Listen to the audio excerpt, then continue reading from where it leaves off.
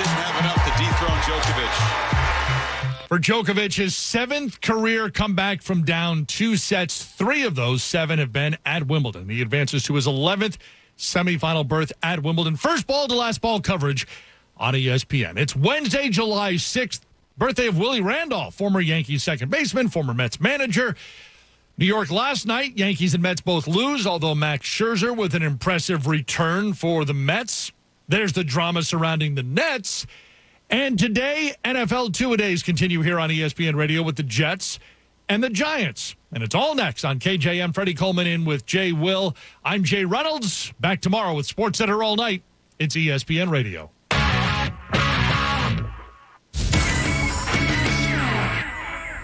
Coming up next, Keyshawn, J. Will, and Max on ESPN Radio and ESPN2. Get in zone, AutoZone. Welcome to AutoZone. Thinking about gas mileage? Quality oil like Valvoline Full Synthetic can help you get more out of every mile. Right now, you can get 5 quarts with an STP extended life oil filter for only $36.99. Got an older vehicle? Try Valvoline Full Synthetic high mileage options. Get what you need for better fuel efficiency at any of our 6,200 stores or on AutoZone.com. Get in zone, AutoZone. Restrictions apply. CSX Transportation is an industry leader on the move. The railroad company has immediate openings for freight train conductors. Join the CSX team and start your paid-on-the-job training today, earning nearly $25 per hour with no degree required. If you're safety-focused with a passion for great service, you've got what it takes to move your career forward at CSX. Apply at csx.com/careers. That's csx.com/careers. CSX is an equal opportunity employer. There is a place outside of Philadelphia where the aroma of freshly baked bread brings you back to more traditional times. The era when families join together to enjoy an authentic old world taste with traditional recipes and fresh ingredients. That time and place still exists at Corpali's Italian Bakery and Deli since 1924. Now 4 generations and 4 locations. The Corpali's family has been bringing you back to a more nostalgic time by sharing their favorite recipes and consistently adding new flavors for new traditions. While Corpali's Italian Bakery and Deli is well known for their famous tomato pie, voted best in Philadelphia, nothing compares to their fresh baked bread and strombolis, handmade pastries, cookies, pies, and a wide range of custom cakes. For a list of locations and all your party needs, explore more at CorpalysBakery.com. For over 35 years, Health Partners Plans has been proudly caring for people in the community. Our nationally recognized Medicaid plan offers a growing network of doctors and hospitals so you can get care close to home.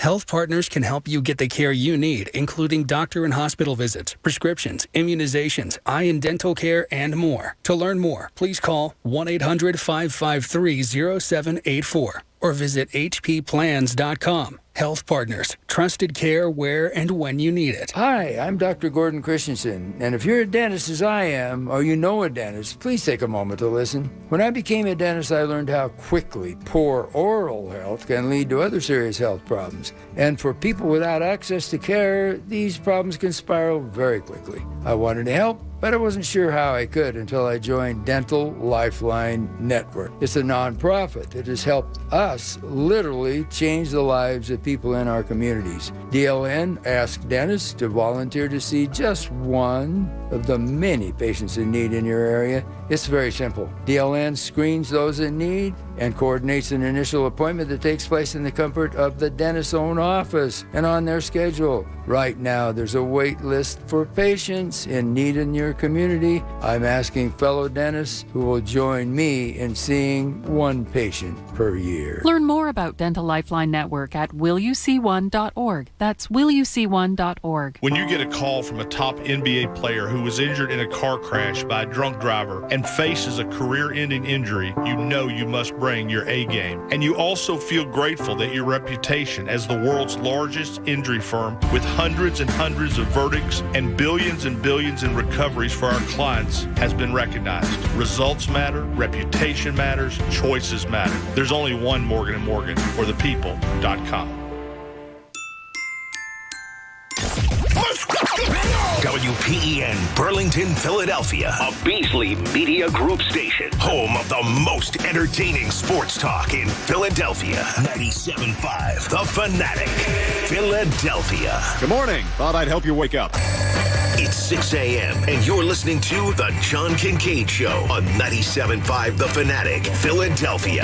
Let the party begin! The show starts now. Oh, yeah, it does. Thanks, Bradford White Water Heaters. Thank you, Bradford White. You're here for the pro, as always. You get the best from Bradford White. The hot water hit my shoulders this morning and my great head of lettuce, Bob. And all I could think of was halfway home, and the Phillies are sitting in a playoff position. Now, they don't hang banners for that.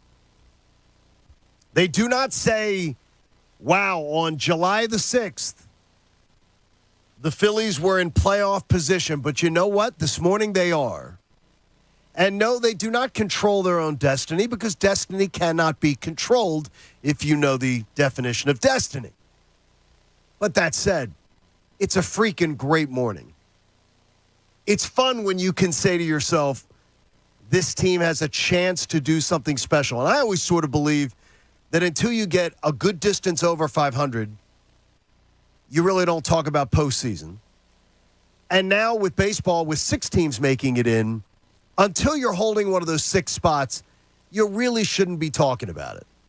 Well, now you can talk about it, because this team just has something about it. And raise your hand this morning, and I raise my hand, and I make this confession right off the bat. And if you watch this show on YouTube, if you listen to this show on the radio, if you stream the show on the app, you already know what I'm going to confess.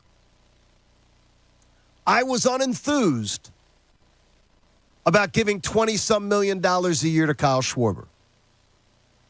Unenthused. Anyone else want to be honest? Pat's honest. Yeah, no. Pat's honest. Wasn't really thrilled about it. Yep. And Kyle Schwarber is quickly becoming just sort of one of my... He's fun.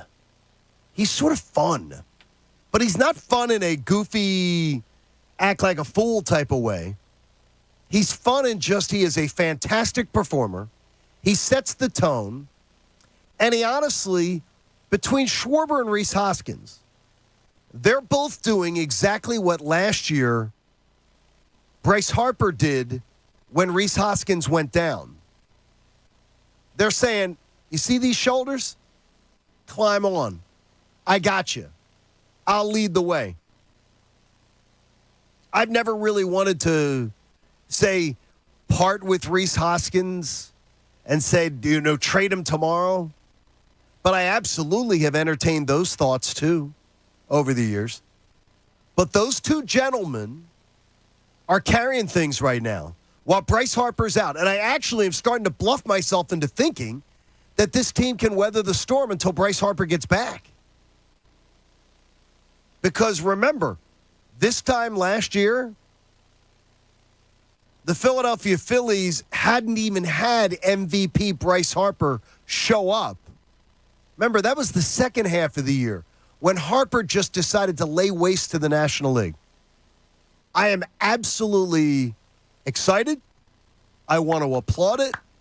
And I also want to say, many of you out there felt the way I did. I wanted Nick Castellanos, and if it was between Castellanos and Schwarber, I wanted Castellanos. Now, Nick is coming around a little bit, showing a pulse. But Kyle Schwarber, bravo. Bra-freaking-vo. Absolutely awesome. Robert, good morning.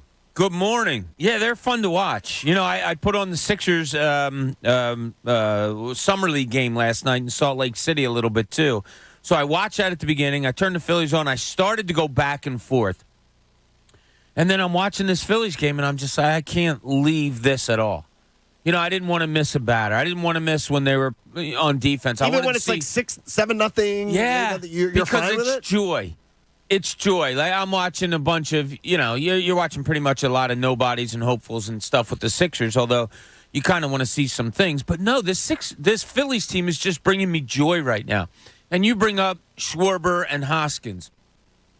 If you really think about it, those are two guys in a batting order who are hitting in places where they absolutely shouldn't be hitting. Absolutely. I mean, if you describe their numbers, whatever it may be, Kyle Schwarber is not a leadoff hitter. Rhys Hoskins isn't a number 2 hitter, but on this team they are. And on this team right now, they're flourishing in those roles. Kyle Schwarber, you hit it, John. Like I don't know what it is. He's not goofy fun. He just likes playing baseball. And it kind of goes to the other players, too. You see it when he hits a home run, the way they celebrate, the way they want to be around him. He must be strong as hell, because I've never seen a guy be able to flick his wrist and hit a ball 415 feet. Just swats it to center field like he did last night, and then the one to right field, 431 feet. I mean, he's just crushing the ball. And it's fun to watch, and they're just a really fun team to watch right now. And they throw Christopher Sanchez out there, hoping to get a few innings out of him. He throws 2-hit ball over 5 innings. It's amazing. That was fantastic. Fun. I was glad for him, because other outings I've seen him in, Pat, I have not enjoyed watching him. Yeah, anytime you can steal a Christopher Sanchez game, that's ideal. Welcome back, by the way. Thanks. Good to be back. Yeah, they're fun to watch. I'm trying to remind myself they are playing the Nationals. Not to be a Debbie Downer a little bit. Who cares? Yeah, we don't care about that, because the Braves play them and the Mets play them and everybody plays them. Exactly. So on the flip side of it, yeah, everybody plays them. They're a crappy team, but what you saw last night is what you're supposed to do to crappy teams. You're supposed to be able to throw out a Christopher Sanchez and still win the game and dummy an opponent. And I was not about giving Kyle Schwarber a contract, let alone $20 million. I thought that was the most Philadelphia Phillies move of all time. I wanted Castellanos really badly. So did I. Was I still wrong? am not. No, we're not wrong. So far. Okay, wrong. Yeah. I think Castellanos will come around. He's showing signs of life, but Kyle Schwarber just going off in the month of June and looking like it's going to continue in the month of July with Bryce Harper out. Like that's the more important thing to me is, can these guys, as you said, John, can they weather the storm while Bryce is out? Because yesterday he said before the game, I'll be back.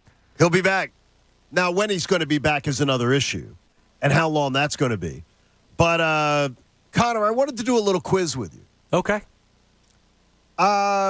Where's Rob Thompson from? Man, great question. No Detroit. idea. You say Detroit? Bob? Cherry Hill, Phillies New manager. Jersey. Phillies manager. Where's he hail from? I don't know. Do you know where Joe Girardi comes from? Yeah, Chicago. Yeah, I was going to say. Joe Girardi's a Chicago guy.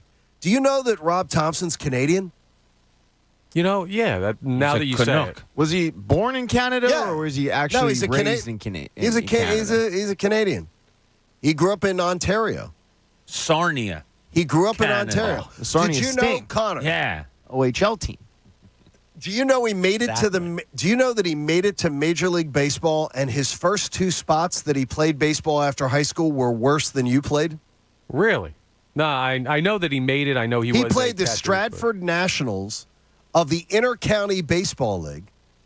Then he went to St. Clair Community College, where he played a year, where the University of Kansas invited him to walk on.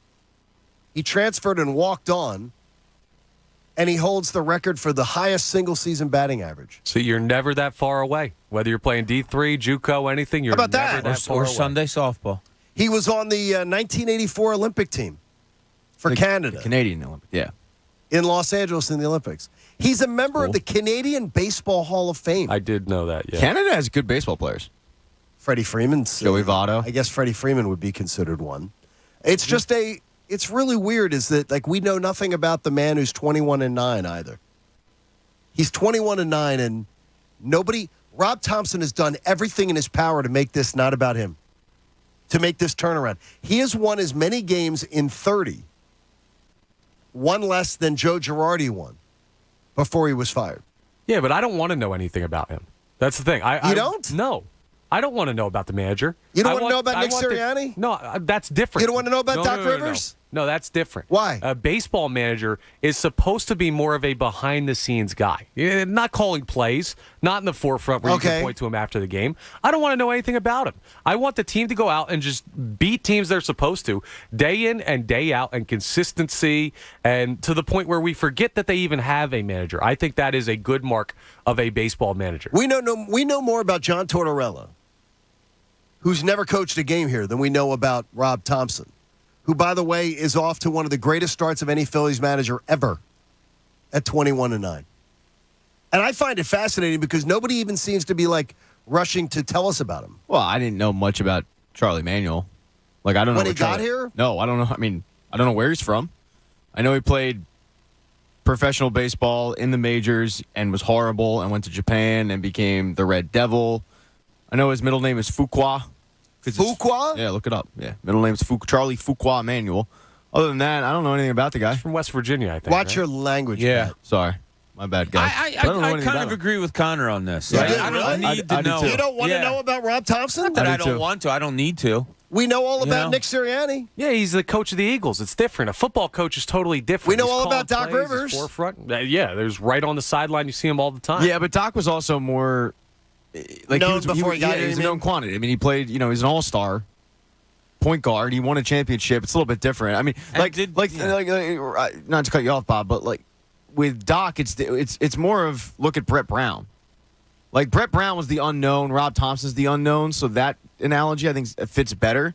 And I still don't know that much about Brett Brown. And Nick Sirianni, what did we know about him when he was hired? I didn't know jack crap about him. No, but we knew then. But then when he got here, we started to know everything about him. They start finding out all about Nick Sirianni. It's just as weird as that. He's a gardener. Rob Thompson, I believe, could go into any Philly restaurant and not be known. I agree with that. Oh, yeah. And he's 21-9. Agree wholeheartedly. And I guess it's how he wants it. It must be how he wants it. Sure. Because he's obviously not trying to do anything that puts him in the position to... Think about the guy he's replacing. Joe Girardi could walk into a Philly restaurant and probably get charged double. Because, it's he constantly... We would come in, and one of the first things we do is tell Connor if we need any audio. And it was did you hear what dumb comment Joe Girardi said? When the teams are winning, you don't really care about post-game press conferences and the questions being asked. So you don't even focus on the manager. So the fact that they're winning so much... I mean, it's not like he's not going That's a good point, Pat. Every once in a while I have him, but he's going through these post-game press conferences. We're just not hyper-focused on him because they're winning. Because he's out of the way.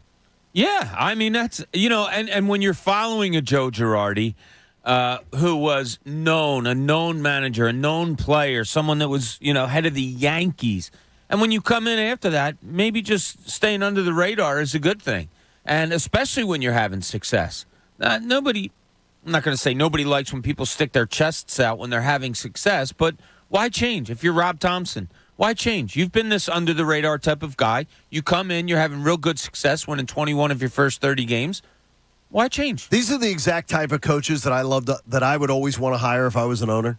I'd love to hire I've always said, is hire the guy who's the lifer, who's waited his entire time for an opportunity. He's won 70% of his games as Phillies manager. And to say that nobody does that in Phillies history is an understatement. And I wonder if I was to say to you right now, 40 more games. Let's say he's through 30 games right now. Let's say through 60 games, he's 40-20. Are you locking him down? Or are you waiting? Not that anyone else is going to steal him. I don't believe he's going to be. What is he right now? He's 21-9. Yeah, I'm locking him down. Because if he's 40-20, you're locking him down. If you went 40-20 and more than half of those games are without Bryce Harper, yeah, I'm locking you down. Yeah, look, from what we've heard, he's a player's manager, right? All the guys. So I'm going to the guys that are under contract for a while. I'm going to the Real Mutos, the Harpers. I'm going to the Stars, and I'm saying, guys, what do you think? Should we carry this out? If the majority are or maybe it's probably going to be almost unanimous. If they say something to the effect of, really like this guy, I have no problem locking him up. It's weird because Joe Bell did that while Coach was out, and asked us, what do we think about Coach? And he's still here? Well, I don't know what you said. Jeez, I man. was at least slightly kind, Coach. I was kind. Just want you to know. I tried, guys. Yeah, I was. No, Pat wouldn't say any nice words. No, he would. He would. No. He would. No. Not one. No, you're not stuck with him in there. You guys are between. You have glass between you today. We do, finally. So there you go. Hey, take Audible on this summer. Listen to best-selling audiobooks, exclusive originals, and podcasts. Start with the free 30-day trial at audible.com. Okay, the asking price for Kevin Durant, according to Woj. Do we believe Woj? Is Woj, Bob, a pretty good determinant? He's all right. Okay. He's okay. Yeah. Well, the Nets' reported asking price for Kevin Durant is a star player and numerous first-round draft picks. Numerous first-round draft picks must be part of the equation and a star player. So I ask you, does Maxey meet the criteria of a star player? Plus, how do you go about getting the desired first-round picks when they're talking about, quote-unquote, numerous first-round picks? Even Shams saying first-round picks. Now, Shams is going as far as to say 3 first-round picks must be included in a deal. It's too confusing. The math's too confusing for me to figure out. I don't know how the Sixers are still being talked about as one of the teams to get Kevin Durant. Well, I mean, when you talk star player, you're saying is Tyrese Maxey that? Well, Does he fit that criteria? Tobias Harris is going to be included in there. So when you're talking star, you're talking contract also. So the star player, and I put it in air quotes, would be Tobias Harris along with Tyrese Maxey. So your star player is probably one that is defined by the contract. Okay, Tobias Harris is the star player because he's the big contract. You talk about draft picks. Tyrese Maxey is that.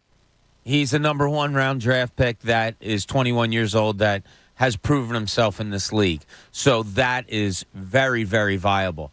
Number 1 round draft picks, if you're getting them from Philadelphia or whoever, other teams, it's going to be draft picks that are late in the first round. You're not getting like a lottery pick from any of these teams you're trading to because whoever Kevin Durant goes to, he's going to make them that much better.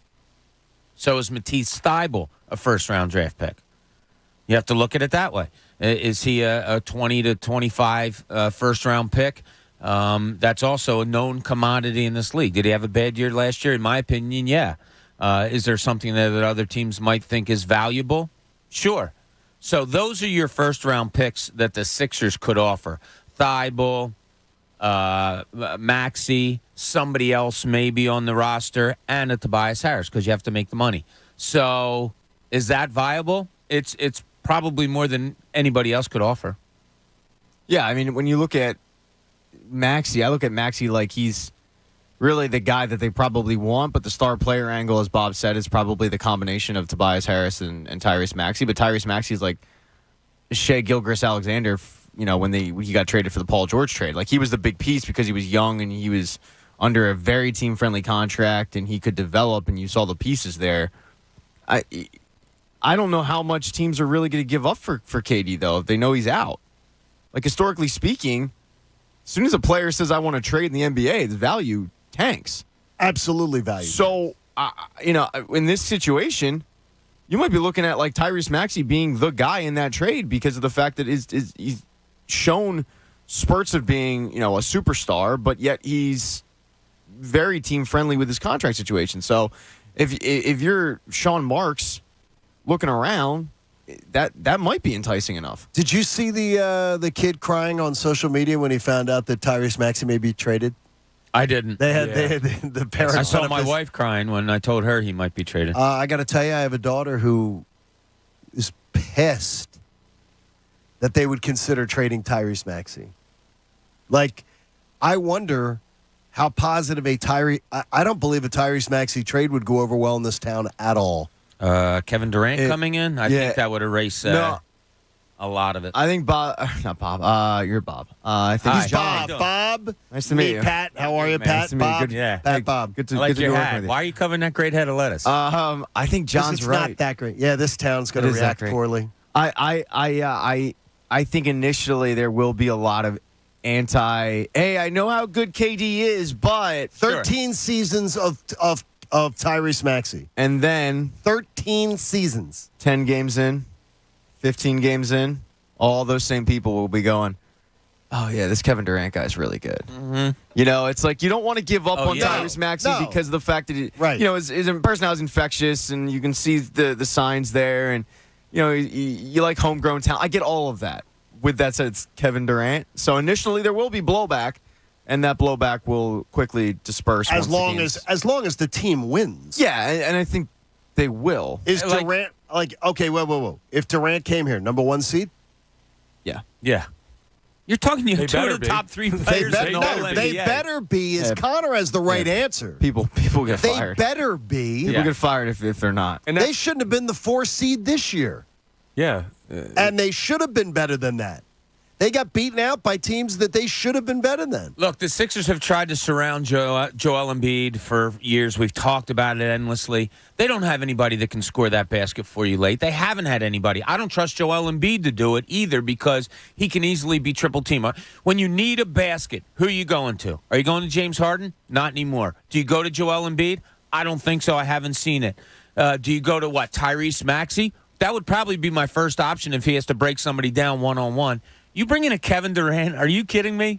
This guy can score 30 in his sleep. He's one of the greatest scorers in NBA history. This isn't even, it shouldn't even be a half of a thought. Yeah, and there were people back in 2018, 2019, whatever it was, that didn't want to give up Dario Saric. Whoa. Dario Saric did not do in the NBA what we've seen Tyrese Maxey do. You were correct, and there were still people that did not want to give up Dario Saric for Jimmy Butler. Then they were dumb. But it was the same. It was like hey, we drafted this guy. We've heard about him for years. He's okay. We want to draft. We want to develop all that. And it's like I said to John I see yesterday. the forest of the trees. Here's my biggest thing. Tyrese Maxey will probably reach his prime in 3 years. Maybe 2 to 3 years. Joel Embiid will be 30, 31 years old then. And Kevin Durant's 34? It's just math. Kevin Durant's fine. I mean, look, we saw it when the Sixers went against him last year. The guy's unstoppable. No, he is unstoppable. He's just unstoppable. I mean, he's a 7-foot shooter and a guy that you give the ball in crunch time and say, go, and he's going to do it for you 80% of the time. We know just how tribal this city is, though, and how much we'd love to see our own succeed over going out and getting somebody. Like, that's valued here more than it is in some other cities. So seeing a guy like Tyrese Maxey, who is ours, as opposed to going out and getting a great player, there's absolutely going to be pushback just because we want to see. We talk about it with the Phillies farm system, the Flyers young players, like everything going on with the Eagles and players they drafted and hanging on to them too long because we want our guys to work out in this city. That's got to be factored in. Well, if you get Durant here, you better win a title. Yes. Because there is absolutely going to be the process part 2 afterwards. There's no way to avoid it. I'm with you. With the old guys on the roster, there's no way to avoid it. Wow, is it where win you're now? going to be. Well, that's what it's going to be. Yeah, it is. And guess what? A parade would certainly take away the angst. I think most people would sign the deal with the devil and take the parade. I had a horrifying story yesterday about somebody that I had a ton of respect for out of the NFL, and a scary cautionary tale that I think could change the NFL story moving forward forever. We'll get to it next. It's the John Kincade Show here on 97.5 The Fanatic. The John Kincade Show. God, I am so sick of this crap. Is this the show? On 97.5 The Fanatic. Philadelphia. The biggest party of the year for Philadelphia sports fans is back. Oh, my God.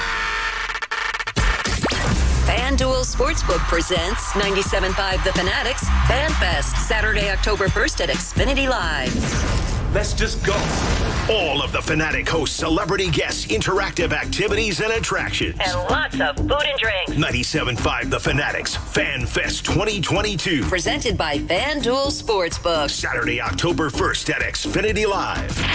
The countdown is on. This is a free event, but you will need a ticket to attend. Keep listening for ticket giveaways, ticket rate appearances, online ticket raids, and a special offer from FanDuel Sportsbook to score tickets. Must be 21 or older to attend. 97.5 The Fanatic's Fan Fest 2022. Presented by FanDuel Sportsbook, America's #1 sportsbook. Believe it. Be there.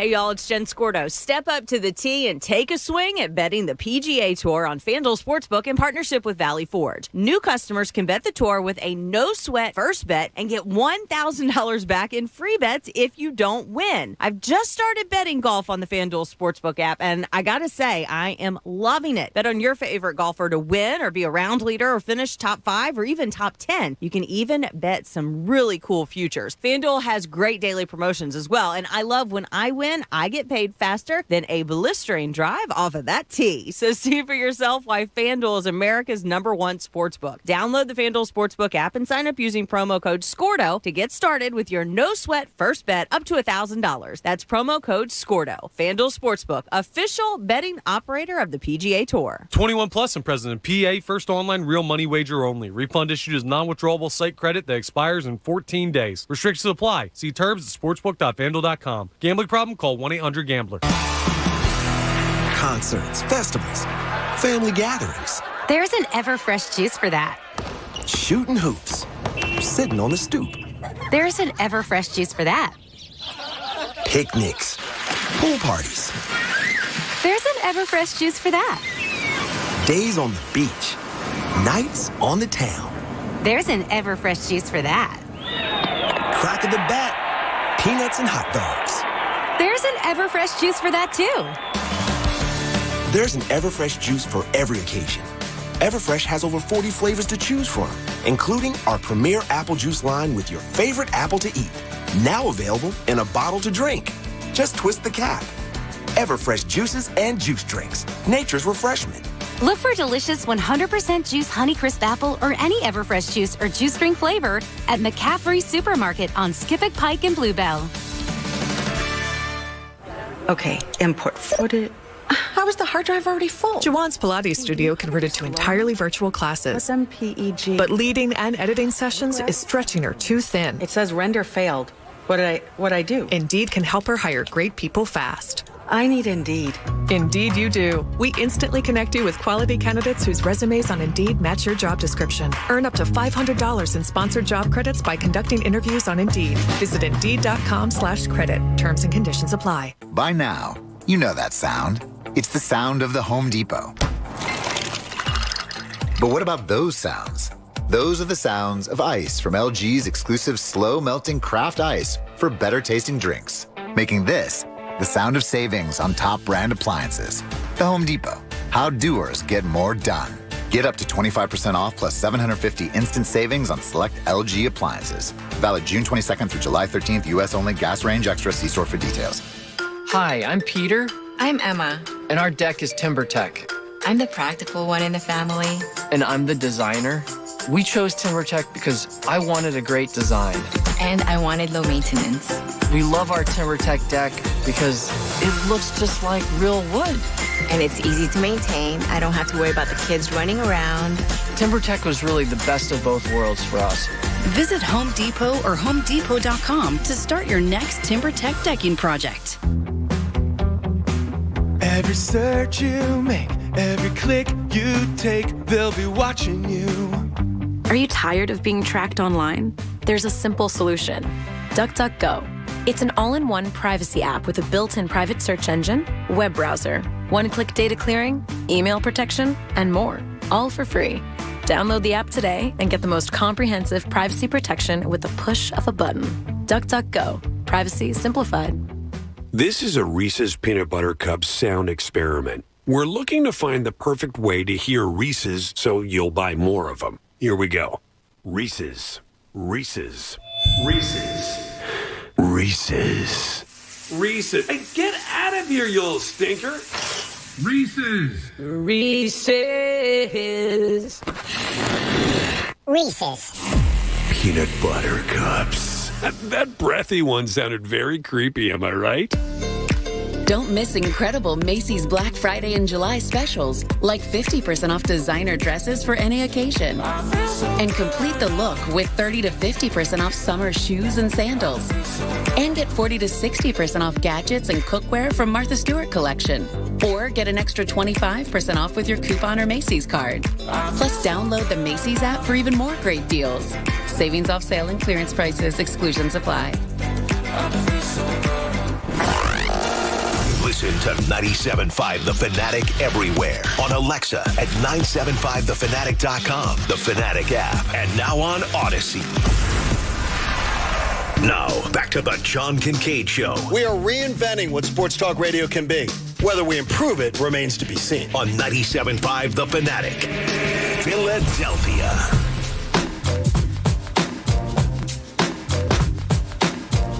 John Kincade Show on The Fanatic. You know, you may not always need a new water heater, but when you do, choose Bradford White. Bradford White's here for the pro. We have smart listeners. I know we do. And I need some of you to just take a moment now to just share with us your insights. I need 3 people. And if I get, I'm imploring you. At 610-632-0975, I need 3 people. Give me 3 of the brightest, and the D train is going to decide who the 3 people are. I need 3 people to line up just to get involved in a discussion that we had off air during the last segment. So if you could just, we can get 3 people at 610-632-0975. You'd be willing to just chat with us, offer your insights. There's something that needs to be discussed. Pat, you would agree. And we're going to give them all FanFest tickets if they help us with this. Okay. Well, but I mean, you agree with me, right? This has to be discussed. Yes. On the air. Yes. 100%. So it has to be. So, and we like to do the show.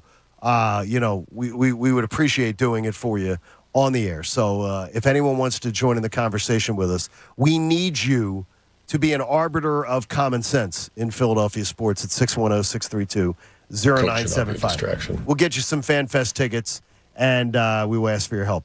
I had a heartbreaking call yesterday with an old acquaintance of mine from Atlanta associated with Georgia Tech football, where the report came out on Demaryius Thomas. And I can tell you, Demaryius Thomas, the former Broncos wide receiver, was a fine young man. I got to know him casually through his career at Georgia Tech, and also I hosted a few charity events with him. He was incredibly charitable, and his mama got involved in the charity too. And she was she is a spectacular lady, I should say. And Demaryius just had one of the biggest hearts of a young man that I ever came across. Charming, real good dude. He had stage 2 CTE at the time of his death. And then I found out stuff that I didn't know before he died, where in the last year of his life, he was having like these horrible hallucinations and paranoia and things. And they didn't know at the time what was bringing it on. But after his death, his brain got studied. He had stage 2 CTE. It's just a cautionary tale because we saw Megatron retire early, also out of Georgia Tech, very close to Demaryius Thomas, like a big brother to him. Demaryius really was in pain, and he was having nightmares and hallucinations and horrible, reportedly conversations that he was thinking he had with people that he never had and stuff. And it just breaks my heart because this young man was really, really a good dude. And I think about it in today's day and age that guys got to look at these stories and say, Bob, maybe it's not worth it. Maybe it's not worth it. Get the second contract, make your money, and get the hell out. Yeah, I mean, we're seeing it, I don't want to say frequently, but we're seeing more of it, of young guys retiring, guys in their mid to late 20s that are just hanging it up in the middle of a good career, and probably because this is at the forefront of their mind. I've said it before, I wonder if in years to come, a few years down the road, that we're going to see the NFL really suffer in talent because parents are afraid to let their kids play football. And I know there's more concussions in soccer. I know all of that stuff, but you just wonder what kind of effects this is going to have long term. You're talking about a guy that was 33 years old. I mean, we hear of guys that retire from sports. Oh, they're over the hill at 30, whatever. 33 years old. Like this guy's a little bit older than Pat. He was retired and had a serious injury because of what he did for a living. I mean, it's horrible to hear, and injuries are going to plague you when you're an athlete, no question about it. But if there's some way you can curtail that Yeah, how do you not try to He was having seizures. And sometimes the seizures... he was in a bad car accident, right, John? Right. He was in a car accident, and they tried to they believed that the seizures were because of that car accident. But it appears, Pat, that also this CTE thing was bad with him. I absolutely think that you're going to see more and more guys bow out after the second contract. Get the second contract. You've already kind of seen it. Like, I mean, the one that comes to mind is John Urschel, the former Penn State guard, who was like a mathematician whiz, like really, really smart guy. What did he retire at? He retired at like 26? 28. 26, 28. It might have been. Right. It might have been long. Yeah, it might have been 27. But I mean, he got his second contract, same, and he walked away. And I think it's a thing that NFL teams are going to have to factor in when they're drafting. Is they already factored in. Does a guy love football? Well, now it's going to like be a detriment for your draft stock if you even care about CT. It's a shame. Hey, JD is driving on the Turnpike. He always checks in with us on the Turnpike. JD, how are you, my brother? I'm great. How are you guys? JD, you have to be an arbiter of common sense when it comes to Philadelphia sports because Coach said something. Well, I can't bias you on it.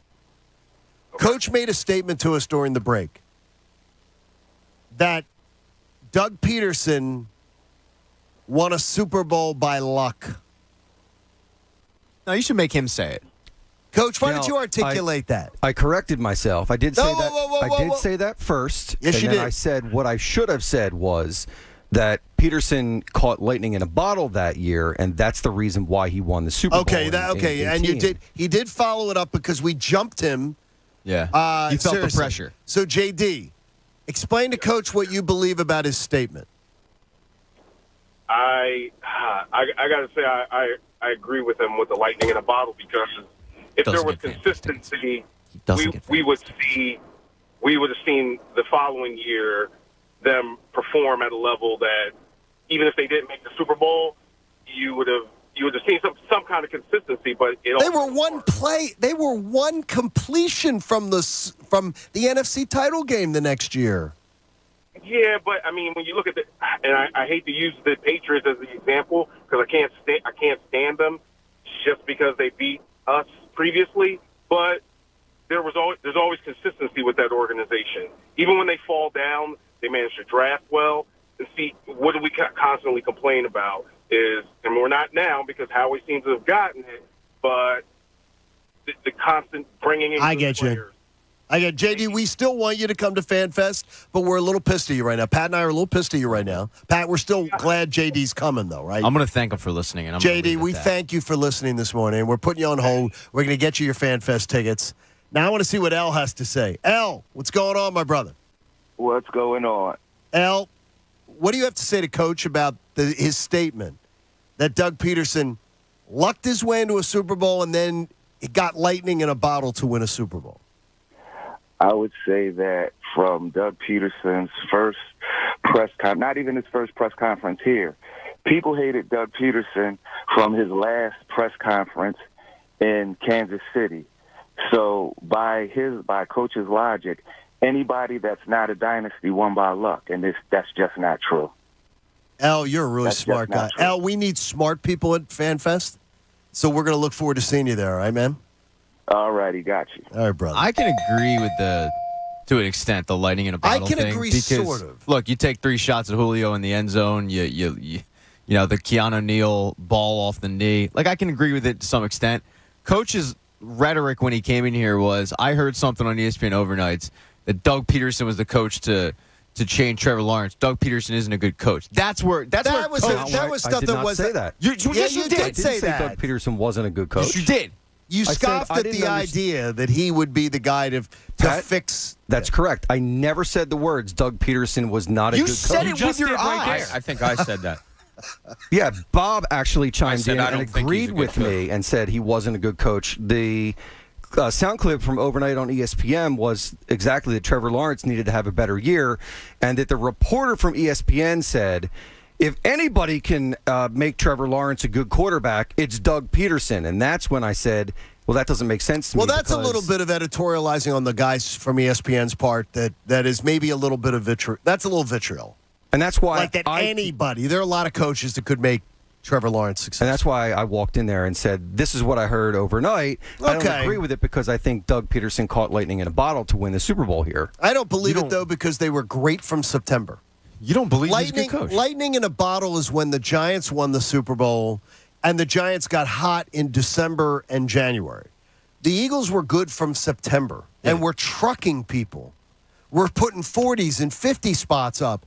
Epic offensive production like had never been seen. And by the way, had never been seen under Andy Reid. Had never been seen. I mean, and Andy Reid was constantly called a buffoon in this town, which is the ultimate stupidity. I would love to hear what Bob has to say. Yeah, well, a couple of things. Lightning in a bottle did happen because you lost that starting quarterback and you got a backup quarterback. And the lightning in a bottle is just what Pat said. They should have lost that Atlanta game. And by the luck of God, they didn't. Nick Foles played 2.5 games of the best quarterback football I think I've ever seen. If that doesn't define lightning in a bottle, I don't know what does. Nick Foles, that's not Nick Foles. I mean, my God, 2.5 quarters of football that was just unbelievable. So, like Doug Peterson, I think he's going to go down, and I don't have any vitriol against Doug Peterson. I just don't think he's I don't think he's a great coach. I think he's going to go down as one of those guys where you say, wow, that guy won a Super Bowl, huh? Similar to a handful of guys. Like Brian Billick. Like a Brian Billick, like maybe a John Gruden to a degree. Tom Flores. Yeah, I really do. I think that's just what he's going to go down as. I'm going to say I don't think you're giving me enough credit, too, that the Keanu Neal turnover. None. That the man was living in the house that I sold him. Yeah, that comes a big part of what I think of the Super Bowl. I think it's a storyline that's not. I think that storyline is not sold enough. Zero. That he's living in that house, in my old house. Like what when that happens. What is this? Ben Simmons, Nick Castellanos? Like you put a hex on the house? He helped me win a Super Bowl. Jeez, as a fan. Grab that for a name dropper, Dylan. Hey, in Cooney's Corner, Bob wants to talk about expectations. Now, let's see what's in Cooney's Corner. Yeah, it was only a few weeks ago that we were talking about, all right, what do the Phillies need to do to get over the... You all right, Pat? All right. I like it. I like the song. Yeah, I kind of like it, too. Ocean's 11. To get over the hump or get themselves in a viable playoff spot, and it was get us everyday center fielder, hopefully one that could hit leadoff for you, and therefore get Schwarber into a spot where he, could really thrive in this lineup and maybe knock in some runs with all of his home runs. And I was one of them, and I said, Rhys Hoskins is swinging a pretty good bat, so why don't you look to unload him? And then they bring up Derek Hall, and we're like, oh, yeah, they're showing him off, or they're trying him because if he can hit big league hitting, then you can ship Rhys Hoskins. What are we doing?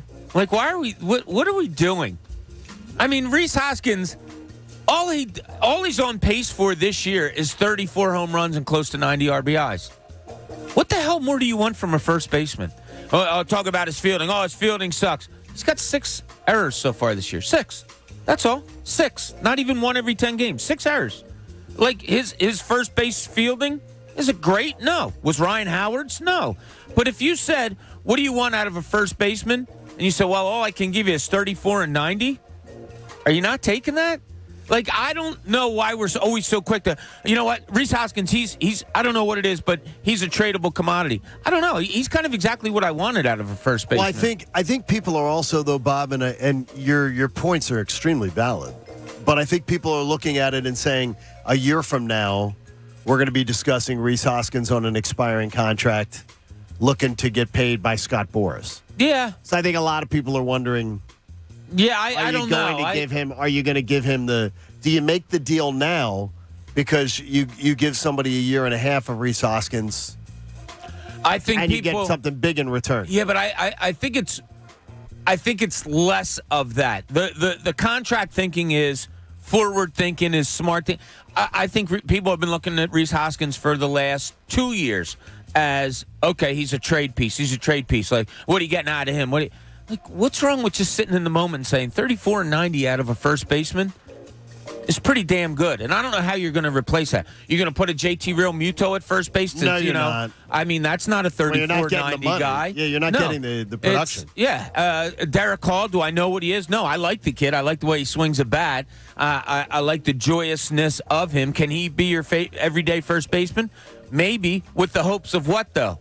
Of getting 34 and 90. Right? I mean, right, exactly. Yeah. So, I don't know. Reese Hoskins, another kid. Well, the farm system always sucks. Well, here's a kid out of your farm system playing first base that's getting you 34 and 90. That's probably going to be a 260 hitter in this league. What more do you want? Like, it's exactly what what you want out of a first baseman, and yet it's not good enough, or you got to move on from it. I get annoyed when I constantly hear how people are so excited to trade him. Like, it seems like I've been hearing the same thing for 3 or 4 years. Like, people nitpick his game because he came up with a lot of home run hype and he hasn't lived up to that hype. You constantly wait for that 40 home run season, and it's not going to happen. But a 34 home run season, but a 34 you'd take, right? But the problem with Reese is he's not really reliable because it's constantly something. It's to a very much lesser extent Joel Embiid. Like, he's injured a lot. Yes. And there's always something that harbors or hinders his game at the end of the season. He'll have a surgery or something. So because of that, I think people look at it like, oh, Reese Hoskins is this is what he get. You got a 240 hitter who'll hit 25 home runs, but at the end of the season when he's having surgery, it makes up for it a little bit and explain some things. I'm not excited to trade him. I don't want to trade him. And more importantly, I don't want to trade him because they don't have another option. Yeah. And to get another option. Do you not? Well, who would it be? I would think I think that Reese Hoskins moving on, if you fill a need like you got yourself a center fielder, you got yourself another starting pitcher, a top 3 starting pitcher. I think you could find yourself into a situation where first base then opens up, and also designated hitter opens up more, first baseman opens up. Opens up for who? Who plays first? Well, that's the question. What's on second? You've got. I don't know who's exactly. on third. I like let's put it this way. I am not opposed to the idea of considering it. Because I believe Alec Boehm could play over there. I don't know. Yeah, why? I don't know. Just because I haven't seen it. Like, he's not good at third. The idea that he'd be able to pick up first easily, I just don't buy it. He's not killing you at third. So why would you move him? Because it's like it's easier to get it's at like first. we're trying to fill a hole that's not you could there. trade Right. No, because Bobby could be trained at first. If he can play third, if they thought he could play third, he could absolutely play first. But this is the same logic, though, of Reese moving to left field when they signed Carlos Santana. Like, oh, well, he can be trained to do it. Like, I don't really want to train him to do it. The one thing I'll say before I shut my mic off here and go home is... don't go home. At the end of the season, depending on the progression of Logan O'Hoppe, I'd be open to it because of what you said with the contract situation. Putting JT at first is kind of appealing to me, but it depends on the progression of O'Hoppe, because if O'Hoppe's coming...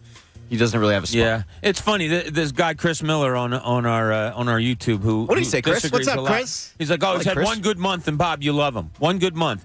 The guy went in 212 at bats first year, 18 home runs. Then he went 34 for 30. I'm talking home runs, RBIs. 34.96, 29.85, 27.71.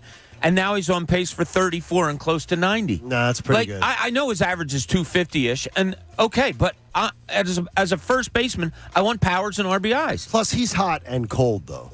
I think it's probably that's what Chris a is 250 saying. average is that Chris is not. He's not a consistent player. He's not, but he ends up in a great spot when everything's said and done. So you have to weather the storm. We treat him like he's a football player, and he's got to be out there all 17 games. When really over 162, he's a solid first baseman and great at the plate. Hey, Jason Voorhees. Wait a minute. Jason Voorhees is on the line? I don't have the mask. I don't have the machete in the back of my trunk. Scares me to death if Jason Voorhees. I've never heard your voice before. Well, now you have. Jason, how are you, brother? I'm pretty good. I listen to the show every morning, buddy. Thank you so much, and we appreciate you, buddy. Absolutely. So, all right, who was the one who was saying the Eagles called lightning in the bottle? That was Coach. Oh, okay. Well, okay, so I don't agree with the statement. I agree that Nick Foles caught lightning in the bottle, and the proof is the last 3 games of the regular season, he stunk it up. He was turning the ball over. I mean, he's not a very good quarterback because he's not a starting quarterback for a team. And Doug changed the offense after that Raider game. Right, to try to make it something that he would be comfortable with because he knew he couldn't win the way he was playing with Wentz's system. Right. So if you wanted to say Nick Foles caught lightning in the bottle, I could definitely agree with that because, again, the 3 games prior to the playoffs, he was awful. And then how's everyone doing? Yeah, Jace, you want to come to FanFest? Absolutely. We'd love to see you. Thanks, buddy. There he is. Jason Voorhees joining us. Put him on hold. D-Train. Woo, woo. Get it there. Yeah, I mean, everyone forgets. I think the Christmas night game that Nick Foles, quote-unquote, won against the Raiders was the worst quarterback game in a victory I've ever seen by an Eagles quarterback. Yeah, I mean, apparently it was a blessing in disguise, though, because he heard that quite a bit. And then he came in motivated. Well, no, they changed the offense. First half against Atlanta in the playoffs, he was horrible also. Yeah. He didn't start going until after the interception wasn't made, and luckily the Eagles get the reception and kick a field goal right before half. And then, that's why I say 2.5 games. The second half against Atlanta and the 2 games after that, he was lightning in a bottle. I was at that Atlanta game. I do not remember it feeling, man, Foles is terrible. He wasn't good. Awful. I mean, they won that game, 15-13? Yeah. It was terrible. He wasn't good. It wasn't a good, yeah, but, I mean. He didn't instill a lot of confidence. Okay, but now, what instilled confidence was, and I remember saying, when they took 3 shots at Julio in the end zone, I went, oh my God, this team's going to win the Super Bowl. Why? Because, I mean, you just dodged that bullet 3 straight times with Jalen Mills on him. It was. Well, that was an incredible. Special, it was truly an incredible event. Coach, I think you got vindicated a bit. I honestly think you got vindicated. A lot of people on YouTube agree with Coach. Yeah. But Coach has a lot of burner accounts. The more I'm thinking about this, and the more I'm thinking about my thought process when I heard that was kind of what this caller just said is that, yeah, Nick Foles probably did catch some lightning in a bottle during that season, but the fact that the reporter, what the reporter on ESPN said is what, brought me to start thinking about this, that Doug Peterson's not the guy to bring anybody along. And they were talking about Trevor Lawrence. And as soon as I heard that, I thought that's not right. I think the fact that he coached up Nick Foles to play at that level is amazing. Because Nick Foles was a dumpster fire before they changed the offense for him into the RPO offense when he couldn't run Carson Wentz's offense. I think that was a brilliant coaching job that people are just getting amnesia about. Right, and it's not just Nick Foles. Like, he got the best season by a country mile out of Carson Wentz in his career. Now, you can say what you want about the injury. Well, yes, you can say what you want, but he was a second-year quarterback, and he coached him up into being an MVP. Well, an MVP candidate should have won it. MVP candidate, yeah, exactly. And he should have if he hadn't gotten injured. But pretty wild there. I think, Coach, you got a little vindicated though. Pat, we may have gotten ratioed a bit on that one. Well, once again, I stand by my statement because the way that Coach came in here, he came in here like a jackass. Okay, well, that's a good way to put it. Jeez, well, it's a good way to put it. I talk tough when I'm behind glass. So, yeah, he came in here pompous. Yeah, a little arrogant. A little Chip Kelly-ish. Yes. And we had to put him in his place. And then, he comes on the air and he starts massaging that message over. But there was a reason why. He's got his union stuff on. Yeah, there's a reason why 4 people jumped him when he initially said the statement. Not Bob. Bob had his back. Thanks, Bob. Bob shanked him. Yeah. Bob had his back. Bob shanked him. No, I have his, yeah. You got a shiv. I have his side. I wouldn't say I have his hold back. I have his side. Yeah. I'm on your side, there you Coach. go. Yeah. The fine Jimmy Kempski always entertains me in print, but he said something yesterday that made me scratch my head, and it's not dandruff.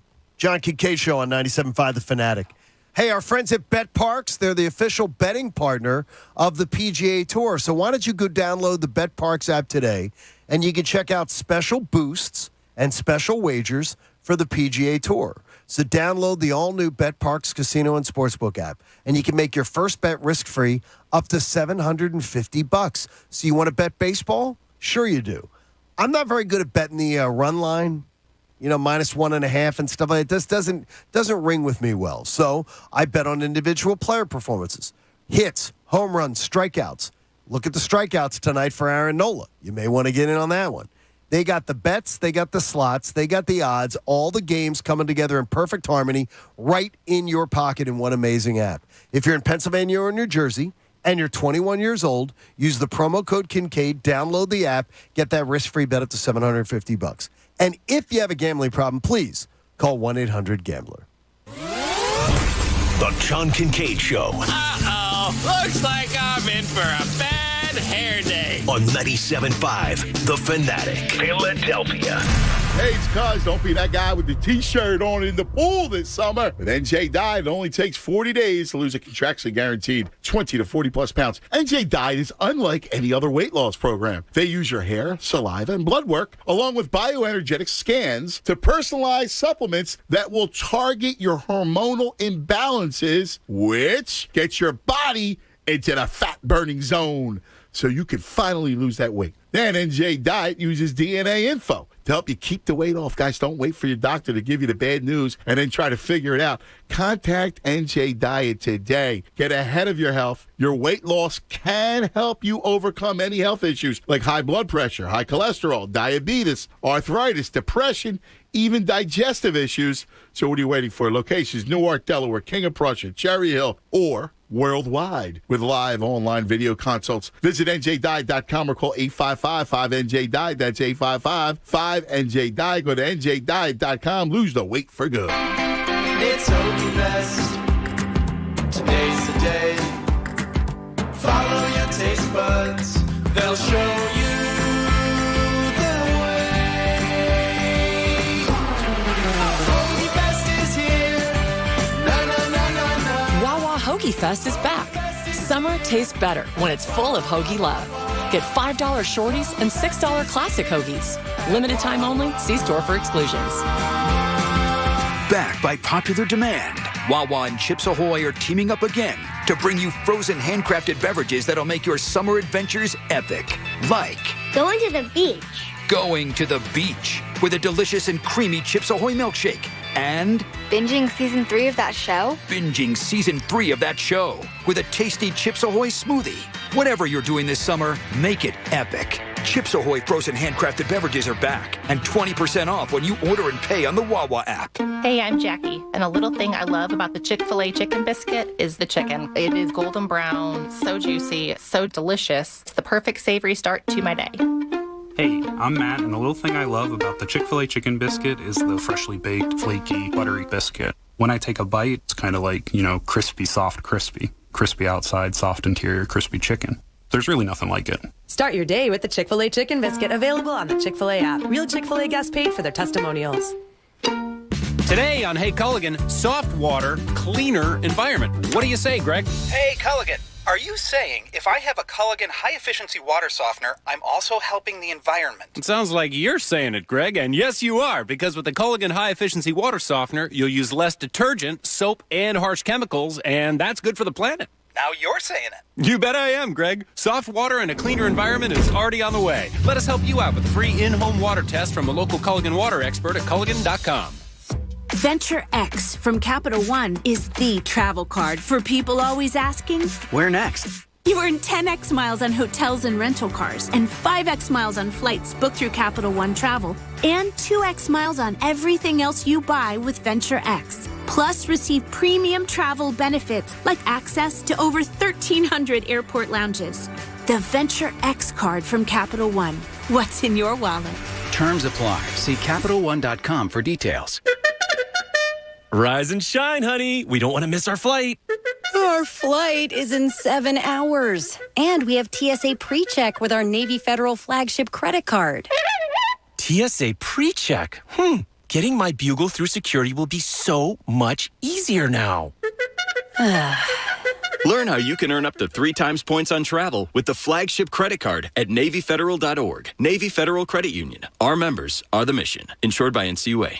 Looking for a great place to check out this summer? Well, visit Kathy and the gang at the Yard Pub in Havertown. The Yard Pub has delicious food and a wide variety of entertainment throughout the week, including Quizzo on Wednesday and live music on the weekend. Thursdays, grab a table and try the Yard Pub's spicy pork or shrimp tacos with $4 Corona Premier drafts and $3 Corona Extra and Corona Light cans. The Yard Pub, 300 Westchester Pike in Havertown. For more, visit theyardhavertown.com. Follow them on Facebook at The Yard Pub, Havertown. If you're a small business, there are lots of choices when it comes to your internet and technology needs. But when you choose Comcast Business Internet, you choose the largest, fastest, reliable network. You choose advanced security for total peace of mind. And you choose fiber solutions with speeds up to 10 gigs available to more small businesses than any other provider. That's virtually everywhere we serve. The choice is clear.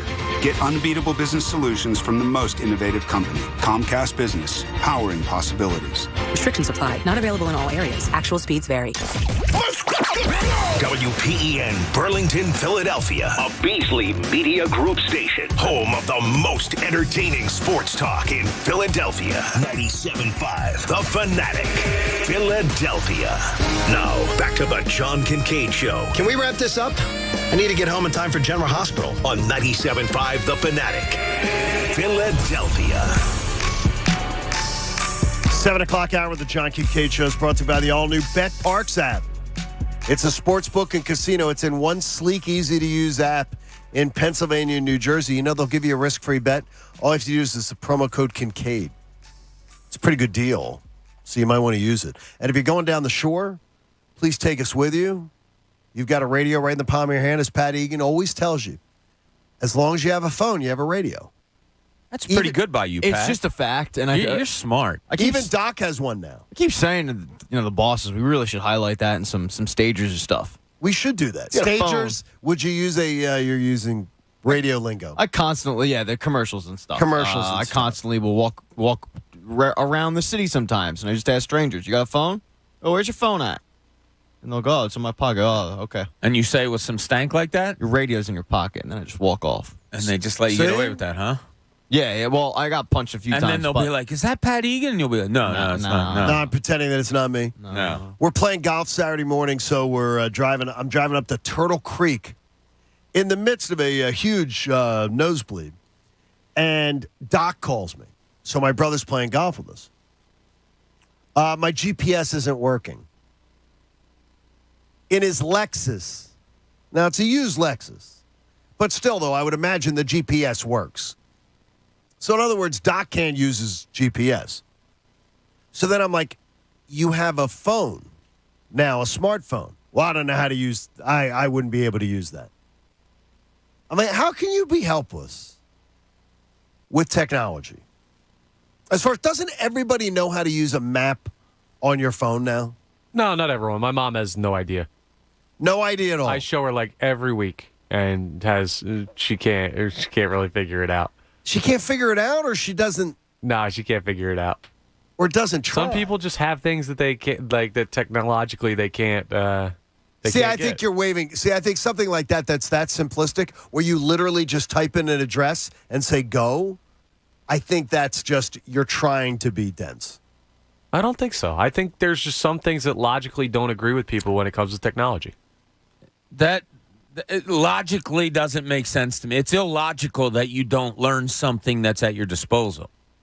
There's no logic to saying I don't want to learn something. That's illogical. Yeah, but I just cannot process math. I'm not good with math. My brain just doesn't think and that you're way. in the mortgage business. Yeah, some people. How'd you do that? Well, they have systems. You just type numbers. Right. It does all the work for you. But some people, just things don't process for them.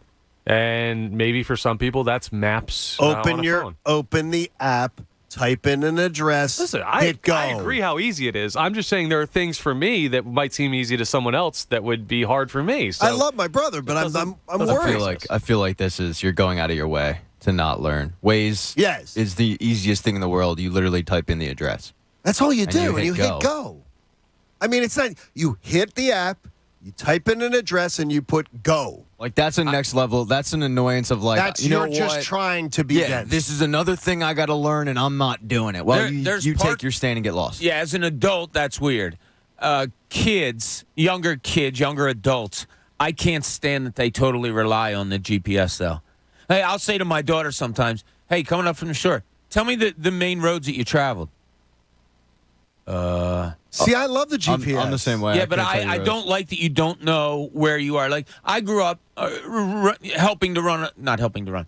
I was a lead man in a landscaping business. Okay, so oftentimes 1,000-some lawns. So oftentimes I had to drive the truck. We would do 30 lawns a day all over South Jersey, and you just knew where they were because you knew the streets in your head from doing it so many times. It wasn't a GPS. It wasn't a map.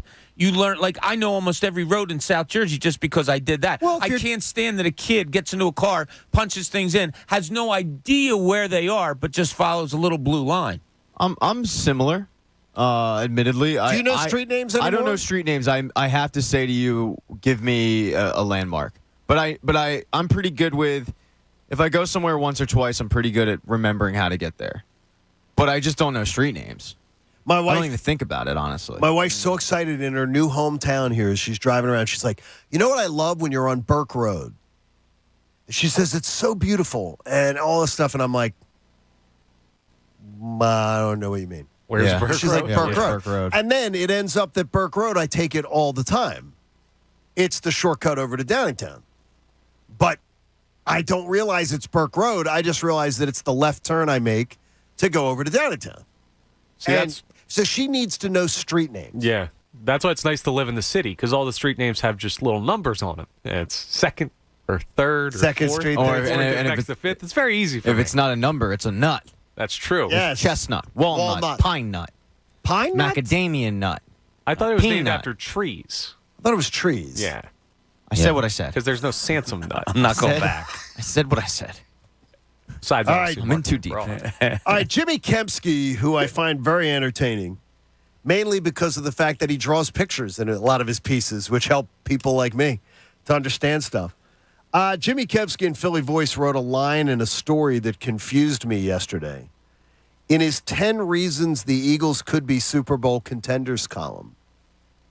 It's a great piece. I invite you to go read it. But his second reason is the wide receivers are a strength again. Again, I'm going to read it to you. The wide receivers are a strength again. Now, I'm not trying to be nitpicky. But I ask you, seriously, when was the last time you believed the wide receiver position for the Eagles was a strength position in regards to the rest of the NFL? I'm not sure in recent history I've ever said that. When Alshon Jeffrey was the alpha male here in Philly, Alshon Jeffrey, was he a top 10 receiver?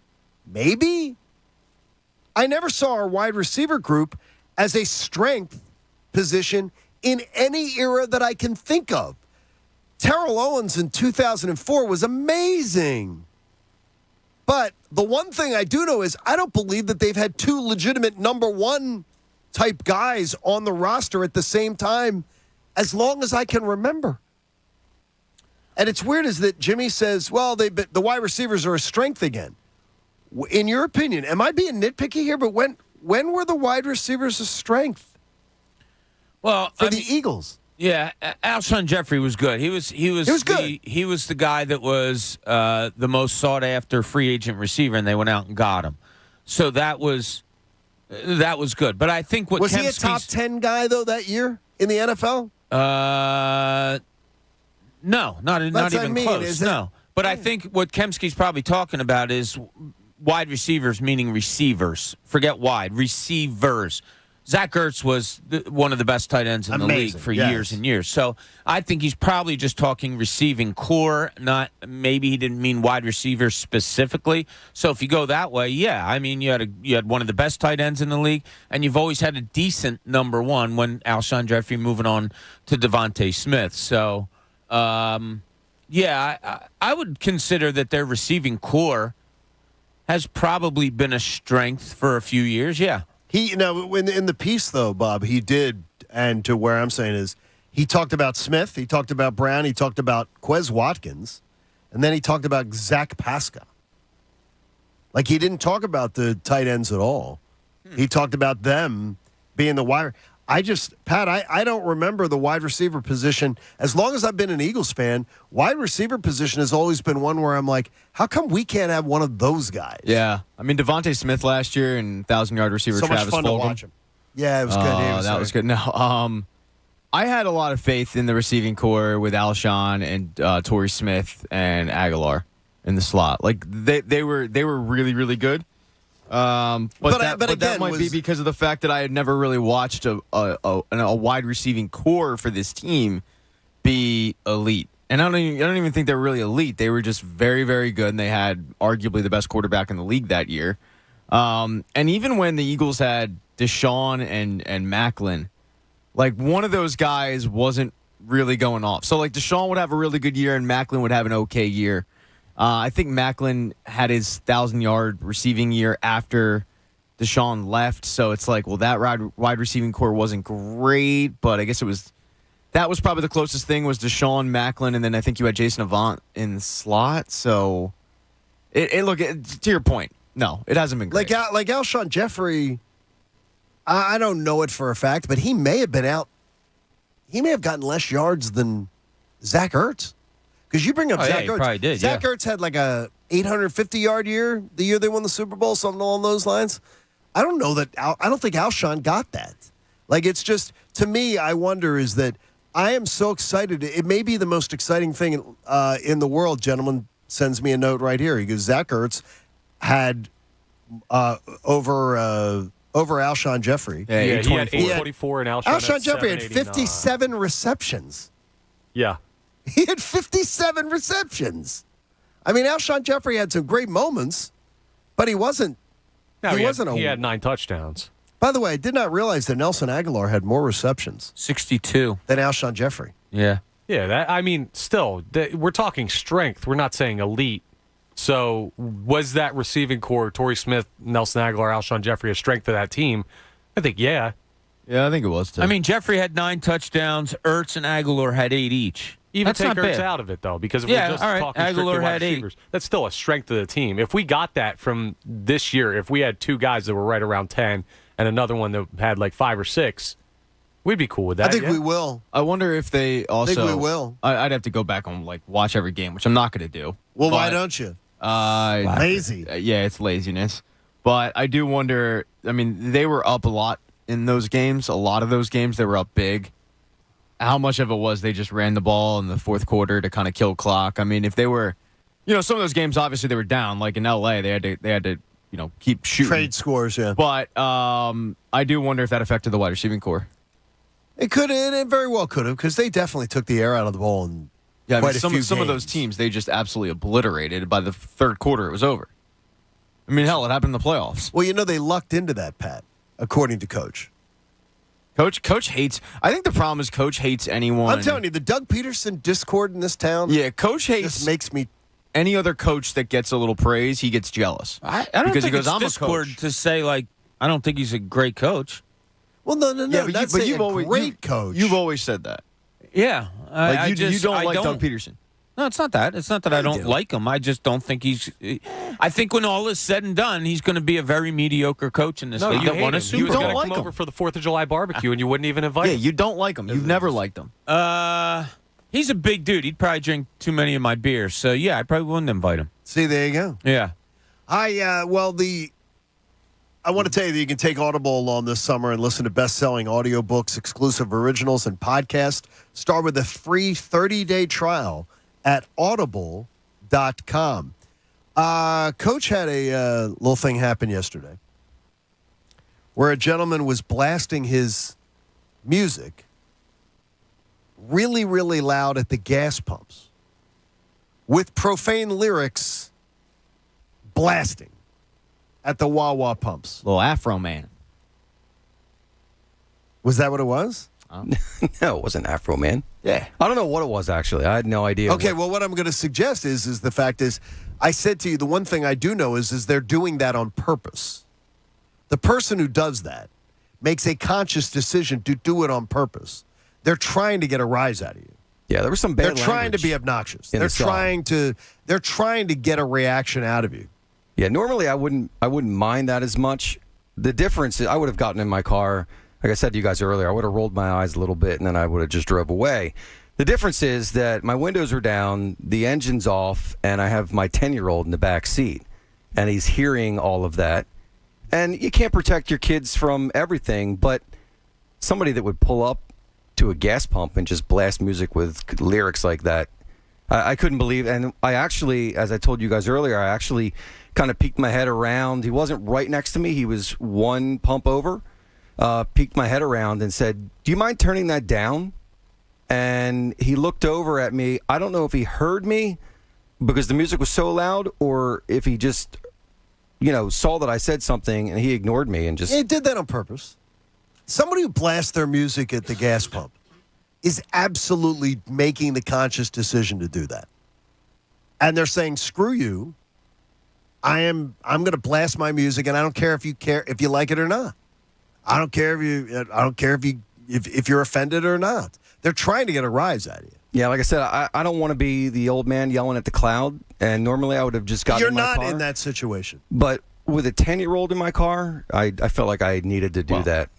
It's obnoxious. What you should have done, Coach, is you should have blasted 97.5 The Fanatic. Now you could have done that. That's what you do. Anytime somebody's blasting a little mystical at pump 12, you just start blasting. I think D. Lynam was on last night. Oh, and all of a sudden it's like, first of all, you're killing mystical. All right, shake it fast, but watch yourself. You're killing that, but at the same time, you're promoting the brand of the station, and he might go, you know what? I could go for a little Sixers talk right now. And have the bass turned up when D's on. It'll really boom the bass. That'll be bumping. That works. All of a sudden, he looks over and says, what are you blasting there, little What D? are you blasting? Little D Lynam? Little D Lynam and the D train? No, not the D train. Little double D? D Lynam and D train. There you go. Hey, the idea that a potential trade could put the Phillies over the top. I wrote this down yesterday because Bob said it twice during a discussion, and I wrote it down. And I'm going to tell you it annoyed me a little bit. Not because Bob's a sweet man. But I personally don't think finishing third in your division is applicable to the term putting you over the top when discussing should the Phillies make a potential trade. And the idea is, well, to put them over the top, they need to make a trade. When I think of the term putting it over the top, I expect it to be a difference maker that gets you into the championship discussion, sort of like the acquisition of James Harden was supposed to do. But when you hear putting you over the top, and Bob, I don't know if you used it as, well, the idea is that this team's got to make the postseason any way possible. We heard that yesterday. D-Train, Dylan McKinnon said it himself. He goes, they're going to be like a party in this town when the Phillies make the postseason again. But do you believe that making a deal to make the postseason this year would constitute like a putting you over the top move? I think putting you over the top means if we make this move, you might have a parade. Well, putting you over the top, what I was saying was to get you in a better spot to make a playoff. I didn't mean it as putting you over the top as, hey, you're one of the best teams in baseball. Or they need a center fielder. They need a leadoff hitter. If they can get both of them, to me, that puts you in a better spot. It puts you in a playoff march. It puts you as a complete team. Over the top, meaning it puts you in the position to make a playoff. I didn't mean it when I said it as that makes you a contender for the World Series. Look, I don't care if they're in first place, third place, whatever place they're in. They need to get to the playoffs to try to win this thing. That is your first and foremost challenge right now. If you're the Phillies, I don't care about them making a move to get to be the best team in the National League or whatever. That would be great, but it's not going to happen. What they need to do is make a move to solidify themselves as a true playoff contender, as a team that can get into the playoffs, so then you can see what happens there. You can't go from where you are now, in my opinion, to one move making you up. They're a World Series contender. I don't think that's it. If you get into the playoffs, you're contending for a World Series. Yeah, in 2007, when they were looking to break that drought, they didn't go all out and break the bank at the deadline. They got Kyle Loesch for nothing, who at the time... I forgot about that move. Yeah, I mean, they got him for, at the time, what was a decent prospect, a pitching prospect, but he was at the lower level. And I think they're going to do something similar this season, whether it be an outfielder or whether it be a starting pitcher. I think they're going to do exactly what they did last season, which is trade a prospect at a lower level who has a little bit of hype around him for a team controllable guy. And then we'll see what happens. I mean, that's a smart thing to do because this team is not good enough to win a World Series. You're literally just looking to break a drought and maybe build upon that and get a sustained success going like they did in 2007. Well, in 2007, I mean, they traded, or 2008, they saw what happened in 2007. 2008, they traded their number 2 and 4 best prospect for Joe Blanton and put them over the top a little bit. But they also knew that they have a really, really good core of a lineup. This team has a good core of a lineup. So I would assume that they're going to do something similar. I mean, they could use a little bit of pitching. They could use a center fielder. They could use a right fielder. Could use just an outfielder. I mean, yeah. I mean, honestly, that's why they're not a championship. But I really don't see them going, all out and mortgaging the future. And they shouldn't, honestly. I hope they don't. They shouldn't, because it would be stupid. But I think last year's deadline told you that the price for some of these guys is not nearly what we think it's going to be. When you end up trading Spencer Howard and his peanut butter tub and, trash from Clearwater, and it's all based on, by the way, these two guys were former top 10 prospects or whatever it was. Like, that tells you all you need to know about how much things are going to cost the deadline. It's not going to cost that much. Yeah, mortgaging the future. I know Hoppy, and I read more about him yesterday and all. I'm more of a give me a known commodity type of guy, but I don't know if the Phillies are in that position now. I don't think for what they need that you're going to have to give up an O'Hoppy. Well, no. You better not give it. You better not be giving him. They're not. They're not going to trade him, Painter. No, Abel. No. I don't think they'll trade McGarry because they just called him up to Reading, I want to say. So I don't think, but he's the one guy that, like, if somebody's really enticing. But last year they made a good move. They needed a closer and they needed a starting pitcher. So they got a closer who was on a 1-year deal because, as we said, relief pitchers are so finicky. And then they got a starting pitcher who was on a team-friendly contract who was signed for this year. So, all in all, like that was a killer deadline for them. Finicky. Yeah, what's wrong with finicky? It's a finicky? word we don't use very often. We use it. People It's a under nice word, 70. Oh, it's a word. It's coming back. Finicky is, all the kids are saying finicky. Oh, now. all the kids do now? It's all It was TikToks used in a commercial when we were growing up. About cats, right? Yeah. Yeah. Here's the thing with what Bob was saying. Lil though. Baby's new album's called Finicky. And this Is it real? It's now, is Lil that Baby. Lil Baby or Baby. Little? Lil Baby. Lil? You gotta say Lil. Or Little Baby? No, Little. Now No you sound T's. 70. Now you sound like my mother. Lil. Go ahead, Connor. Patrick, you're have you saying heard the agreed Little with me Baby about album? Well, I think what Bob was talking about when he talks over the top, like success is like a mountain range. And listen to this. John, you may be focusing on Mount Everest being over the top, which is a championship. And meanwhile, Bob's looking at Mount Egan, which is just make the playoff. Like, it's going to go Mount Rainier. Really? It's a lower peak. Like, you could still put yourself over the top of the peak you're trying to summit at the time. Finishing third in your division? Yes, but over the top, he wasn't talking about championship. He was talking about the peak they're trying to reach right now is make the playoffs, and over the To top. beat an 11-year drought of not making the playoffs. It's not this the year. biggest Peak. top. It's not the Yeah. biggest peak, but over the top of the peak they're trying to I'm summit. going to lay it out. I'll Mount lay it St. out Helen? right now in advance. Don't embarrass yourself if this team finishes in third and they make the postseason. Oh, I'll embarrass myself. Don't spray. You think I'm Get the above goggles- embarrassing myself? Get the goggles on. Have you met me? Spray the champagne. Third place. Kilimanjaro. 11 years. Stop. Or other mountains you could have used. Stop. Well, no, I mean, look, I think I disagree with that. Like, celebrate it because this team is probably celebrate it. Yes. Yeah. Champagne and Well, they're goggles. good, but that's what and- teams do.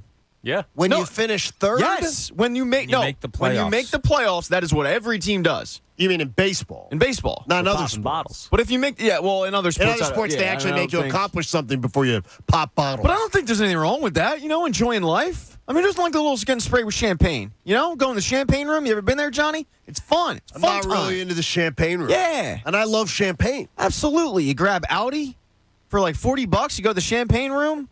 Really? It's a good time. I have an Audi right out in the lot. I had an Audi for 27 minutes. There you do.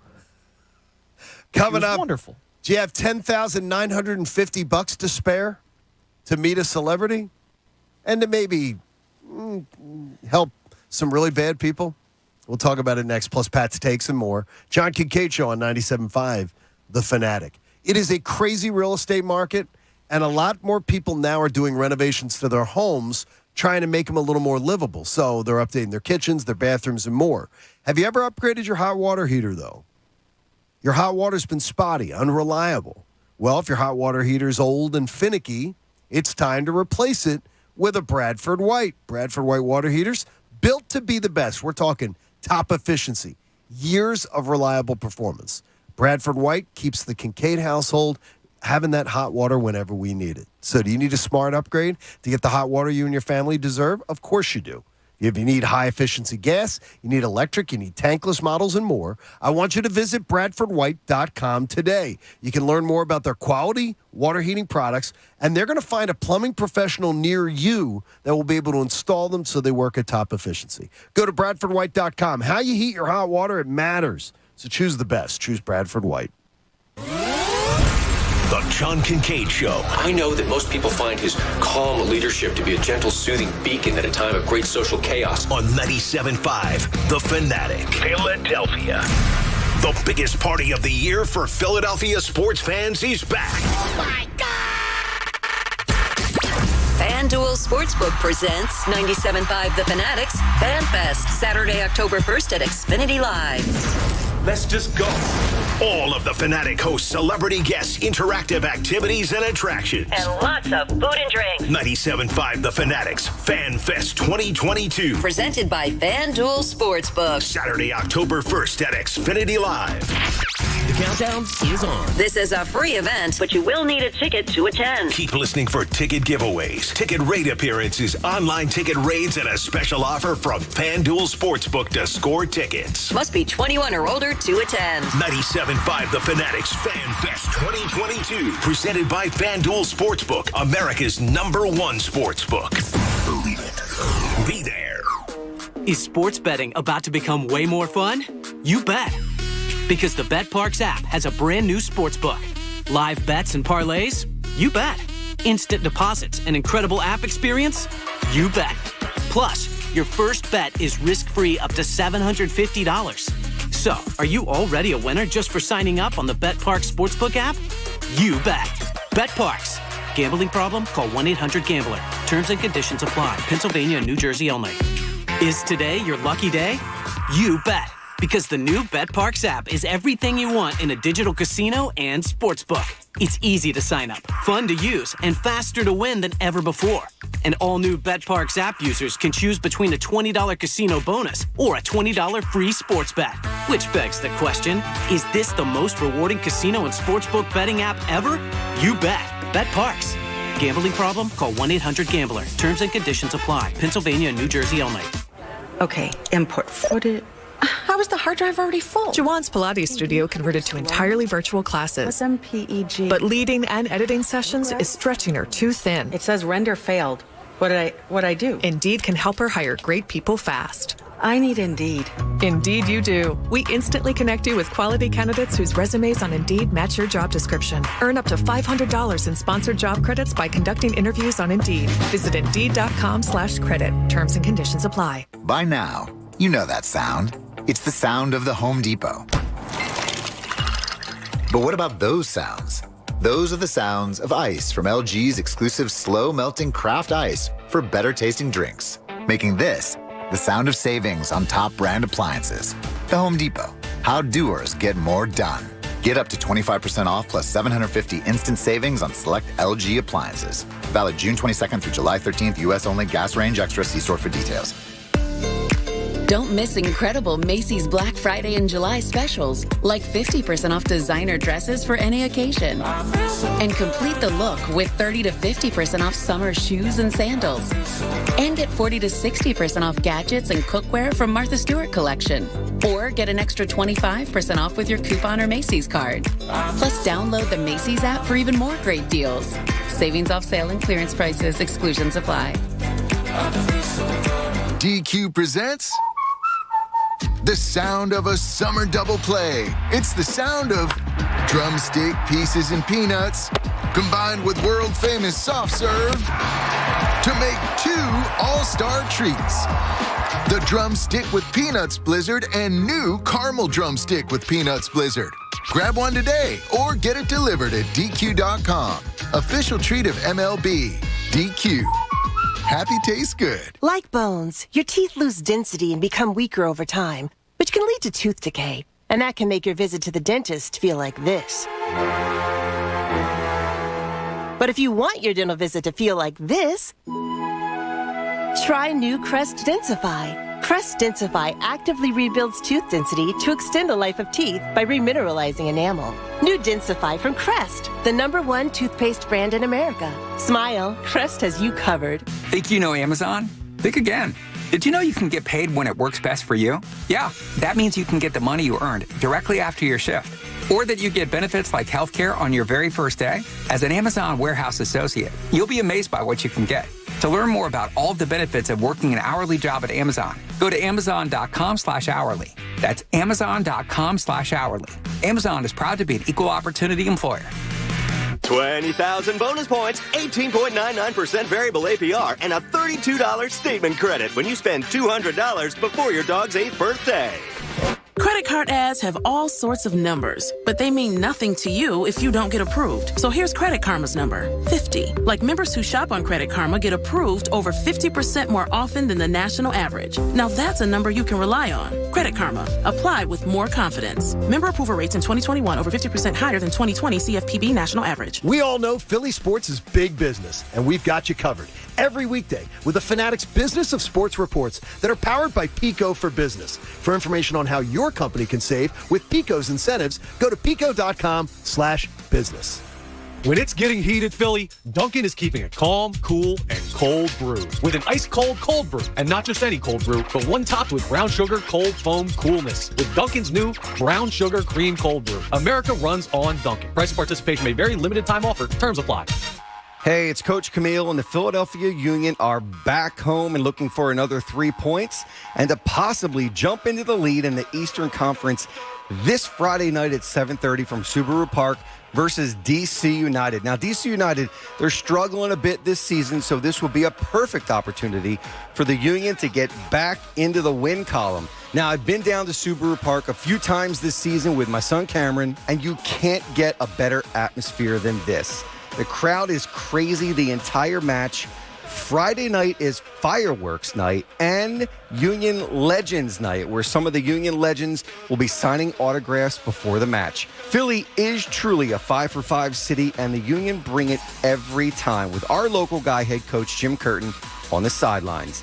I will be there. Look for me in section 106, and if you need tickets, just go to PhiladelphiaUnion.com right now. See you Friday night at 7:30 at Subaru Park. Doop! Now, back to the John Kincade Show. You know we really like you when you listen on the radio, but we love you a little bit extra when you take us with you after your ride on the 97.5 app. On 97.5 The Fanatic, Philadelphia.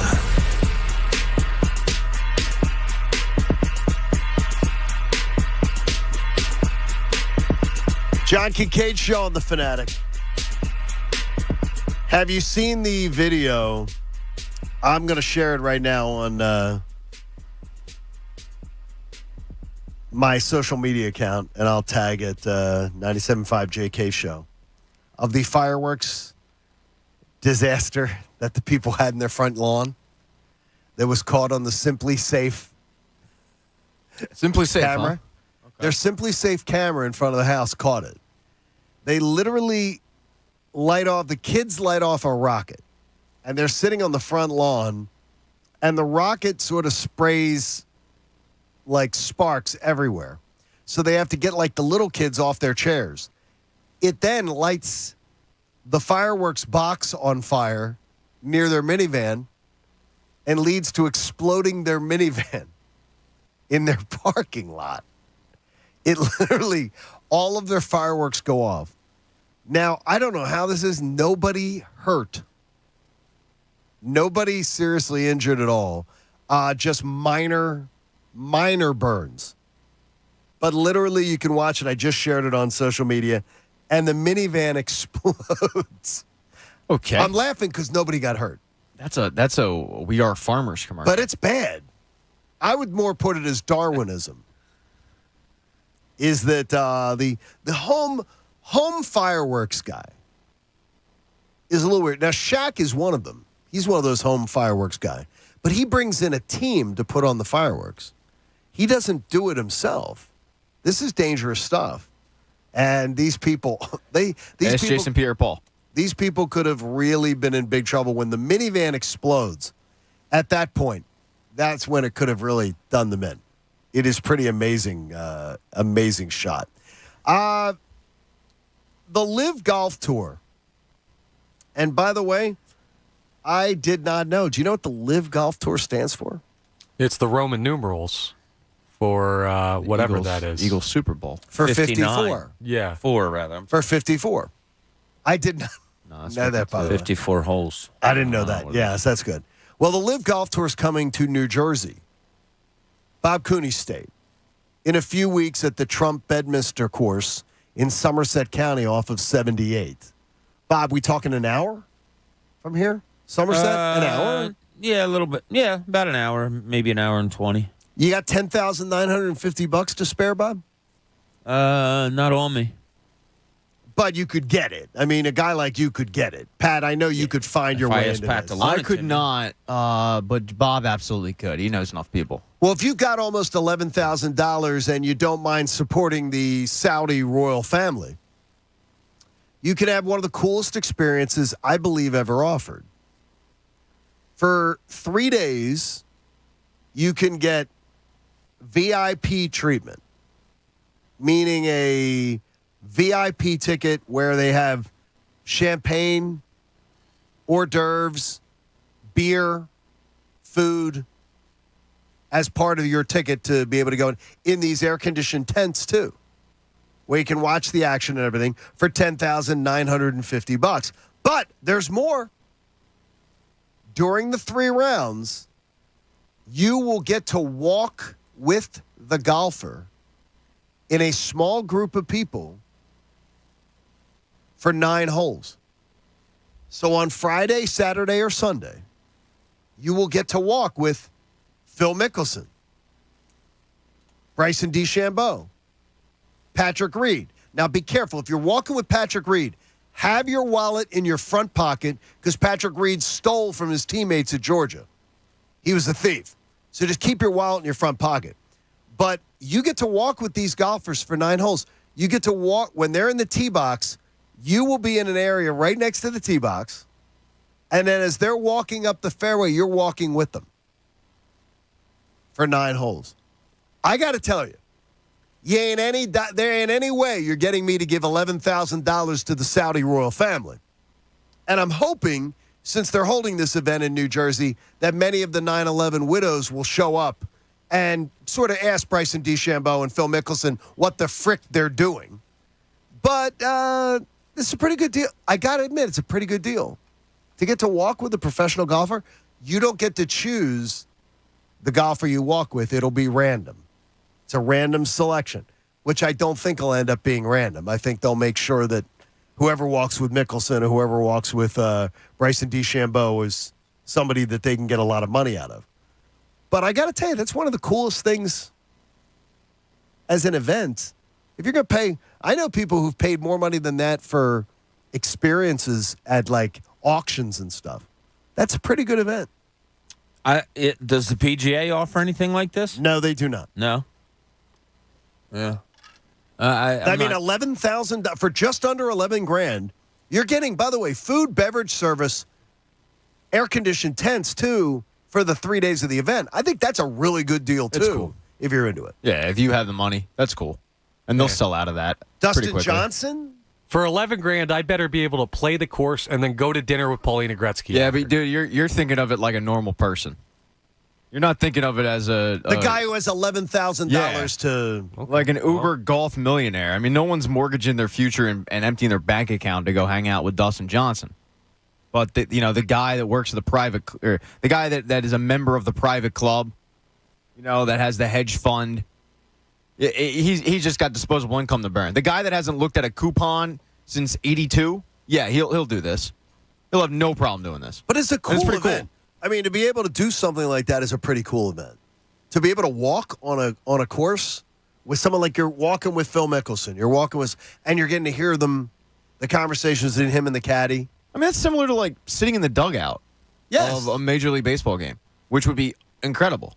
Just hearing the conversation between, as you said, the golfer and the caddy. If you're somebody that wants to play that course one day, like that information you're getting is invaluable. That's on the cheap side, I want to say.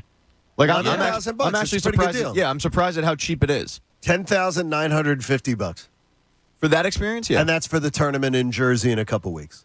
And you can get Bob's Wings, maybe. I mean, still, I don't know.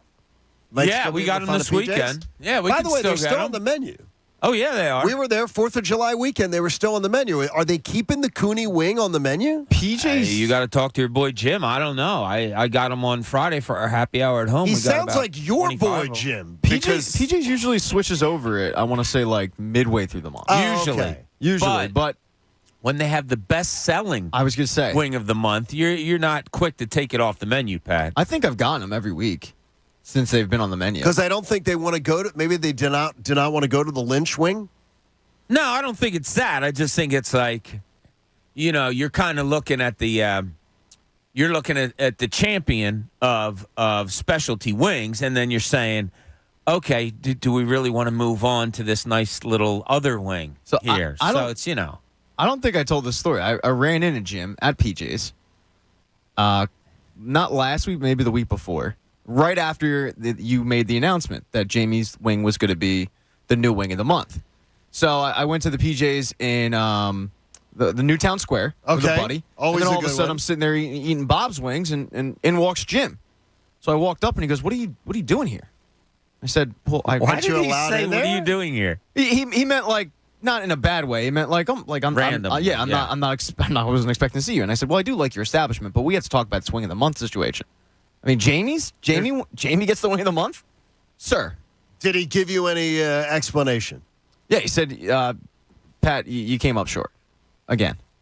Jim may be, which is something I'm used to hearing. So, but I did ask the waitress the last time we went, a couple of weeks ago, we went in, me and my family, and we ordered the wings, and I said to her, how are they selling, by the way? And she goes, oh, my God, unbelievably well. Downtown location, they are the best-selling wing of the month at the Downingtown location. How about that, Pat? I saw a couple of tables when I was at the PJ's in Newtown Square. I saw a couple tables with them. I had a dude email me last week. He said that he had gone and gotten the wings, and they were spectacular. He said, if you don't mind, here's 3 more menus for you in case you ever want to, if you guys are going to ever do this again, feel free to pick one of these. And he gave me like 3 long Wait, so you're outsourcing recipes. now? Wait, you're outsourcing recipes? Yo. I felt like I said to him, I said, I can't. Deeper into I this. said, I already have one of my own ideas. You're which cheating. I'm not cheating. You're I'm telling you. outsourcing.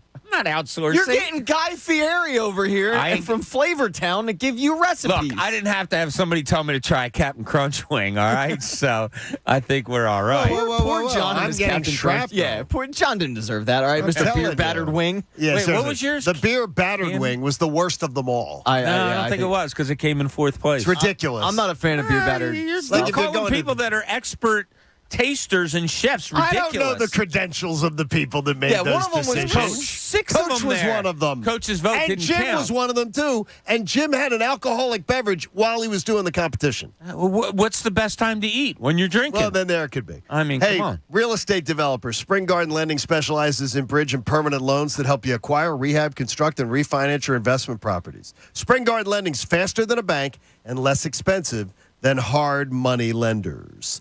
I want to get to Pat's takes because I really want to be entertained this morning just a bit. With or without. Either way, it's time for Pat's Takes. I said just a little I want to be entertained. Hello. Hi, Patrick. Hi, Pat. All right, so if you guys and John, you just traveled, so you know this. Yes. Hotels can be expensive. Yeah, Especially they if can you're be. traveling lately with people looking to get out for the first time in a few years. Post-pandemic, hotels all over are looking to recoup the money they lost from COVID. So if you're looking to book late, you could end up in a bind and have to overpay for a pretty crappy setup. But then there is what is going on in a small Swiss town where for almost $340, you can spend the night in the parking lot of a gas station where there is a literal hotel room set up. What? Minus the 3 walls and a ceiling. I just tweeted out a picture from 97.5 JK Show's Twitter account of what it looks like, and it's a pretty rough setup, if you will. It's called, quote, The Only Star Is You, and it's the latest from Swiss conceptual artist Frank and Patrick Ricklin. And they say, quote, and this is a direct quote, I'm not making this up, sleep is not the point. What's important is reflecting about the current world situation.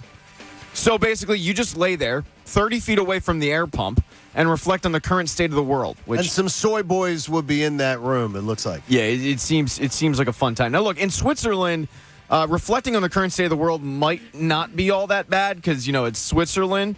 And maybe that's the reason we haven't seen this idea reach Philadelphia yet. But the first couple to stay at the hotel is actually an American couple, believe it or not. Really? James and Addie Lynch booked a 2-night stay. That's nice. The results were mixed. Upon checking in, Jamie was pumped. You think you're excited? Feel these nipples. But when he realized the gas station didn't have a wide selection of IPAs. Oh, boy. Yeah. Would you That's guys? a shame. Would you guys even consider this? No. This is stupid. What I like on the advertisement is gas going for $2.28. No, so. that's not gallons. It's not. Yeah. No? Yeah, it's actually probably more than gallons when you factor in its Yeah. liter, whatever the metric is. That might be one of the stupidest things I've ever seen in my life. Ever. And people are probably going to book it. So That's incredible. Be on the lookout. People want to sleep in the middle of a parking lot. Yeah. Now, look, it's a small Swiss town. How many cars are coming through? Not the point. When our team is in the playoffs, we've all probably at one time or another joked that we should track down the opposing team's hotel room and call them up in the middle of the night, messing with their sleep schedule. Then Derek, who's sipping his third Miller Lite of the night, says something like, yeah, that'd be wild. And then you just go back to debating Marvel movies or something. But in Argentina, they don't go back to debating Marvel movies. And Derek isn't sipping his beer, he's shotgunning it. Why? And instead of calling the hotel, he says, you know what, I'll do you one better, grab your keys. Fans of Boca decided to give their team a true home field advantage as the opponent for the second leg of the Libertadores Cup. They were facing Corinthians, of course. Slept soundly. They headed to the hotel and gave Corinthians a fireworks display that made the White House's show look like snakes and sparklers. But they did so at 3 a.m. Now, if you live in Philadelphia, you're probably used to fireworks going off at 3 a.m. That's a normal occurrence. You think they're fireworks. No, they are. Trust me. They're I hear most them, likely not. They might. But the Corinthians players were certainly startled. It didn't work, though, as Corinthians won the game and they ousted Boca from the tournament. After the game, head coach of Corinthians said, quote, last time we were this anxious for something was Paul's first letter. We can't wait to celebrate with our Corinthians fans. So Corinthians moves on. That's a little... That was very That's good. a good religious joke. Little Catholic Not joke for all bad. you people out That's there. very good. Yeah, it's very good. All right, I like then that one. finally today in sports, nothing like a scoring lover. In 1932, Cubs all-star shortstop Billy Jurgis was shot twice in a hotel room by spurned girlfriend. Shockingly, no charges were filed for getting shot twice. Yeah. I guess snitches get stitches. In 1933, the first All-Star game took place. Babe Ruth hit the first home run. No shock there. 1956, Ford Frick announced the Cy Young Award. In 1980, Cy Young Award winner Steve Carlton struck out 7 Cardinals to reach 2,836, most all-time by a left-handed pitcher. In 1989, Mike Schmidt became the first retired MLB player to be named a starter for the All-Star game. Of course, you guys know he elected not to play. And then in 2019, the Clippers signed Kawhi. They traded for Paul George in a shocking offseason move. Wow, see that? That's all. I got a birthday for you today. Who's that? We don't usually do birthdays, but go ahead. Rocky. Came out in 1976 today? No. Oh, it's Sly actually his Stallone. birthday. It's How old do you Sylvester think he Stallone. is? 77. Yeah, probably up. He's probably not far off. 76. Wow, not bad. Yeah. Not bad. I should have just stopped talking when I said 76 because I meant 1976, the year the movie came out. But Yes, that was the year it came out. it's a good movie. He said I've seen it. Yeah. Seen it a few times. Yeah. I liked it. Yeah. Yeah. the that's some interesting stuff, Pat. You always find some. You're an really- interesting dude, Pat. You find interesting stuff, Pat. Yeah. Shout out to the Boca fans. They did their part. You did a good job. Team came up short though. Yeah. Well, Bob Cooney wants to know in Cooney's Corner, why would you even hesitate about this? Now, let's see what's in Cooney's Corner. I'll ask you all individually. Do you really have any hesitation about trading Tyrese Maxey? Yes. For Kevin Durant? Yes. I do, and it might be stupid, but I do. You said any. Why is your hesitation? Where is your hesitation? Because I'm trying to think of an athlete in this town who ever hit the scene with more positivity and more energy that this town embraced than Tyrese Maxey. Would you rather have an athlete that can bring you a championship? I'm never going to dig Kevin Durant as much as I'll dig Tyrese Maxey. If he brings you a championship, because he's a bit of a Jo. Yeah, but if he's the missing piece, you'll love him. You're rolling your eyes at that. Yeah. This is a grown, do you want to win or Bob, don't this you? is a Like, grown this is man. my- When people say something bad to him on social media, he creates a fake Twitter account and goes after them. Yeah, but he's not the only one. Like a coward. I mean, like look, who cares? He's not You're the Kevin only one. Durant. Yeah, he's not the only one. I bet you a lot of athletes and GMs have burner accounts. They do the same thing. We saw Well, I mean, GM. we saw GM get we saw fired. GM in the city get fired for it, and not only was he going And after it's- fans, he was going after players. And it's embarrassing. It is, but it's just. I think burner accounts in sports is like peeing in the shower and picking your nose. Like, it's way more common than you think. I'm not It's talking also about your common habits. among people that are known in the city or whatever. I'll bet you there's a ton of people that have burner accounts to check things like out. Coach's Mopar. No, not to check things out. To go after people that criticize you. Absolutely. Yeah. That's different. Yeah, no. That's pathetic. It is it's pathetic with a capital P. I don't know. I do. I think it's normal. Like, this was why I brought it up. Kevin Durant puts you miles ahead of winning a championship than Tyrese Maxey. No question I he love does. Tyrese Maxey. I do. I love the smile. I love the energy. I love that he works hard. I love all that. Thank you for your effort. Later, Kevin Durant's coming in. See ya. It's not even a question. I want a championship in this city. And Kevin Durant does that for you. And you know what's funny? Like, if Jamie was sitting here, he would probably say, well, that's because what the process can bring you. Process will allow you to do things like this and bring in a Kevin Durant. Right or wrong, bringing in a Kevin Durant for a Tyrese Maxey is beyond even a hesitation is ridiculous. I love Tyrese Maxey. I do. I would build a team with him any day of the week. I would build a team around Kevin Durant. Faster than that, though. Yeah, but No, that's not the trade. It's not just Tyrese Maxey. I know it's not. So, yeah, anyone who would say Tyrese Maxey for Kevin Durant straight up, they wouldn't do that. It's crazy. Yeah, but I'm not hesitating, Connor, about any other name than Tyrese Maxey. Yeah, because I believe you get 13 more seasons to Tyrese Maxey, and I do believe Tyrese Maxey would have the opportunity by the end of his career to be a guy that is Jersey rafters. Yeah, and last week while you were out, I actually was more in your camp. Like, I was partially making the argument that you're making right now. So I do lean more towards your side. I'm just saying this argument, if we're just talking Tyrese Maxey compared to Kevin Durant, obviously it's KD.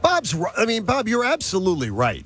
Yeah, but the hesitancy is still there because I do believe that things that it might end up being. And I do believe you make the move for Kevin Durant, you are absolutely guaranteeing that there's going to be the process part 2. Well, so you're signing up for that. Hopefully not the process, because we've seen other teams that have gone in to win championships and in years still be competitive in the league and maybe even close to a championship. Like Boston. They draft well, they trade well, they do all those things. They have a great organization. They're never out of this organization doesn't do that. No, they don't. But exactly. So why do you think Tyrese Maxey being here for 13 years is going to get you anywhere close to a championship? Yeah. I think you got. I mean, I don't even hesitate. And of course, it includes Tobias Harris and all. But yeah, it's people that even hesitate. It makes me laugh. I don't want to say you're right, but you're right. Well, we get attached to young players too often in this city, like too attached. And a guy that we talked about earlier, Rhys Hoskins, came on the scene setting records for the amount of home runs, and we thought we had the next 60 home run guy, and then he just kind of plateaued at where he was. And we don't think about what happens if Tyrese Maxey just plateaus. Like, what if he doesn't improve? I think he will, but what if last year's Tyrese Maxey is what we get? And he never improves. Though. Yeah, I still I wouldn't hesitate at all. And no, Bob is right in that if you're trying to win a championship, there's no question you make that deal. And I'll tell you, as much as I love building and stability and all that, I do like that. I wish you could build a core and keep it. But I'm done with it now. Okay. Like, you got to win a championship. And Bean's 28 years old. You got to get the championship. The Bob Cooney set a mark of 90 wins. And I got to admit, he was a little bit scoffed at. The question is, though, how is everybody else getting to 90 wins? And are the Phillies really in a position to be able to deliver that? We're halfway home on the Phillies season and this edition of the John Kincade Show. now on 97.5 The Fanatic. We're loving our new home, and one of the things that we want to do is build a backyard that we can entertain in. And Landis Block and Concrete is going to help the Kincades get there. And my wife wants to have her backyard being something that she can be really proud of and she can have a lot of fun with. Well, right now, whether it's an outdoor patio, an outdoor kitchen, fire pits, retaining wall, Landis Block, all the options are on the table for us to expand your outdoor living space. Did we not learn this during the pandemic? You want to be able to have more outdoor living space that you can use? It actually is like adding square footage onto your house. You don't have to worry about a thing with Landis Block. They're going to get you hooked up with the best contractors in the area to help build your dream backyard. And if you want to be a do-it-yourself guy, they're going to teach you how to do the project yourself right at their store in Souderton, Pennsylvania.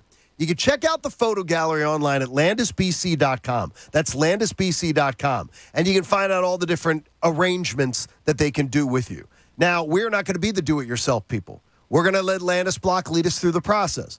So they're going to check out our home, check out what space we have to work with, check out our budget, and then be able to go visit the store, look at the different materials you can use, and come up with something that's going to suit us. Check out my friends at Landis Block and Concrete, landisbc.com, because what they're being suited to do, they have to create for us a jaw-dropping outdoor paradise. I think they're up to the challenge. The John Kincade Show. You're a middle-aged man. You can't be a DJ. On 97.5 The Fanatic, Philadelphia. There's a reason Comcast Business powers more businesses than any other provider. Actually, there's a few. Comcast Business offers the fastest, reliable network, the peace of mind that comes with Security Edge, helping to protect all your connected devices, and the most reliable 5G mobile network. Want me to keep going? I can.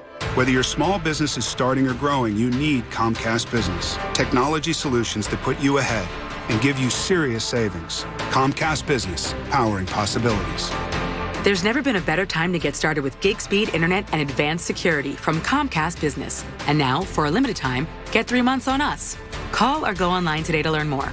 And 7/21/2022. Restrictions apply. New Comcast Business 1 gigabit internet. Security Edge, 1 voice line and Connection Pro customers only. 3-year contract required. 3 months on us after prepaid card redemption. Comcast Business Mobile utilizes the network with the most RootMetrics 5G data reliability wins in 2H 2021. Results may vary. Award is not an endorsement. Hey everybody, it's Pat Egan, and I'm here with Dylan Sullivan at Recovery Centers of America to talk about addiction and support our friends and families who are affected by the disease of addiction. This health issue is very personal to me. In 2002, someone very close to me was battling alcohol addiction. My family and I are so grateful that he sought help, and we've been tighter as a family ever since. Thanks for sharing, Pat. It's so important we talk about addiction. We need to break down that stigma and the barriers to recovery. That's why we do what we do at Recovery Centers of America. You call us at 1-800-RECOVERY 24/7, and we'll pick up the phone, talk to you about your struggles, and figure out the best course of treatment to get you better, because we want you in recovery for life. This is serious treatment, and we'll help your family, too, with family therapy and support groups. If you're struggling with your mental health, which over half of people with addiction do, we will treat that too. Appreciate your time. Again, if you need help, call us day or night at 1-800-RECOVERY or find us online at recoverycentersofamerica.com. When flying insects show up in your home, how do you get rid of them? Hopelessly clapping every single one? Aimlessly swatting back and forth? Hanging fly strips in your living room? Ew, ew, ew. Instead, try Zevo Traps. Zevo uses light, not odor or chemical insecticides, to attract and trap bugs, working continuously so you don't have to. Zevo, people friendly, bug deadly. Now at a store near you. In the wee hours of the night, when everyone else is fast asleep, you're the one on third shift, burning the midnight oil. When a part fails and everything comes to a grinding halt, regardless of what the clock on the wall says, you leap into action. Grainger is with you and all the ones who get it done. With 24/7 customer support by phone or click to chat. Call, click Grainger.com, or just stop by. Grainger, for the ones who get it done. Rise and shine, honey. We don't want to miss our flight. Our flight is in 7 hours. And we have TSA PreCheck with our Navy Federal flagship credit card. TSA PreCheck? Getting my bugle through security will be so much easier now. Learn how you can earn up to 3 times points on travel with the flagship credit card at NavyFederal.org. Navy Federal Credit Union. Our members are the mission. Insured by NCUA. Venture X from Capital One is the travel card for people always asking, where next? You earn 10x miles on hotels and rental cars, and 5x miles on flights booked through Capital One Travel, and 2x miles on everything else you buy with Venture X. Plus, receive premium travel benefits like access to over 1,300 airport lounges. The Venture X card from Capital One. What's in your wallet? Terms apply. See CapitalOne.com for details. Looking for a great place to check out this summer? Well, visit Kathy and the gang at the Yard Pub in Havertown. The Yard Pub has delicious food and a wide variety of entertainment throughout the week, including Quizzo on Wednesday and live music on the weekend. Thursdays, grab a table and try the Yard Pub's spicy pork or shrimp tacos with $4 Corona Premier drafts and $3 Corona Extra and Corona Light cans. The Yard Pub, 300 Westchester Pike in Havertown. For more, visit theyardhavertown.com. Follow them on Facebook at The Yard Pub, Havertown. WPEN Burlington, Philadelphia, a Beasley Media Group station, home of the most entertaining sports talk in Philadelphia. 97.5 The Fanatic, Philadelphia. Hey guys, this baseball season, turn K's into cash and big hits into big wins with FanDuel Sportsbook in partnership with Valley Forge. Now new customers can step up to the plate and make a no-sweat first bet up to $1,000. Just sign up with promo code Bob and place your first bet, and FanDuel will give you $1,000 back in free bets if you don't win. FanDuel has so many great promotions, and I love when I win. I get paid faster than a fastball right down the middle of the plate. Are you new to FanDuel?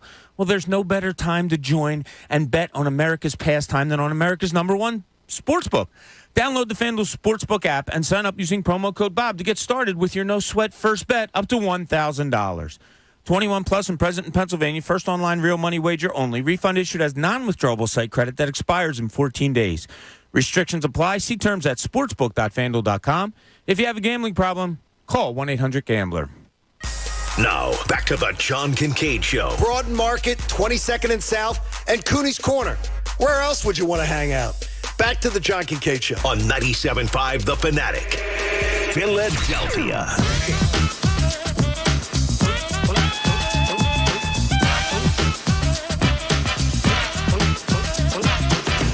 John Kincade Show on The Fanatic.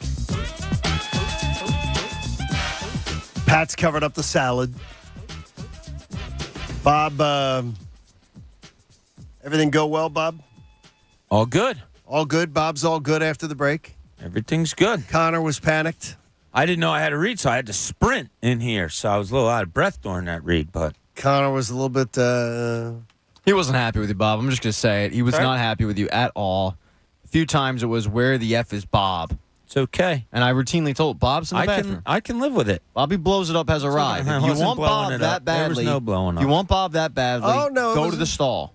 Nope. Nothing blown up? No. Nope. Just hanging out. I was in there, Bob. You avoid it? I lived that funk life. You funked it up, bro. You left early. Hey, the 8 a.m. hour, the John Kincade Show is brought to you by our friends at Martin Law, the law firm for injured workers. Visit paworkinjury.com. Bob's 90-win dream. 47-34. For the Philadelphia Phillies.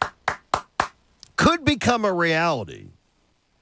But honestly, it's going to prove its viability most likely before the August 2nd trade deadline. So as of today, the Phillies just have to go 47-34, as Bob said, to reach that number. That is a whopping 13 games over 500. They have to play the rest of the way. They're currently halfway through the season. They played 5 games over 500. So you could argue that they have to play almost 3 times as well as they've played to this point to get there. But what would need to happen, though, if Bob's 90-win number is going to be something magical, is you're going to need a lot of other teams not to get to 91. So they can't get to 91 wins. That's going to be the problem. So right now I would say to you is that the rest of the way, here's what would have to happen. If you are going to win 90, The Mets only have to win 41 and 40 the rest of the way to get 91. So the Mets play one game over 500 second half of the season with Scherzer, with DeGrom coming back. I think that one you can almost check off and say, that's not happening. All right? The Braves have to go 43 and 37 the rest of the way. 43 and 37. I think you can check that one and say that's not happening either. The Braves are not going worse than 43 and 37. Now, the Padres are one that would be interesting. Padres 44 and 36. I could see that one potentially happening. I could see that being that the Padres being one that could potentially work out in that regard. By the way, that's Padres 44 and 35. I should have updated that one. That's believable that they might not be able to do that. The Cardinals lost again last night. So the Cardinals 47 and 32. I don't think the Cardinals right now, I don't know that the Cardinals are going to play 15 games over 500. And the Giants 51 and 32. I don't think there's any way in hell the Giants are playing 51 and 32. So, Bob, I'm here to tell you, as we wait 5 minutes for Adam Schefter, your 90 wins, if the Phillies can get there, I think it's really, really logical to think that they're in to that 90 win mark because the Giants aren't playing 19 games over 500. The Cardinals, I don't believe, will play 15 games over 500. So I think there's definitely a spot to be had, but can the Phillies get to the 90? Yeah, and the 90 is just a number I picked out. I didn't set in stone in my head that 90 is the number they have to get to make the playoffs. I just set a number at 90, just as a goal to go forward. And I did it a few weeks ago with you guys saying, let's look at it going to 90 wins. You were a bit scoffed at that day, I will admit. Yeah, that's all right. 47 and 34 the rest of the way, doable? Yeah.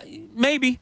Maybe. Are you going to get Bryce Harper back? Are you going to get a center fielder? Is Castellanos going to keep hitting the way he's been hitting now as opposed to what he did the first couple of months of the season? Are you going to start to get more out of Real Muto?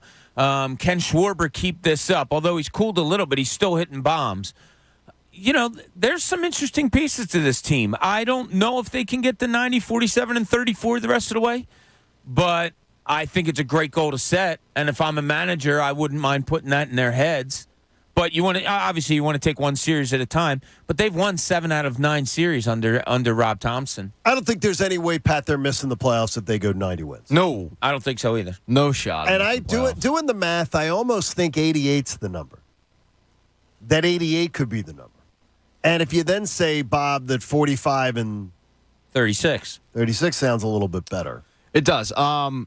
Yeah, if they reach 90, they're good. 90, they're in. It's going to depend on what they do at the deadline to put them over the top. So you really are putting it on the trade deadline. Yeah.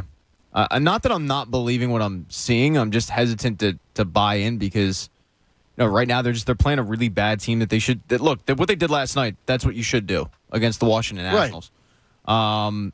They stole a game with Christopher Sanchez on the mound. I mean, that's the way I look at it. When you go into a game with Christopher Sanchez or Bailey Falter on the bump, I'm like, all right, well, let's try to steal one. Now they dummied that team. I mean, they just murked them by 11-0 or whatever it was. So that's what you should probably do. I'm interested to see what happens with this team once you face some other playoff teams. Now the Cardinals series was great. It's going to be this is going to be a huge one this weekend too. Exactly, and that's the true litmus test that I'm going to look at is this weekend. What do they do this weekend? How do they handle that? It's going into the All-Star break is going to be very telling for me with this team.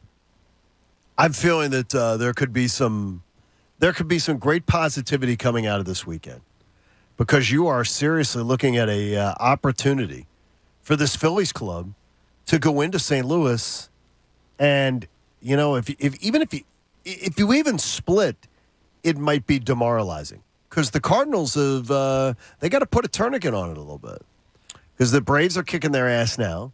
The Phillies took care of them last weekend.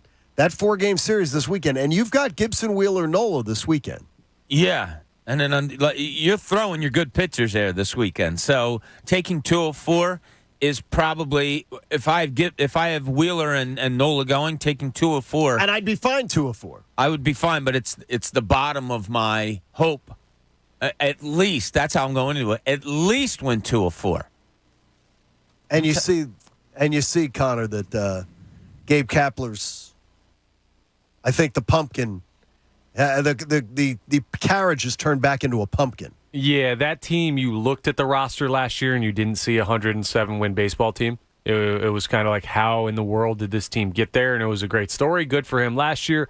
This year, they're playing a lot more like the names they have on the roster. And I don't think they're a 500 team. Like, I think they're better than that. But I don't think they're at the point where they could play what they need to, like 13 games over to get to that one. 13 games over. Yeah, no, they're not that team this year. So I'm not worried about that. No, they have to go like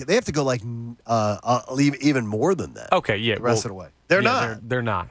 I love seeing the Giants. I love seeing the Giants struggle. I'm not rooting against them. I am because everybody was trying to do the old, see, he's a genius. And I said it before the year.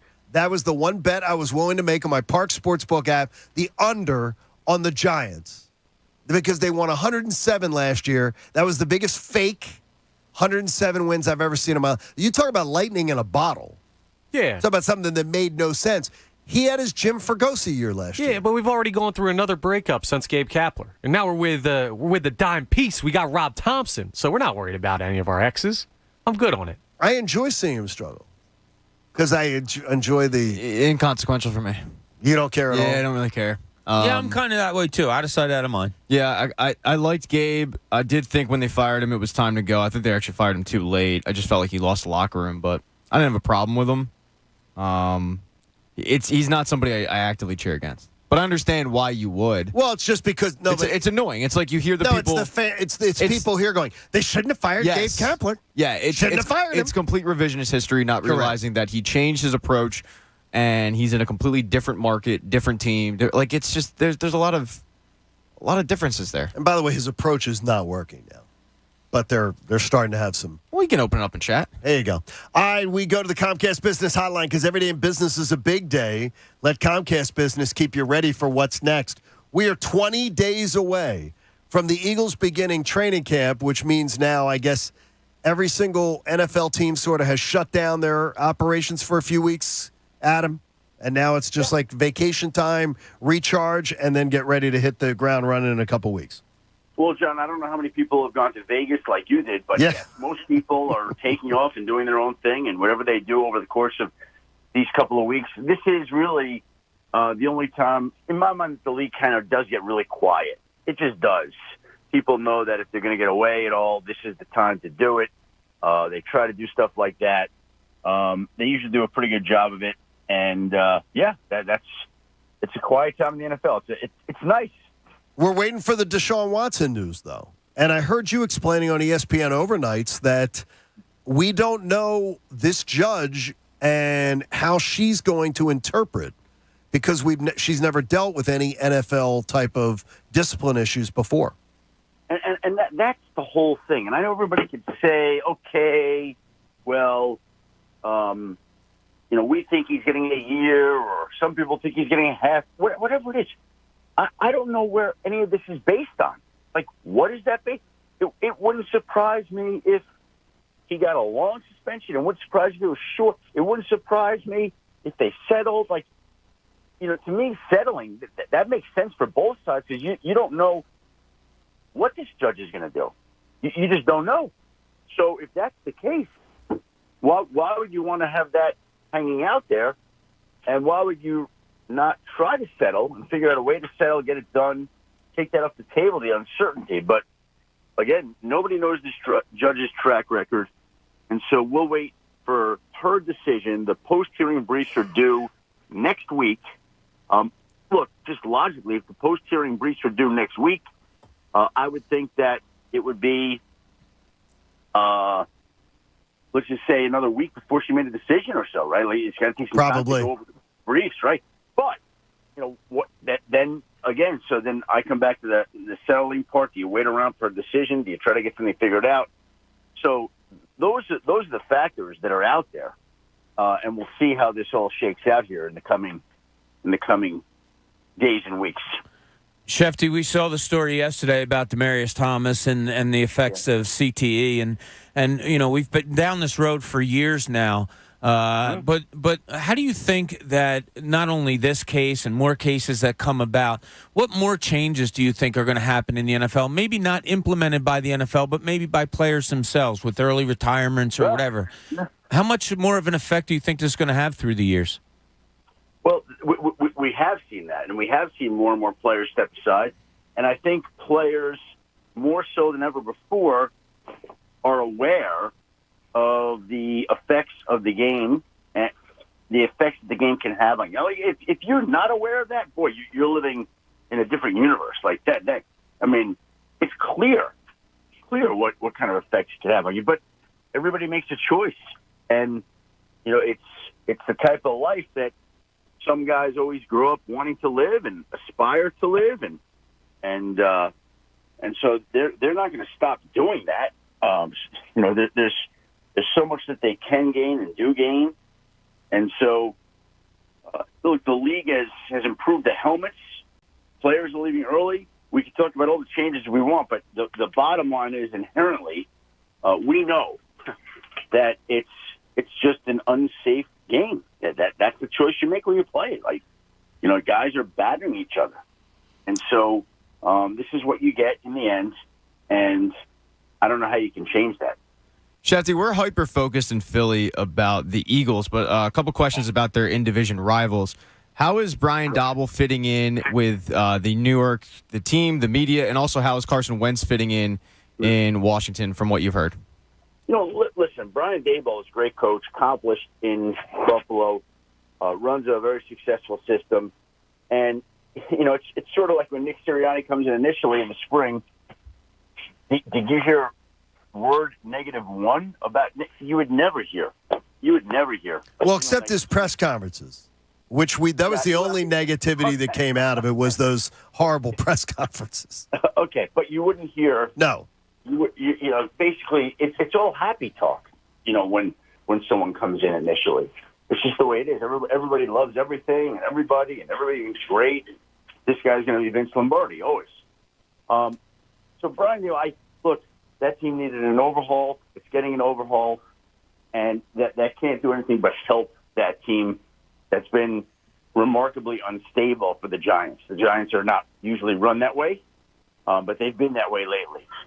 And then, Carson Wentz, it's a situation where he's got a lot to prove. They went all in on him early. And you could look at what has happened since then. Like, if they just waited it out, they could have had Baker Mayfield for a song. They could have had Jimmy Garoppolo on the cheap. Instead, they went in and bought Carson Wentz before the Christmas rack got marked down. They paid full freight, and then some at a time where people wondered who would be willing to take on Carson Wentz in his contract. The Colts were thrilled to be able to get out of that contract. Now, again, Carson Wentz will get back to the point where he was when he played at an MVP level in Philadelphia, maybe. But I don't think that anybody has huge expectations for him except those in Washington. And so we'll find out whether Washington is right or whether everybody else is right. Adam Schefter joining us in the Comcast Business Hotline. If I gave you A.J. Brown and Devontae Smith as your top two wideouts, how many other NFL teams do you believe are in the conversation of having that twosome? I would take, again, just off the top of my head. Yeah. Right? Just guys that would compare, twosomes that would compare, and I don't know who's better, who's worse. Cooper Kupp and Allen Robinson. Definitely. Justin Jefferson, Adam Thielen. Mm-hmm. Tyreek Hill and Jalen Waddle. So it gets hard, my point is, it does get hard. If you go down like 5 or 6 teams, you'd be hard-pressed to give you 5 or 6 teams that are definitely where you'd say maybe they have the edge. This is a really unique spot for us because wide receiver tends to never be the strength of the Eagles organization. Well, by the way, I don't know if there's a better trio than Darren Waller, Devontae Adams, and Hunter Renfrow. That's a pretty good one. That's pretty good. Yeah. Like, that's pretty good. Like, I texted Greg Olson last week because we had him on my podcast. And I said, hey, you got to give me a report on the tight ends when you get back. Like, what you see, who stood out to you? And so I texted him last week, and I'm like, who stood out to you? First sentence, of the things you listed of the guys you liked. He said, Darren Waller is a freak. Yeah, he is. He's amazing. And for Greg Olson to say Darren Waller is a freak, Yeah. that tells you how good Darren Waller is. And you can put him with Devontae Adams and Hunter Renfrow. Like I said, I don't think there's a trio that's more formidable than that one. Add Mike Evans and Chris Godwin to that list, too. It's not bad either. Yeah. Russell Gage is pretty good, too. That's very good, too. The fact that the Eagles are even in these conversations, though, is so exciting. And by the way, I think Philly knows it. I mean, the organization knows it. And I'm not. I think the fans do. But Dallas Goedert's one of the best young tight ends in the game. Yep. Shefty, put aside the reporting aspect of it all, because I've been there with you before, where almost everything you say has to come from a reporter. But you also get feelings also. Your feelings on Jalen Hurts, if he will be the Eagles' franchise quarterback moving forward after his performance this year, is leaning more towards yes or leaning more towards no? See, Bob, I'm very sensitive to giving my opinion ever. I know you are. You know what happens. Right? So I've been in your shoes. Yeah, exactly. And so, I'm always going to fall back on people I talk to, what they say, and lean into it from that standpoint over everything else. But I think Jalen Hurts has been given a tremendous opportunity. Look, he has all the intangibles that you look for. He's got the leadership. He's got the ability to make some throws. He's got athletic ability. Works hard. He's got a lot of the things you want, and he's been a good quarterback so far. But they needed to be better, and they've surrounded him with the right people and given him an ideal situation to shine and succeed. And I think there are a lot of people who expect he's going to succeed. Now let's go see if he can do it. Fair enough. Shefty, the USFL just wrapped up their season. I know you were dialed into that, but we're very disappointed. We ripped the Stars all day Monday on that big loss. Yeah, we were calling for heads, but every year when a league like the USFL or the XFL pops up and subsequently leaves, there is talent that trickles down to the NFL, or trickles up, I should say, to the NFL.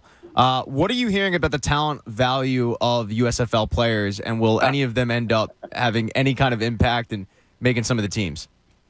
I will be honest with you. I've not heard anything about the USFL because that bodes well.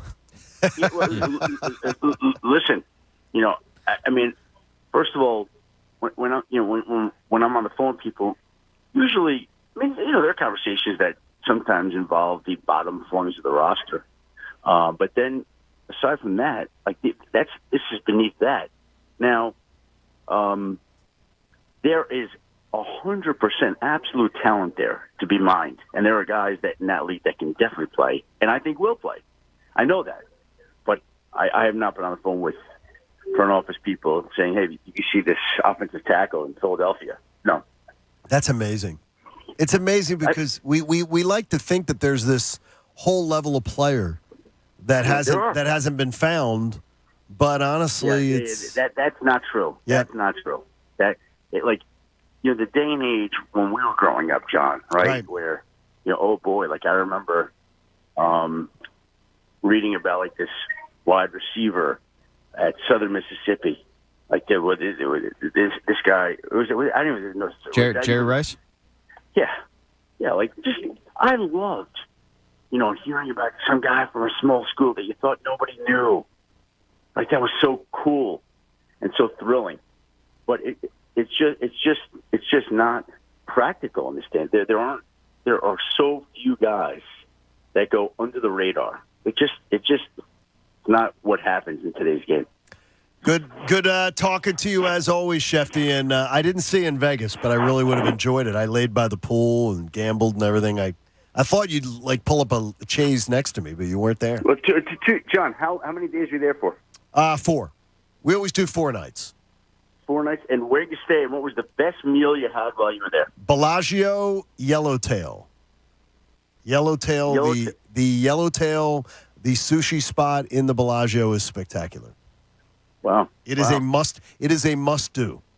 Yeah, well, look, Vegas has so many good. Oh my gosh! Places, Yes. Yeah. I mean, it's just filled with them. I can lead you anywhere you need to go there. Well, actually, we'll be out there for the Super Bowl. See? In a couple of years. That's what we'll be. We'll do that. I'm not. Vegas. That wouldn't be my first choice. And that's fine. That's fine. We're going to be in Arizona this year. You could come on the Arizona trip with us. We're taking our listeners out to Arizona with Philly sports trips. Well, when are you going out? Wednesday through Sunday? Thursday through Monday morning. We'll do the show Monday morning out there. That's very cool. We're gonna. And Arizona has some good eating places too. By the way. I think we'll have some fun. Yeah, stop on by. Yeah, just stop on by. If They you have want Taco to. Bell. Philly sports trips can fit you in. If you're Adam Schefter, we find you a seat. Philly sports trips. Yep. Well, I'm honored. All right, there we go. Thanks, Adam. See you, Thanks, buddy. Shefty. Take care. Take care, guys. Have a great day. Okay, Vince should just use that as their ad. That's it. Philly sports trips. I'm honored. That should be their new slogan. Yeah, it's got to be. Come on out to Arizona with us. All of a sudden, Josie's on the line with Vince right now, upping his fee. Hey, we just got Philly sports trips. Adam Schefter said he's honored.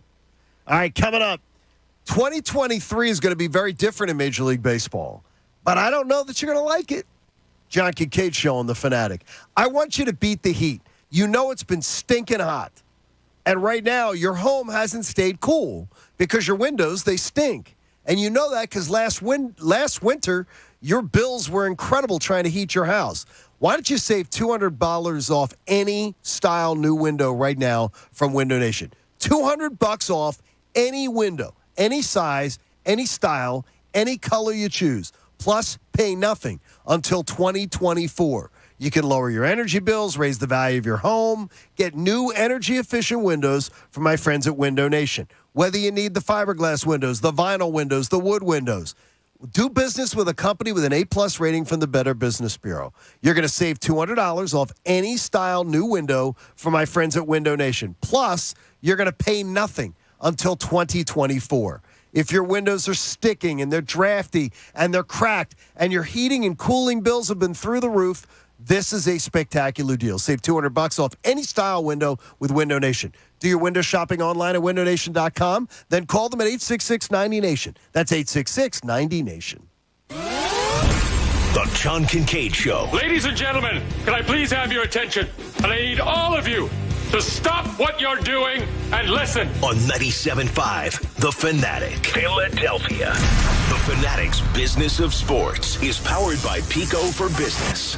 You know, even multimillionaires need a little extra folding cash, but did you know in the NBA, there's no prize money awarded to the team that wins the title? There is, however, a pool of $15 million funded by playoff gate receipts that's distributed to teams as they advance through each round of the playoffs. Teams can choose to divide the playoff dollars however they wish. Need a payday loan? You might want to see if Steph Curry will Venmo you. Businesses of all types and sizes are saving money with Pico because Pico's got the financial incentives and technical expertise to help you reduce your energy use and to save cash. See how Pico's helping businesses like yours take greater control of their energy costs to improve their bottom line. Simply complete a customer survey on Pico's digital portal and an energy profile. The report will be generated for you, and this profile is going to provide specific recommendation based on your facilities, equipment, and energy use with great ways to save while either maintaining or increasing productivity.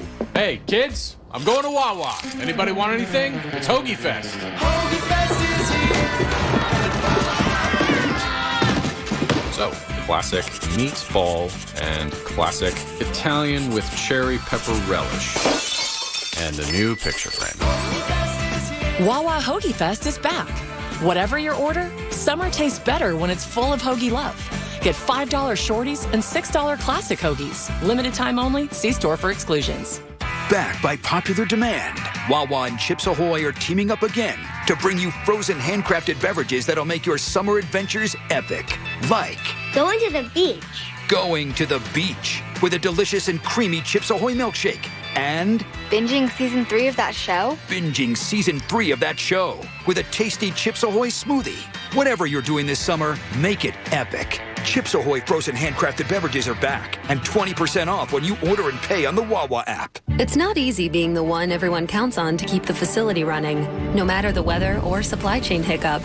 But we get you, Raymond in Buffalo, and Maria in Miami, Jules in Minneapolis, and Stan in Central Indiana, taking control of everything that's under your control. At Grainger, we're here for you with experienced branch staff at over 250 locations so you get the product you're looking for. Call, click Grainger.com, or just stop by. Grainger, for the ones who get it done. Every search you make, every click you take, they'll be watching you. Are you tired of being tracked online? There's a simple solution. DuckDuckGo. It's an all-in-one privacy app with a built-in private search engine, web browser, one-click data clearing, email protection, and more, all for free. Download the app today and get the most comprehensive privacy protection with the push of a button. DuckDuckGo. Privacy simplified. Have you ever noticed that when the afternoon light hits your floors, you can see everything, including dust? So much dust. And that floor dust gets kicked up into the air, compromising the quality of air you and your family breathe. Eesh. Swiffer Heavy Duty Sweeper is the fast and easy way to clean your floors with ultra-thick pads that trap and lock dust before it gets in the air. Just a couple minutes a day. And dust is gone. Swiffer Heavy Duty Sweeper. Proud partner of the American Lung Association. Hellsberg Diamonds presents The Guy Who Got It Right. Tim needed an engagement ring. He did research, listened to hints from his fiance's friends, She wants a lab-grown, oval cut, and white gold with a halo. and he went to Hellsberg Diamonds. At Hellsberg, Tim found an incredible selection of high-quality, lab-grown, and natural diamonds. He also found the ring she really wanted. Nailed it. She is gonna freak. Be like Tim. Find the ring of her dreams at a Hellsberg near you or at Hellsberg.com. Ask now about special financing offers.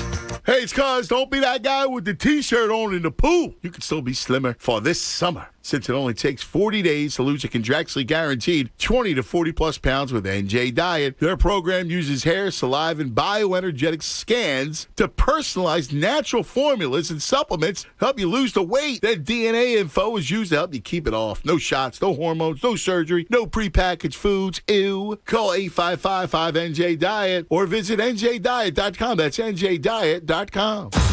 How are your kids getting their news? From their friends? Through social media? Can they ask you questions about what's going on around them? And will you be ready? Kids are exposed to more than you think. Help them understand the world around them and how they fit into it. Family mental health begins with how you respond to the events around us. This station is part of the Beasley Best Community of Caring Focus on Family. For tips on how to talk to your kids and how to develop your own coping skills, visit our website. Now, back to the John Kincade Show. This crew always says thanks for listening, and we actually mean it. The John Kincade Show continues here on 97.5 The Fanatic and streaming on the 97.5 The Fanatic app. 97.5 The Fanatic. Philadelphia.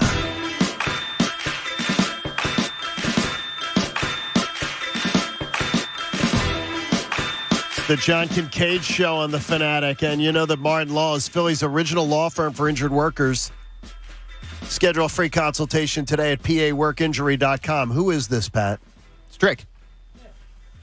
Drake. Drizzy. Aubrey Graham. Aubrey Graham. Wheelchair Jimmy. Aubrey Graham was the one I was looking for. Because that's one that the kids will...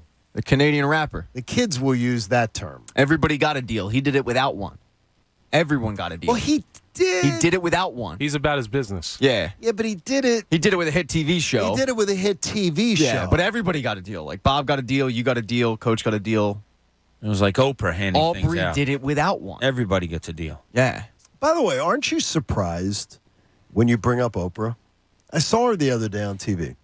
Oh, I thought you were going to say you saw her in Vegas. No, I saw her on TV the other day. And I was a little surprised because Oprah left it still at the height of popularity. And you hardly hear about Oprah anymore. Like, you don't... I guess her doing, maybe? Yes, it is her doing, obviously, because the woman was printing $50 to $60 million a year minimum. I mean, she's probably still... Yeah, but she's not... She's not an owns. old woman, but she's not an old woman. No, she's not. But she owns the own. Like she owns the OWN network. I got you, but what's on the Oprah Winfrey OWN? network. What's on the OWN network? The Oprah Winfrey Show. Is it She still does a show? Yeah. Okay. She also invested heavily into Weight Watchers, and when she got on board, the stock went through the roof. So, she's all right with money. She's not hurting. Stedman Graham's doing all right. Yeah, Stedman. Shout out to Stedman. Done himself well. Some would argue he had the best gig in the business. Stedman. He never put a ring on that, did he? That's why it's the best gig in the business. Stedman probably should at this point, though, right? It's like being Peyton's backup quarterback. He's the. No. He's the obviously the prize. He's the prize. Stedman Graham's the prize. He must be. Oprah Winfrey's beau. He must be. Because Oprah's kept him around all this time. I think she's kept him around. She can have anybody that she wants at any time. I think she's kept him around because she doesn't want to have the uncomfortable conversation of prenup. Of saying time to leave? It's just, Wait a minute. Stedman would sign a prenup tomorrow. You don't know that. Yes, he would. You don't know that. Well, first of all, have you talked to Stedman Graham? They may be common law by now. Doesn't matter. It does in many states. It does. Not in that one. Where he could get taken care of. I mean, I think you'll be taken care of, but my point is, what does Stedman do? Stedman. He made graham crackers. Yeah. Is he a kept man? He's the heir to the graham cracker fortune. Is he the definition of a kept man? Yes. I don't know what that is. Yeah, like a guy that the woman takes care of. The woman takes She makes care all of the man. money. Yeah. Some people would say deadbeat, but the wait a second. Maybe Stedman does a good job. I have a buddy of mine whose wife is incredibly successful. I want to say he works in politics. And he's not. I love him, but he's not. He's not what?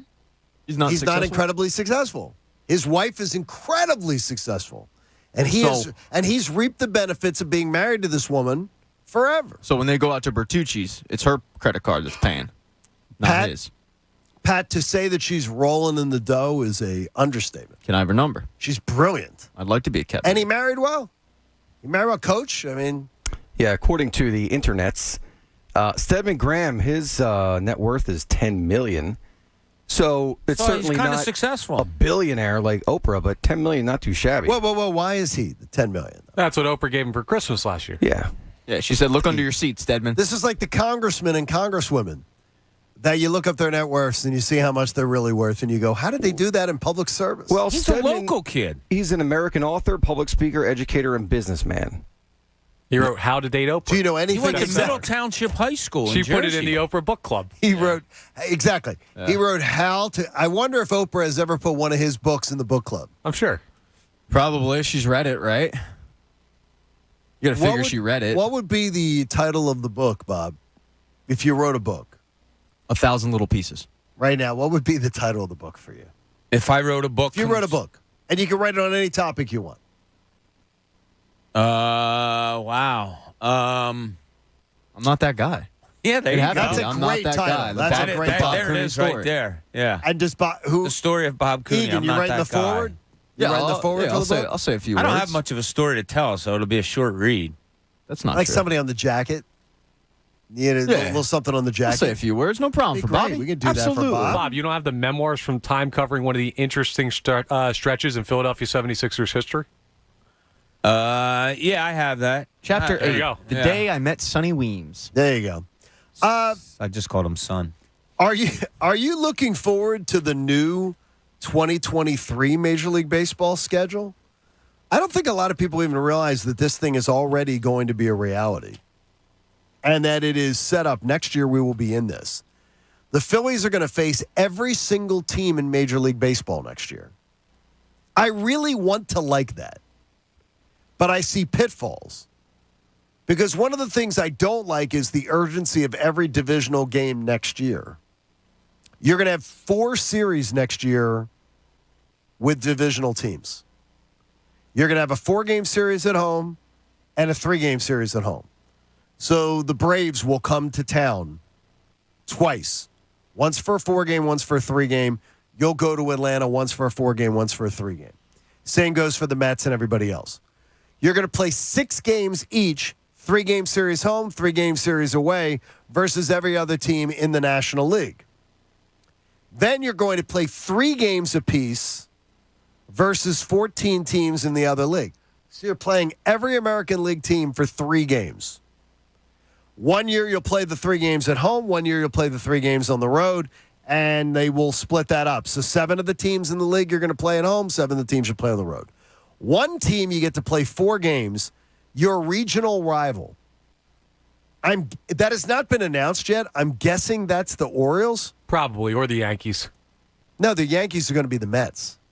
Well, Yankees is that going to makes be the sense, Mets. Yeah, you're right then. Orioles. So I would say, I think it's going to be the Mets unless the Orioles, unless they say Orioles Nationals. Yeah. And then we get the Red Sox for the 4th game. Yeah. Yeah. It's only 1 game. It's not that big a difference. Are you liking this idea? Yeah. Yeah. Playing every single team in baseball? Love it. When you're playing 162 games, it's stupid not to play every team. I think it's absolutely asinine. You're playing that many games. So NBA, NHL, they play everybody. At least once. You're playing 162. You don't play everybody? That's dumb. So I love it. That's that's very bold of you, Pat. Look, it might backfire for the Phillies, but I would still stand by. It's a smart move. It's stupid not to. I would think it's going to help ticket sales. Because I would imagine ticket sales are going to be better because you're going to get to see teams that you don't normally see.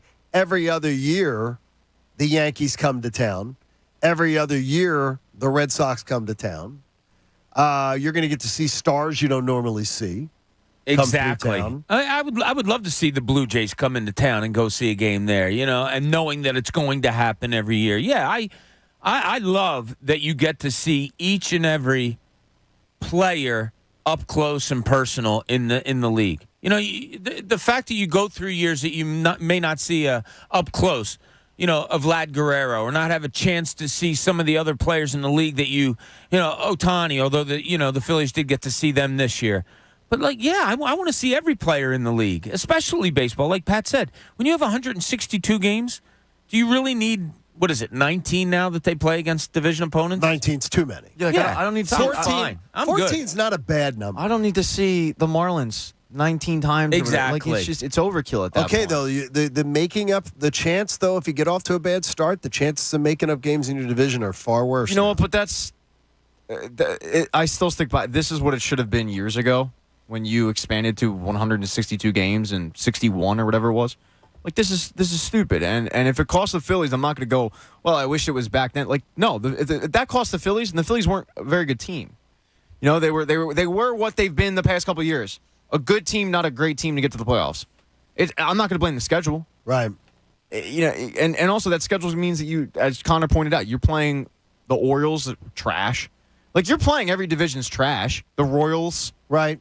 You're playing those bad teams. All right, I'd rather play those bad teams than seeing Sandy Alcantara for the millionth time. Very good. Very good. Pablo Lopez. What do you say, Pablo? Hey, Pablo. That could work. Pablo's I'm good. I don't even see Pablo anymore. Yeah, Pablo'd out.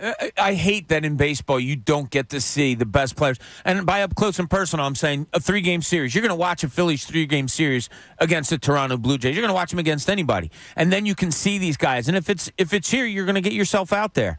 I want to see all these great players all over both leagues.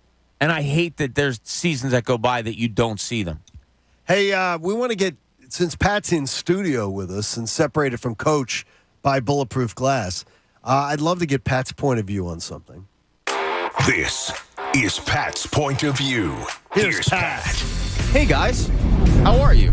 Let me just open up the old show sheet here. Wow. And see what my point of view is. Yes, we have conspiracy theorists. Coach is cringing right now at that. He doesn't like conspiracy theorists? No, he's cringing at the fact that I... read this to you before the show. That's what it is, yeah. Yes. He's sitting there going, 3 hours ago I read this to you, and you weren't even ready. Coach, I apologize. I failed you. I'll be in there tomorrow. Don't worry. So, I don't know if you saw... So we can fail you some more. I don't think you will. Actually, yeah, I won't be in there tomorrow, Coach. What do you say there, Coachy? Conspiracy theory. So, over the weekend, Michael Rubin had a white party. Everyone wears white, and a couple of people were at it. Meek Mill performed.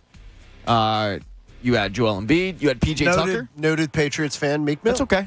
Thank you for your contribution to the Super Bowl run. Jamie Lynch was there?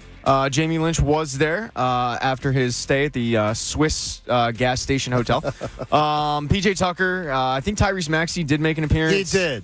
And Joel Embiid, James Harden. So he looked a little uncomfortable dancing, though. But there was somebody else that was there, and this is why Sixers Twitter kind of blew up, and it's Kevin Durant's agent. Yeah, did you see the outfit he was wearing? Yeah, I'm not judging people on Looked their like outfits. like a stupid bathrobe.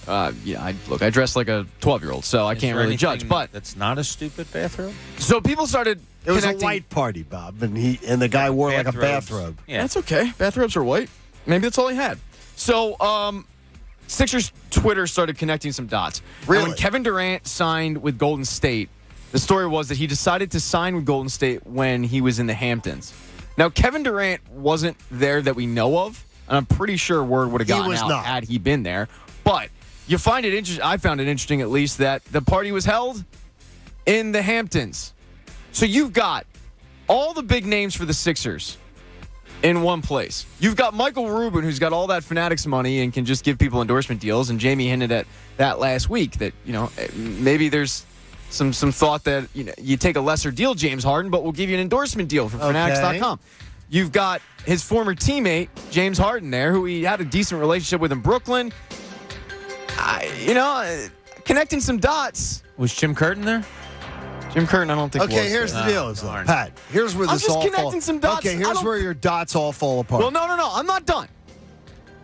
Before you just crap all over my parade, let me have this for a second. I don't think there is a shot in hell that it wasn't at least the topic got broached. Hey, Kevin, what's going on? Well, Kevin wasn't there. I know, but Kevin's representatives were there. Okay. Here's why it doesn't make sense. All right, go ahead. Yeah, it ruined everybody's party. He has the same party every year, 4th of July weekend. Yes, he does. So this is an annual event that people go to. Is Kevin Durant's agent He there just every happened year? to be there the year he went to the Warriors is when the deal got done because of Michael Rubin's party and the It doesn't matter that he has this. I don't think that. Hey, the conspiracy theory isn't did Michael Rubin host a party to get him in a room? No. Like Michael Rubin doesn't. Michael Rubin would have just called the guy up and said, "Let's meet for coffee." But I find it interesting that the main pieces of the Sixers are in one room, including Meek Mill, who has a good relationship with KD and Kevin Durant, and James Harden. James Harden's there, former Sixers owner. Like, there's just a lot of people in a room together to sell KD's representative on coming to Philadelphia. Now, I'm not saying it's going to happen, and I still put the odds of it being at like 15%. But I just found it really interesting that all these pieces were in one room, and the idea that it wasn't at least talked about is absurd. Okay, I Are love they bringing it up in front of Tyrese Maxey? Yeah, that's what I'm saying. Is Maxey's right there? I mean, Maxey's going like this. Hey, Guys, Tyrese. I'm right here. Hey, Tyrese, But we I have some don't really think- good news for you here. We're Yeah, trying I to don't- get rid of you. I don't think but that's the thing. Like, when Daryl Morey calls up Sean Marks, he's not including Tyrese in the deal. And I think deep down he knows that he will have to, but the initial offer is definitely not Tyrese. It's probably Furkan, Tobias, Hicks, B-Ball, Paul. Like, it's a bunch of slop. And then I think eventually he would reach Tyrese, but I don't think Tyrese is sitting there going, "Oh, wow, they're looking to trade me." I think by saying, "Hey, Yes. what's KD think of Philly?" Tyrese knows that if there is any talk of Kevin Durant coming to the Sixers, he's gone. I might do this tomorrow, but looking at some of the former trades that have gone down in the packages that teams have gotten. While I agree with you, and I think that if you were to get a KD deal done, Tyrese would be included, it's not out of the realm of possibility that could be Tobias and a bunch of Direct. Because teams lose their leverage when a player wants out. They just do. The thing is, though, with 4 years to go, I think they have all the leverage in the world. I don't think you could have any more leverage if you're the Nets. That is a lot of leverage. There's 4 years left. I can't argue with that. They're like, 4 years left, Kevin. We're going to wait till we get a great deal, or you're going to play for us, or you can just sit home. Yo, you show up here with your stupid facts, John, and it pisses me off because I can't argue with it. But I mean, I don't think there's ever been anybody that has had better leverage right now than the Nets. But do you guys think that it was talked about at the white party? Absolutely. That's where I'm getting at. And then when Tyrese was over at the shrimp table. Well, maybe they used a code word, like a code word, like Schmyry Schmaxy. Yeah, he came over and was like, "Hey guys, what are you talking about?" And they're like, "Oh, nothing." It got us silent as when Coach walks into the room with us. Patty Windhorse in there is connecting the dots. Like, why is that? Here's a cheap shot from Maurice, and he has Maurice is how he MO-Reese. Maurice says, "John, I got to admit, I chuckled when you said about Tyrese Maxey dancing. It was sort of how I would expect you to be dancing at a Meek Mill concert." Is it a little Elaine Benesis? It's not just. You can tell Tyrese isn't really, and he's such a charming, unbelievable person, much like myself. You can't dance like Egan. He doesn't have Egan's Well, move. no one can. Yeah. Right. He goes, but Maurice takes the cheap shot and says, that's how I would expect you to be dancing. That's a good line. I give you credit, Maurice. That was pretty good. I don't think, John, you've admitted you're not probably a pretty good dancer. No, I am a terrible dancer. So that would be the greatest anxiety you could ever. What, getting you in a dance hall? Yes. Okay. That would be the greatest anxiety ever. I think we just found out what's going on at FanFest. No, it's not. Greatest anxiety The big announcement you've been waiting for, the John Kincade dance-off. I'm ashamed to say I did not do a Dancing with the Stars type fundraiser because I wouldn't do it. And you weren't a star. No, it was radio people. It was all radio people. I'm sorry, It was all radio people that were doing it. Softball. And it was for money, raising money for charity, and I was like, no, I can't do it. They work hard at that. Like that Dancing with the Stars competition is. They do.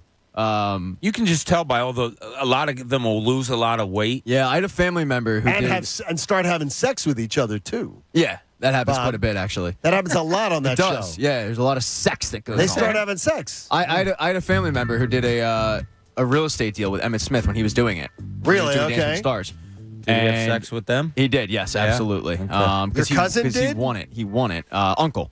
And the deal, they had to meet, and his representative called him and was like, hey, can we push the meeting? Emmett's got this dancing thing, and, he's really into it. My uncle was like, you've got to be kidding me. Like, this is $1 million deal that we're messing up here, and he doesn't want to meet the day we've agreed upon because of a dancing competition. But they get really into it. It gets really serious, really heated, and the competitive nature of these athletes definitely comes out. That show's got to come to an end, though, right? Eventually, They're running out of B stars and C stars to have on I mean, at this point, they're at D list. Like Connor got a call. Connor, you got a call for Dancing with the Stars? I did. Yeah. But they were looking for Dylan McKinnon. Who won the first Dancing with the Stars, transferred Bob? him to D Train. Wasn't it? I thought it was Emmett. Won the what? I don't Emmett watch Smith. that show. First, give me a hint. General Hospital. Kelly Monaco won the first Dancing with the Stars. We break early. She beat John O'Hurley. Yeah. From Seinfeld. Yeah. The voice of our sister station. Love Voice John of Ben FM. Yeah. Kelly Monaco was the winner. And she started sexing it up with the trainer. Or her dance instructor, if I'm not mistaken. With Egan. I don't know if it was with Egan. That'd be cool. Good size, though. Yeah, that'd be Kelly's like I'd be 5'3". down. She's like 5'3". What up, Kelly? Could work out. And she's a Philly girl. I'd take her to Qdoba. She's she's a Northeast girl, Phillies fan, Eagles fan. Yeah, we can get along. This could work out. This could be a beautiful relationship. If Kelly Monaco knew that Pat Egan was in the mix. Oh, yeah. Get another penguin ready, Pat. That's right. Get another penguin ready. Was in the mix. It could very well work. Maybe a puffin this time. By the way, did you make sure it works. Did you accept the mayor's apology yesterday? No. Screw that guy. Did you accept his apology for saying, I can't wait to not be mayor anymore? Guy's a jackass. He's got 2 years left. Yeah, I can't wait. By the way, thank all of you who put him in. I can't wait for you not to be mayor either, there, bud. I mean, seriously. And honestly, I said it yesterday in sports, and a gentleman said to me on email, he goes, I can't believe you didn't go further with it. Would we accept this from anyone in sports? Man, No. I'm going to be so glad when I'm not the Eagles coach anymore. I'm going to be so glad when I'm not the quarterback in this town anymore. I'm going to be so glad when I'm not the point guard of the Sixers anymore. We would never accept it. Why would we accept it from an elected official? I don't think we are. I'm wondering if this is over with. I'm wondering if he if he's going to step down. I'm wondering. Oh, so you still think it could have Yeah, I'm not a Philadelphia resident. I didn't have a vote for this, and I don't really follow the inner workings of Jim Kenney all that much. But just looking at it, outside looking in, for a public official, for a mayor to say that, it's embarrassing. It did. It embarrassed really the city, bad. and I wonder if he takes a step back and says, you know what, I got to step down. Not even political for me. Like I side way more liberal, soy boyish. So it's not even political. He's just not good. He's not a good mayor. He has not been a good mayor.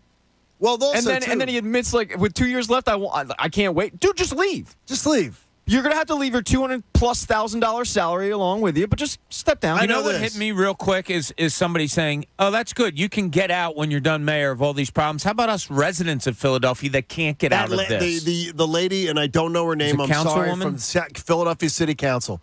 She was so eloquent, so bold, though. She was very brash and bold, and it was awesome. Yeah. It was great what she said. Yeah. I would say this, though, as a guy who didn't live in the city but came to this city often, and we always stayed downtown. When Mayor Nutter was the mayor, when Mayor Rendell was the mayor, when other mayors were in place, we did not have the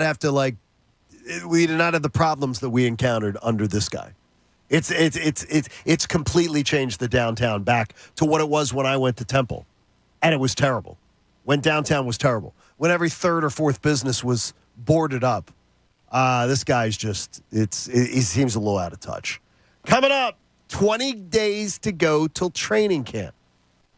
But most improved team, the Eagles, there's a warning caveat to it. Let me tell you next. John Kincade Show, final hour comes your way next on The Fanatic. You know, BetParks is an official betting partner of the PGA Tour. Why don't you download the BetParks app today? If you're in Pennsylvania or New Jersey, you are absolutely going to love it. There's special boosts and wagers for the PGA Tour that you can get involved with. So just download the all-new BetParks Casino and Sportsbook app. Yeah, it's got all the casino games for you, too.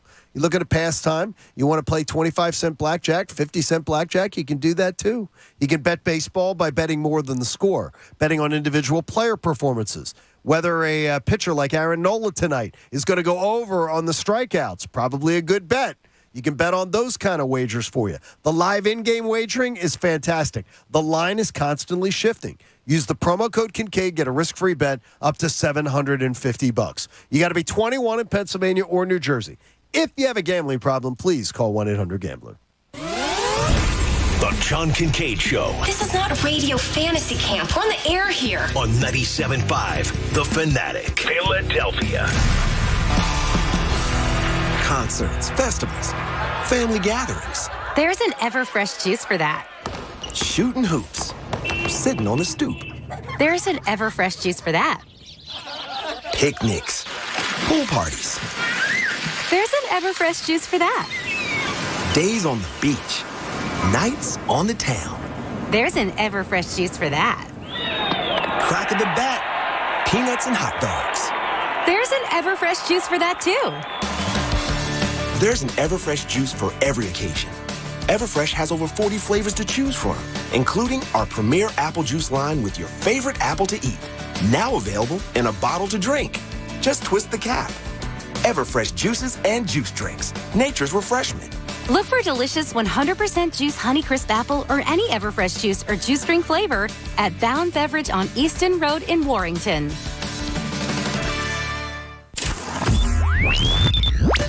The most popular esport is back as the League of Legends Championship Series Summer Split is about to begin play. 10 of North America's best League of Legends teams compete in 8 weeks of play, where the top 8 teams then compete in the LCS Championship, taking place at the United Center in Chicago. In the Spring Split playoffs, Evil Geniuses pulled off a miracle run to win it all and are now the team to beat in the Summer Split. The latest esports and gaming news. Find it online at checkpointxp.com. I'll ring you up in a second. Kim, can you see if we have more acid wash? Desmona's thrift store is the spot for killer vintage finds. Oh, that looks fabulous on you. Hey, can you do the register? But her sales clerk situation feels pretty threadbare. Oh, yeah, let me clear out that fitting room. Indeed can help her hire great people fast. I need Indeed. Indeed you do. We instantly connect you with quality candidates whose resumes on Indeed match your job description. Earn up to $500 in sponsored job credits by conducting interviews on Indeed. Visit Indeed.com/credit. Terms and conditions apply. At Lowe's, every pro is an MVP to us, no matter how big or small your business is.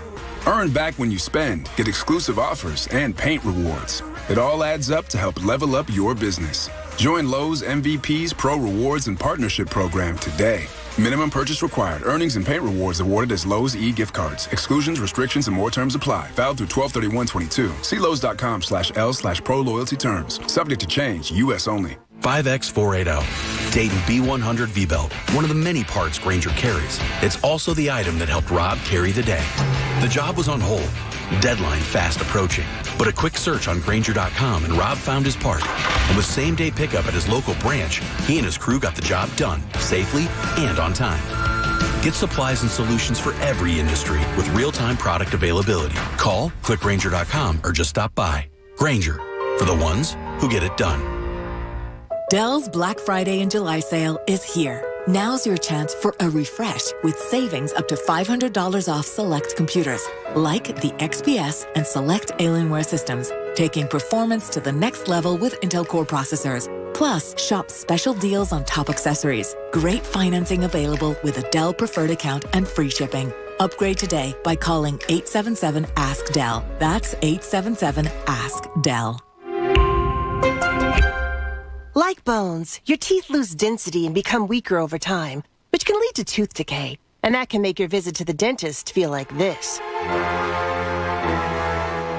But if you want your dental visit to feel like this, try new Crest Densify. Crest Densify actively rebuilds tooth density to extend the life of teeth by remineralizing enamel. New Densify from Crest, the #1 toothpaste brand in America. Smile, Crest has you covered. You know the signs of a natural gas leak. Ugh, it smells like rotten eggs.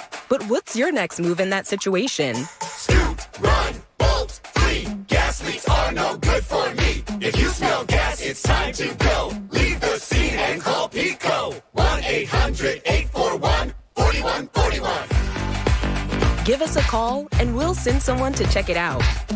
Pico is here to help 24/7. For over 35 years, Health Partners Plans has been proudly caring for people in the community. Our nationally recognized Medicaid plan offers a growing network of doctors and hospitals so you can get care close to home. Health Partners can help you get the care you need, including doctor and hospital visits, prescriptions, immunizations, eye and dental care, and more. To learn more, please call 1-800-553-0784 or visit hpplans.com. Health Partners, trusted care where and when you need it. In the heat of the moment, you keep it calm and cool with a $3 medium ice cold brew. And not just any cold brew, but one that's slow steeped and mixed with brown sugar and molasses flavor. With a cold foam infused with brown sugar coolness and a cinnamon sugar sprinkle on top. That's keeping it calm, cool, and cold brewed. With Dunkin's new brown sugar cream cold brew, now $3 along with all medium cold brews. America runs on Dunkin'. Participation may vary. Limited time offer. Terms apply. WPEN Burlington, Philadelphia, a Beasley Media Group station, home of the most entertaining sports talk in Philadelphia. 97.5 The Fanatic, Philadelphia. Now, back to the John Kincade Show. There is no such thing as an off-season for Eagles football on this show. More of the John Kincade Show now on 97.5 The Fanatic, Philadelphia.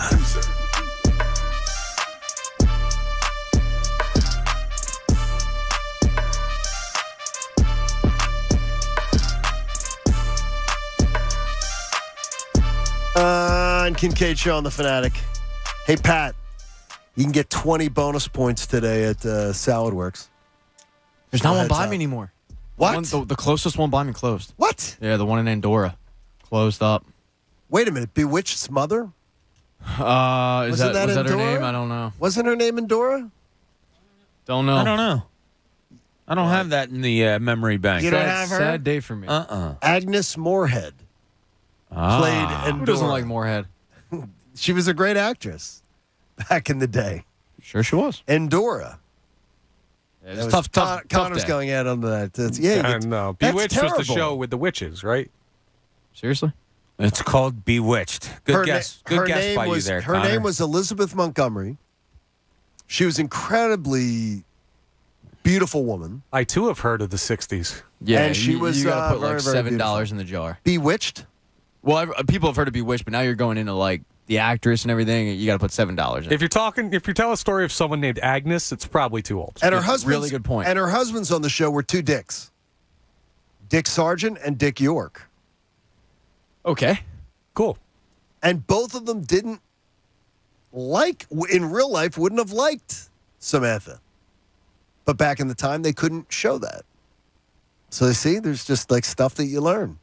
You learn all these things in history. We're trying to take. Let's talk about silly stuff that bothers you. Like Connor's mustache? 11-0. John came in and said, Connor's mustache really bothers My me. mustache is great. I don't know why so. No, I've had a lot of compliments on the mustache. No, it's not great. Oh, it's a wonderful mustache. Had a lot of I compliments. still think you should get the trucker hat out.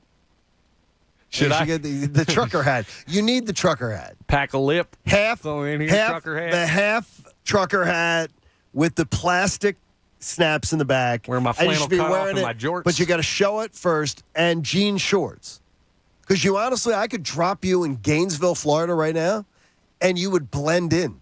When did Florida get control over the mustache? Well, you would look like if you put on a trucker hat backwards and jorts, you could disappear in Gainesville. And you'd love Gainesville. You love Florida. That's right. You love the baby. heat. You would love that. You'd be a Gator. Gators. 9 a.m. hour is brought to you by the Bagster. It's a dumpster and a bag at your stay at Home Depot and Lowe's. For details, go to Bagster.com. One of the cousins checking in says Connor grew the mustache because of Top Gun, period. Yeah, there's a Top Gun 1,000%. theme. No, There's there's not even. That is 1,000% the reason he grew it out. Slight you grew influence. it because of the movie Top Gun. Slight influence. Not the total More than reason. slight. Yes. I would say majority influence. I would give it a 50 over Connor, 50% you're lucky. influence. You're lucky. You're an attractive guy because that mustache would have a chance to really ruin things for you. But The you're mustache lucky. plays. I've been told by some people of the fair sex that they enjoy the mustache. Have you gotten a second date? That's a no. There's a move. That's a no. Somebody Pat, moved it's- away. Is that personal question? She moved Yeah. away. She No moved personal away. moved yes. away. It was so bad. She moved away. Let's just unpack this for a second. It All was right. such a bad date that she packed up and moved away. No, that's not it. No. And John wasn't here for. We thought we had a true connection because Connor had a date with a girl who they were talking about cooking. She goes, "Yeah, I don't really cook. I just throw things in the microwave." And it was like Wow. a ray of sunshine. Sounds like your came dream down. girl. Exactly. Great-looking girl. We got No, along fine. a ray of radiation. A ray of radiation, correct. But Everything was great, but it work didn't- had her move back Yeah. to her hometown down the shore, and goodbye. You know what Wait a that's minute, over. down the shore and That's you call off yeah. a relationship because of that? No, it's just busy. yeah, That's He timing. didn't Connor really doesn't have work. time That's a because he pity works. date. What does too she hard work at a to go flip-flop down shop? I don't want to give all of her information. She out. gave you a didn't, pity like, date. no. She knew she had to move, so she went out with you one time. Wait a minute, she had to move. She didn't move to. She's in school and has a job. It's a long story. She We didn't don't move need to to- South Korea. Yeah, we don't. But need she to- doesn't All want to see you. into it. Hey, Nick Tricome from Philly Voice. Now, two Philly Voice shout-outs this morning. Nick did a piece yesterday about the overwhelming sentiment across NFL media that the Eagles are one of the most improved teams in the NFL. I mean, it is overwhelming the amount of positive press. CBS Sports, Bleacher Report, NBC Sports. I don't believe anything on Reddit, so skip that. Pro Football Focus. They literally have the Eagles as the, oh my gosh, this is incredible. They're one of the most improved teams. It's overwhelming. They're on every list. They're top 3 or 4 on everybody's list. So me, being me, what do I say? Should I be excited about this? Well, why don't I just go back and do the simple Google search and go back to last year and see who were the teams last summer that were the overwhelming teams on everyone's list. So what I did is I took the Philly Voices piece and I went to the same places. I went to CBS Sports. I went to Bleacher Report and all those places and said, who were the teams that were the most improved in the NFL last year without looking at it? Bob, Connor, Pat. Give me a team they were last summer that was the overwhelming, showed up on everybody's list as most improved teams in the NFL. There's going to be a punchline is all I'm going to tell you, as you can imagine. Indianapolis. Didn't make the list because they were in the playoffs the year before. Yeah. But here are the teams that they were all wild about last year. The New York Jets. were unanimous. Unanimous. They showed up on every list of the most improved teams in the NFL. The New York Jets. What about the Cardinals? The Cardinals were not on that list last year offseason. The Jacksonville Jaguars. You know who else was unanimous? The Jacksonville Jaguars. Yes. Most improved teams in the NFL. You want another team that was unanimous, showed up on every one of their list? The New York Giants. So I found the teams that just showed up on everybody's list. Now, some of the lists went 6, some of the lists went 7, some of the list went 10. But I just gave you the teams that showed up on everybody's list. And the Washington football team was the last one, Cleveland Browns after them. So all I'm going to say is I'm excited too, and I am totally drinking the Kool-Aid. I am absolutely believing the Eagles are incredibly improved and everything like that. But all it took was me just going back to last year and saying, oh, wait a minute. Who was everybody telling us in NFL media? Who were they all gaga about last year? And what it showed me is buyer beware on these lists of the offseason. Connor's shaking his head and saying no. How many of those teams were a playoff team the year before they were on that list? Not many. So you look at it, there's different levels of most improved. Like you can say, oh, well, they're very improved because they were terrible and now they're just regular bad. The Eagles are on this list as a playoff team, which lends more credibility to them actually being really good this year to me. Not a bad point. Bobby? Yeah, I mean, the Jets, if they won 3 games and went to 6, they doubled their win total. You could say, yeah, we were right on that. You know, Connor makes a great point. What do you look for when you say, all right, who's going to be improved? You look at free agency pickups and you look at draft. Well, I told you, I read 2 publications that gave out grades on Eagles drafting, and both of them gave them an A+. Then you also, in not in free agency, but in acquisition, you picked up A.J. Brown. I mean, how can you not seem to think on paper that they're going to be a very improved team? So, yeah, I think the Eagles not only I totally agree they belong there. Oh, I'm drinking the Kool-Aid, so I am not questioning. If I was making a list, I would consider them one of the most improved teams. But it does give me pause when I look and say, man, these improved lists don't tend to pan out. Same people, yeah, last year, or with egg in their face. Yeah, Right. I'd probably have the same reservations, but at the same time, it'd be kind of stupid not to include them on the list because of the changes they made in the offseason. You know, there's not really a position where they took a step backwards I can think of. I mean, maybe safety by losing McLeod, but, like, how much of a loss is he really other than, like, in the room and sit? And Rodney McLeod was all reliable more than anything. So when you look at the improvements that they made, this is all on paper, but it looks like they're drastically improved at the positions that they need to improve at. Sure. They didn't take a step backwards, really. No, they did not. You know, it's not like they lost, like, Jason Kelsey. It's like, oh, we don't know. We're getting in Cam Jurgens or Landon Dickerson. Like, no, like, okay, they lost Brandon Brooks. But I've seen enough from that offensive line to know that they'll be able to survive without Brandon Brooks because they've been doing it the last couple seasons because he hasn't been healthy. So what big loss do they have that they didn't fill? There isn't really one. No, there really isn't one. It's very impressive what's happened, but just remember though that these lists tend to not pan out. Do you remember who some of the other teams were? Because I was kind of writing down in my head. I guess I gave Raiders you'll have there because Raiders weren't there though. Oh, they weren't? They were not Chargers? one of the unanimous. The ones that I said is I went to every single one of the things and I said if every team showed up on every list, I counted them. If they showed up on one list and not another, they were eliminated. Gotcha. So I tried to do it where I said, okay, these were the teams that everybody thought was going to be wild. Cleveland Browns. Cleveland Browns had a disastrous year, but I don't know that was, truly that they were terrible as things just sort of fell all apart for them, which really wasn't good at all. Hey, the 9 o'clock hour is brought to you by the Bagster. It's a dumpster in a bag. You can get yours today at Home Depot and Lowe's. And for details, go to Bagster.com. Love me some Bagster.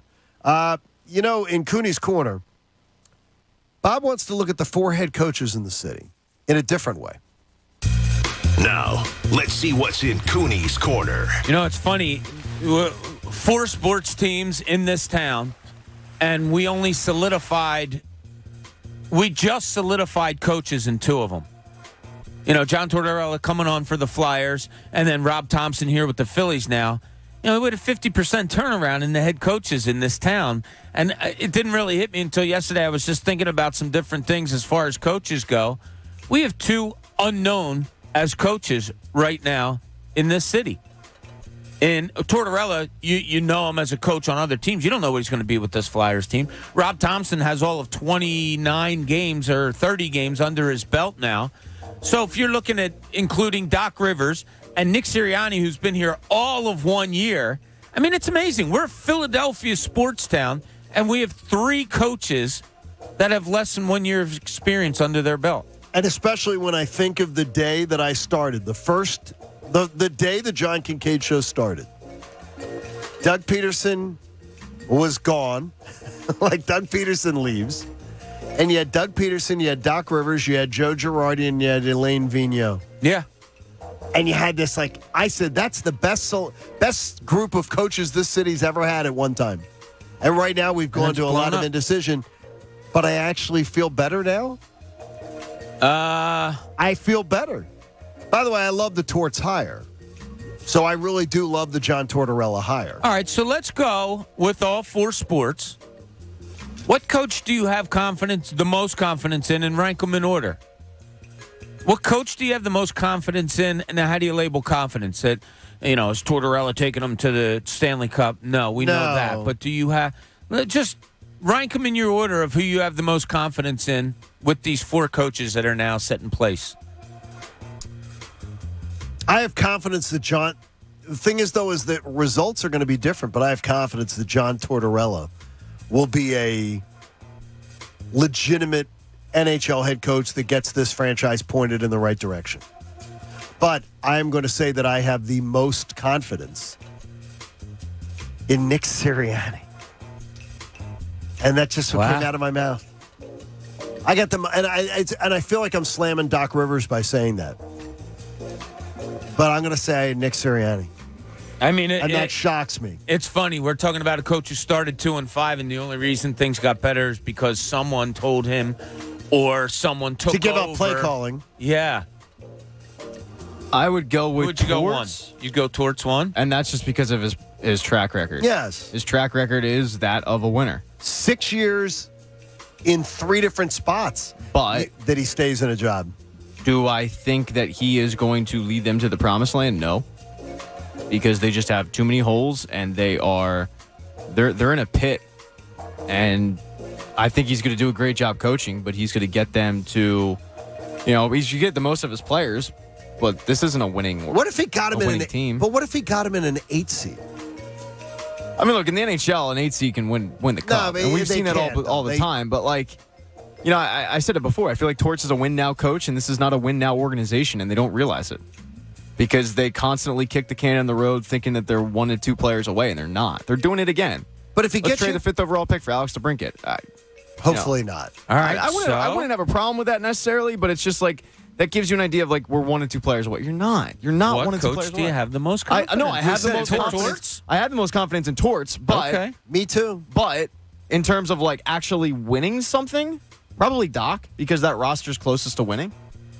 All right, Connor, who's your number 1? Sirianni, then Torts right after him. 1A, 1B probably. What if Sirianni grew a cheesy mustache? Oh, he shoots way up. That's him, and there's a long gap. Yeah, I'm going to go with Doc just because he's done it. Really? And as Pat said, he has the most talent. I want to see what Doc Rivers does with this team that he has now because he didn't have it last year. And he couldn't practice with James Harden last year. But he doesn't practice, right? Yeah, well, you're going to have a training camp. You're going to have times where you have to practice. Yeah, whatever practices and whatever he wants to implement with him. All right, let's go a different way. Who do you think's going to be here the longest out of those 4? Nick Sirianni. Sirianni based on Jeffrey Lurie's track record. That's not bad. That's not bad reasoning. He doesn't usually fire guys, and it seems like Doug Peterson kind of chose to step away and was basically Doug fired himself. Yeah. And Chip Kelly was a different scenario, but other than that, I mean, he usually seems to like to keep guys and actually let them have a 5-year plan. And even Doug was here for 5 years? Yes. So like Torts would be. I'd be shocked if Torts is here.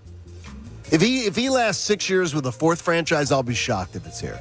I wouldn't necessarily be shocked, but I think he's honestly, to my opinion, the obvious choice because he just got hired. Right. He's good to have a little bit of a leash, but I'd go Sirianni just based on the owner's track record. What do you got? Might sound crazy. Rob Thompson. Really? Yes. The window of this team for the Phillies probably is about another 4 or 5 years of competition. And if he gets them to the playoffs this year, I think they ride with him throughout this stretch in Bryce Harper's prime. And then you may even get 2 years out of a rebuild of him. Okay, you picked a guy that's an interim. Yeah, I know. It may sound crazy, but I think it sounds very crazy. I'm right there with you. You're there with Thompson? I would. I don't know if Tortorella, as Pat said, he's a win-now guy. I don't know if he's going to be able to last this thing out. We'll see whether it's his decision, which I think it would be. I don't know if he's going to do that. Doc Rivers, if he doesn't do more this year, is he going to be around? Maybe not if they don't get past the second round. No, he should be gone. Yeah. If he doesn't do more. I think Sirianni is probably your best bet. But it's the Eagles. There's expectations. You have a really big roster. And like I said, it took him 7 games last year to say, or to realize, or someone to tell him, yo, dude, you cannot pass this guy 50 times a game. And then he had to change everything up. So I would, if I'm a betting man, I'd go Sirianni, but I would go with the underdog, Rob Thompson. Yeah, I'm with you. I considered it, but then it's like I don't want to just jump in feet first this early on.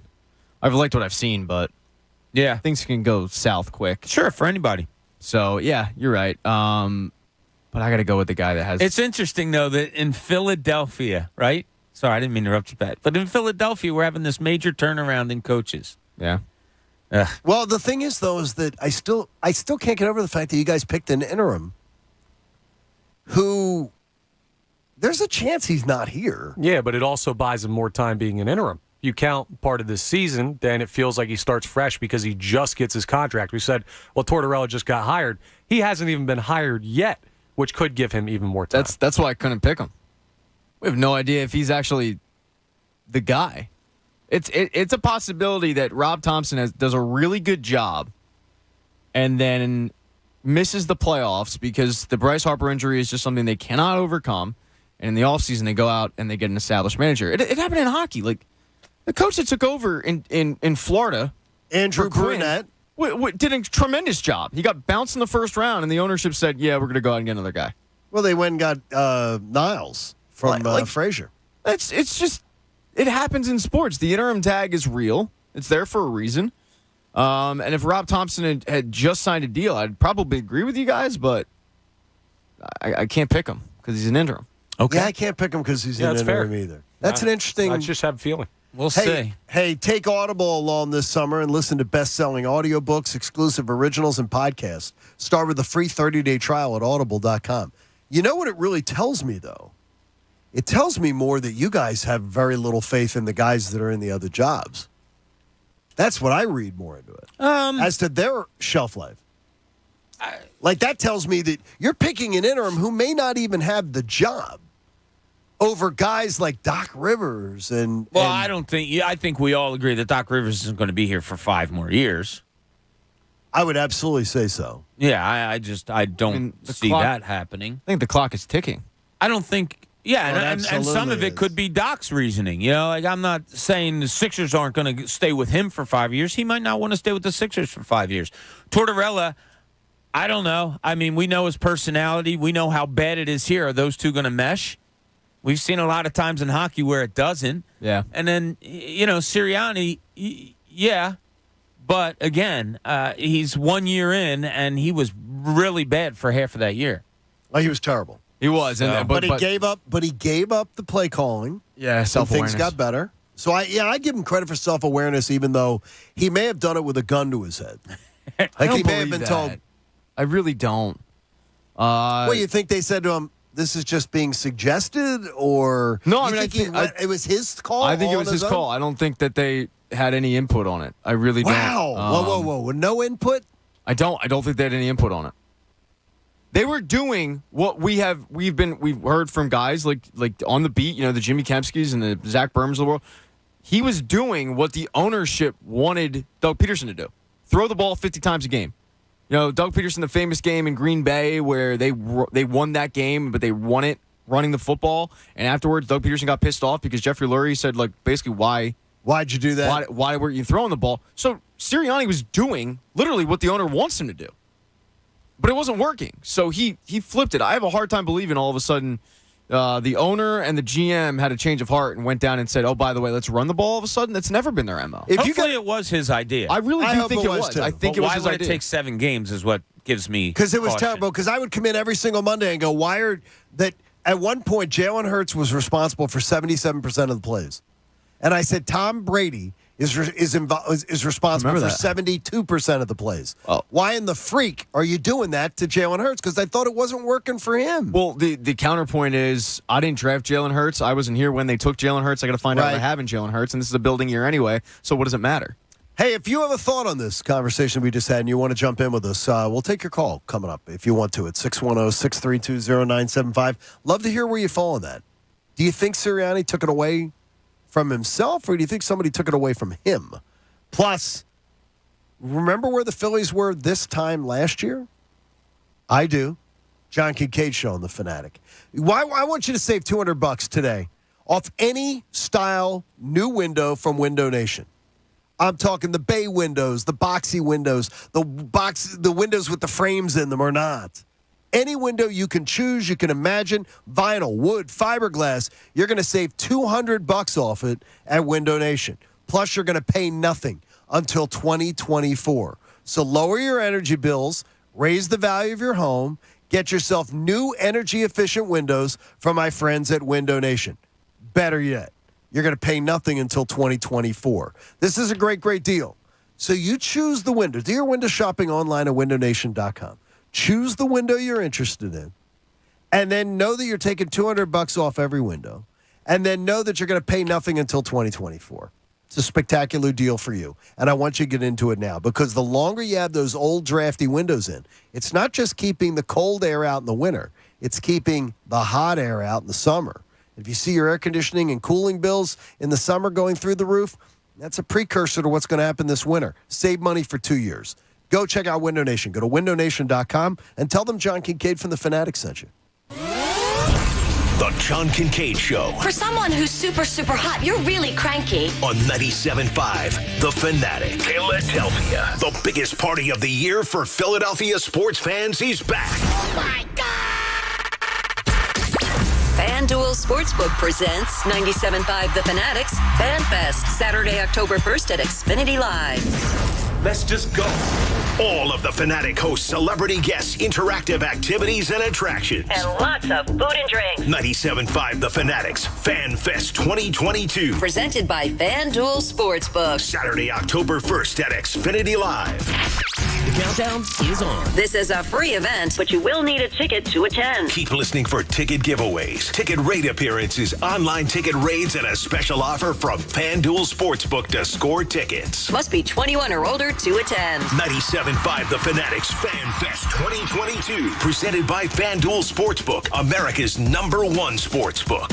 Believe it. Be there. There is a place outside of Philadelphia where the aroma of freshly baked bread brings you back to more traditional times. The era when families join together to enjoy an authentic old world taste with traditional recipes and fresh ingredients. That time and place still exists at Corpoli's Italian Bakery and Deli since 1924. Now 4 generations and 4 locations. The Corpalese family has been bringing you back to a more nostalgic time by sharing their favorite recipes and consistently adding new flavors for new traditions. While Corpalese Italian Bakery and Deli is well known for their famous tomato pie, voted best in Philadelphia, nothing compares to their fresh baked bread and strombolis, handmade pastries, cookies, pies, and a wide range of custom cakes. For a list of locations and all your party needs, explore more at CorpalesBakery.com. Hey, it's Cuz. Don't be that guy with the T-shirt on in the pool this summer. With NJ Diet, it only takes 40 days to lose a contractually guaranteed 20 to 40-plus pounds. NJ Diet is unlike any other weight loss program. They use your hair, saliva, and blood work, along with bioenergetic scans, to personalize supplements that will target your hormonal imbalances, which gets your body into the fat-burning zone so you can finally lose that weight. Then NJ Diet uses DNA info to help you keep the weight off. Guys, don't wait for your doctor to give you the bad news and then try to figure it out. Contact NJ Diet today. Get ahead of your health. Your weight loss can help you overcome any health issues like high blood pressure, high cholesterol, diabetes, arthritis, depression, even digestive issues. So what are you waiting for? Locations: Newark, Delaware, King of Prussia, Cherry Hill, or worldwide with live online video consults. Visit NJDiet.com or call 855-5NJ-DIET. That's 855-5NJ-DIET. Go to NJDiet.com. Lose the weight for good. Today on Hey Culligan, soft water, cleaner environment. What do you say, Greg? Hey Culligan, are you saying if I have a Culligan high-efficiency water softener, I'm also helping the environment? It sounds like you're saying it, Greg, and yes, you are, because with the Culligan high-efficiency water softener, you'll use less detergent, soap, and harsh chemicals, and that's good for the planet. Now you're saying it. You bet I am, Greg. Soft water and a cleaner environment is already on the way. Let us help you out with a free in-home water test from a local Culligan water expert at Culligan.com. If you're a small business, there are lots of choices when it comes to your internet and technology needs. But when you choose Comcast Business Internet, you choose the largest, fastest, reliable network. You choose advanced security for total peace of mind. And you choose fiber solutions with speeds up to 10 gigs available to more small businesses than any other provider. That's virtually everywhere we serve. The choice is clear. Get unbeatable business solutions from the most innovative company. Comcast Business, powering possibilities. Restrictions apply. Not available in all areas. Actual speeds vary. 20,000 bonus points, 18.99% variable APR, and a $32 statement credit when you spend $200 before your dog's 8th birthday. Credit card ads have all sorts of numbers, but they mean nothing to you if you don't get approved. So here's Credit Karma's number, 50. Like members who shop on Credit Karma get approved over 50% more often than the national average. Now that's a number you can rely on. Credit Karma. Apply with more confidence. Member approval rates in 2021 over 50% higher than 2020 CFPB national average. It's a fact. Only 0.0001% of people will ever step up to the plate as a pro baseball player. For the rest of us, there's BetRivers.com Sportsbook app. Featuring same-game parlays, you can combine the excitement of different bets all from the same game. Totals? Bet 'em. Spreads? Bet 'em. Player props? It's a home run. Download the BetRivers.com Sportsbook app today. It's a whole new game. Presented by Rivers Casino Pittsburgh. Must be 21. Gambling problem? Call 1-800-GAMBLER. Have you ever noticed that when the afternoon light hits your floors, you can see everything, including dust? So much dust. And that floor dust gets kicked up into the air, compromising the quality of air you and your family breathe. Eesh. Swiffer Heavy Duty Sweeper is the fast and easy way to clean your floors with ultra-thick pads that trap and lock dust before it gets in the air. Just a couple minutes a day. And dust is gone. Swiffer Heavy Duty Sweeper.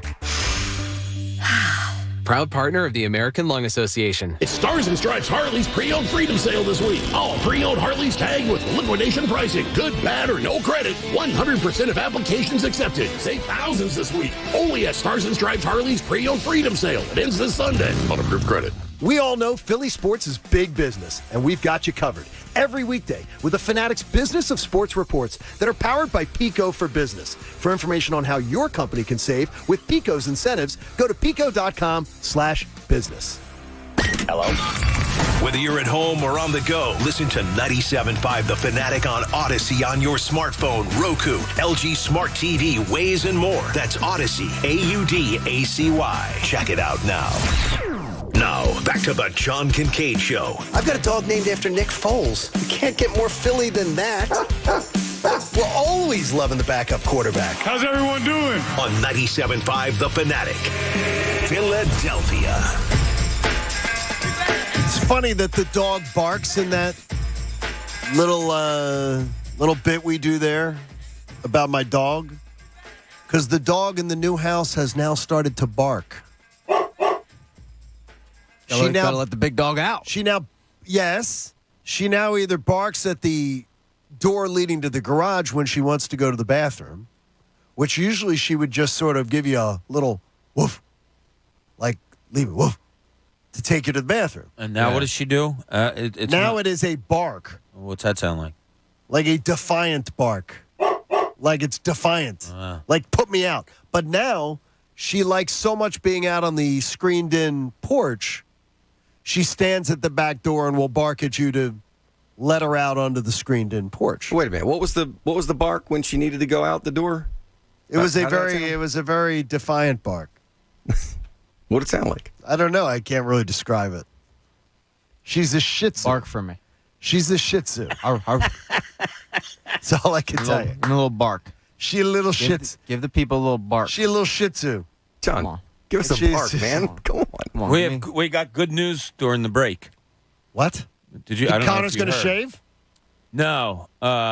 Apparently, Pat's son Jack saved the world. This story, dude. Yes, you are. I'm not telling this story. Bob, come on, I'm man. not telling this Bob story. me. No, I'm bobbing you. Oh, That's a okay, violation. really? Come on, man. That's not a violation. It is. Can't tell this story. You can't tell the story? No, you just brought it can't. up on air? Okay, that's a violation then, Bob. All right, I'm going to tell the story, and then think you guys decide if it's dump worthy or not. Okay. Oh, here we go. This isn't dump worthy. This is perfect. I got a text that said, in quotes, "Mommy, I just saved the world." How did you save the world? With my penis. That was my 3.5-year-old son proclamation. So you can thank him for saving the world according to he saved the world. Only him. I am proud of him. I don't want any context with this story. Yeah, no context needed. I just want that quote to live on. All right. I'm just proud of him. Hey, thanks, Bob. All right, do not Google it. My son. Connor, where were the Phillies after 81 games last year? How many wins? They have 43 this year. Last year, they had 39 wins. Yeah, I didn't look it up. I'm glad you said don't look it up. I didn't. I'll go. Wait, they were bad late. So I'm gonna go over 41. I'm gonna go 42. No, I'll go 37. 39. Connor, they had Put it 39 on the board. wins. Yes. They did. They had 39 wins at the halfway point of the year. He didn't last say year. not to bing it. 4 games less than where they're at this year. Is it amazing to you that you feel so much more confident about a team that has just won 4 more games? I don't know. Last year we were very negative on the Phillies, and by the way, the Phillies were ahead of the Braves this time last year. Yeah, well, the Braves just lost Acuna and I think Albies might have been it. right? Yeah, so What was our confidence level this time Not last year? good. You think it wasn't good? They were they got to 500 though. They were 500 by like 45 and 45. Yeah. I think they got to 45 and 45 or 44 and 44. Hoskins was one of their better hitters. He got And then hurt. Hoskins ends up getting hurt in August. Yeah. But I mean, is our confidence so much greater? Yes. Yes. Okay. I believe. Well, I mean, I can't answer it for you, but I think that the confidence of the Phillies fans that we hear from is much more confident this year. It's 4 games. It's 4 wins, and everybody's like, wow, it's more like they're so much better. 4 games. Well, you did bring in, 2 bashers. Okay. So, therefore, you think you're getting better right off the bat. I think the holes are maybe more. I don't want to say the holes on the team are bigger than they were last year because your starting center fielder is still an enigma. Everything else is kind of the same. But we do this. This is crazy. They're still missing Gene Segura.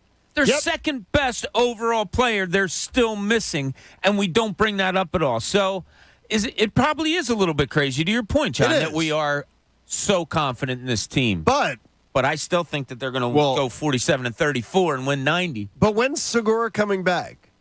9 weeks, 8 weeks. 8 more? They're going to get Segura and likely Harper back within a week or 2 of each other. Okay, so you're thinking, are we talking mid-August? Segura I and would go, Harper? I would go late August. You're going late August. Yeah, I mean, the fact that it's a thumb injury for Harper worries me. With gripping a bat, but I think there's a big difference. The big difference with you're looking at records. I mean, there was a change, a seismic change with this team. Yeah, and it was the NPR manager that will put you to sleep as he plays Tchaikovsky's Seventh Symphony, and now you've got like a baseball guy who's like, I don't really care about analytics, just see ball, hit ball. We're not doing launch angle. Yeah, there's a place for it, but like it feels like a different team. It feels like the weight was lifted off this team's shoulders in a way. And I've said it before, but this team looks like they just don't quit. And even in games they lose, they seem to climb their way back into the game. And with Girardi, it was a constant barrage of, well, we'll get after it tomorrow. Like that was his phrase. Not we'll get after it today, we'll get after it tomorrow. Well, we just got to figure it out and get after it tomorrow. Well, no, why don't you figure it out today? Well, that's why he's unemployed. So that's the big difference. That's why he did not have an answer. If this team was currently managed by Joe Girardi, first of all, I don't think they'd be in the position they're in, but I wouldn't have a ton of faith. But it's the new blood and the new voice in the room is the reason why I have faith. Yeah, I got to agree with you. I do. And I think just that little, it doesn't matter what we think, but it matters what the players think. And I think mentally, the change of Girardi to Thompson was a huge lift for this team. I do. From what Pat said, from his press conferences to constantly having his nose in a book, I just think from the comments that we've heard from the players without them coming right out and saying it, I think Rob Thompson is a real big upgrade for this organization. He's been the manager for what, 3 weeks? 30 games. 30 games a month. So a month, right? We haven't played one soundbite of him. Not one. No, I don't think we have. And I honestly think this is a testament to the job he's done because we're not going to play sound bites of him explaining, this and that. Like, it normally when we were playing Joe Girardi sound bites, it's, I can't believe the guy said this. And that's probably fair. Even when Rob Thompson is making a mistake here and there, you stomach it. Because, look, it's sports. It's 162 games. Mistakes are going to happen. Every once in a while, his gut's going to tell him to put in one pitcher, and it's not the right guy. Whatever, you chalk it up. But Joe Girardi was making mistakes, and then his justification for it was so bad that we were constantly playing. It was like a greatest hits of Joe Girardi. And with Rob Thompson, it's been a month, and I don't know what the guy's voice sounds like because I haven't heard from him. Because, as I said earlier, when you're winning, you don't care what the manager says after a game. What is it? All you care about is wins and losses. That is funny because it's something that every single morning we have. Connor walks in and says, or Dylan, the D-Train, puts his choo-choo hat on and comes in and says, well, is there anything you want? Anything you want to hear from? Yeah. And honestly, there is nothing interesting to hear from Rob Thompson. When they're winning? Yeah, and it is. What's he going to tell you? And it also and honestly, that plays to the point that a lot of people look at our industry as very negative. So that sort of point you're making there, Pat, sort of plays to the negative that we don't play sound bites or press conference things from a manager who's 21-9. Where we get to know his voice. I really couldn't tell you pick his voice out. Right now in a lineup, I'm not sure I could pick his voice out of three voices. Right. I agree. Well, so, I mean, maybe it does play to that thing where people say, your industry's so negative. You're looking for the negative.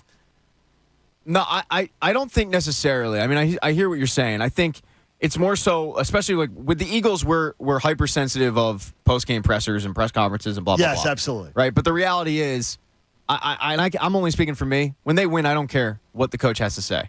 Other than injury reports, it's not going to make a difference to me. I will listen to get even more pissed off after a loss to a post-game press conference because I have to hear this guy's justification for X, Y, and Z.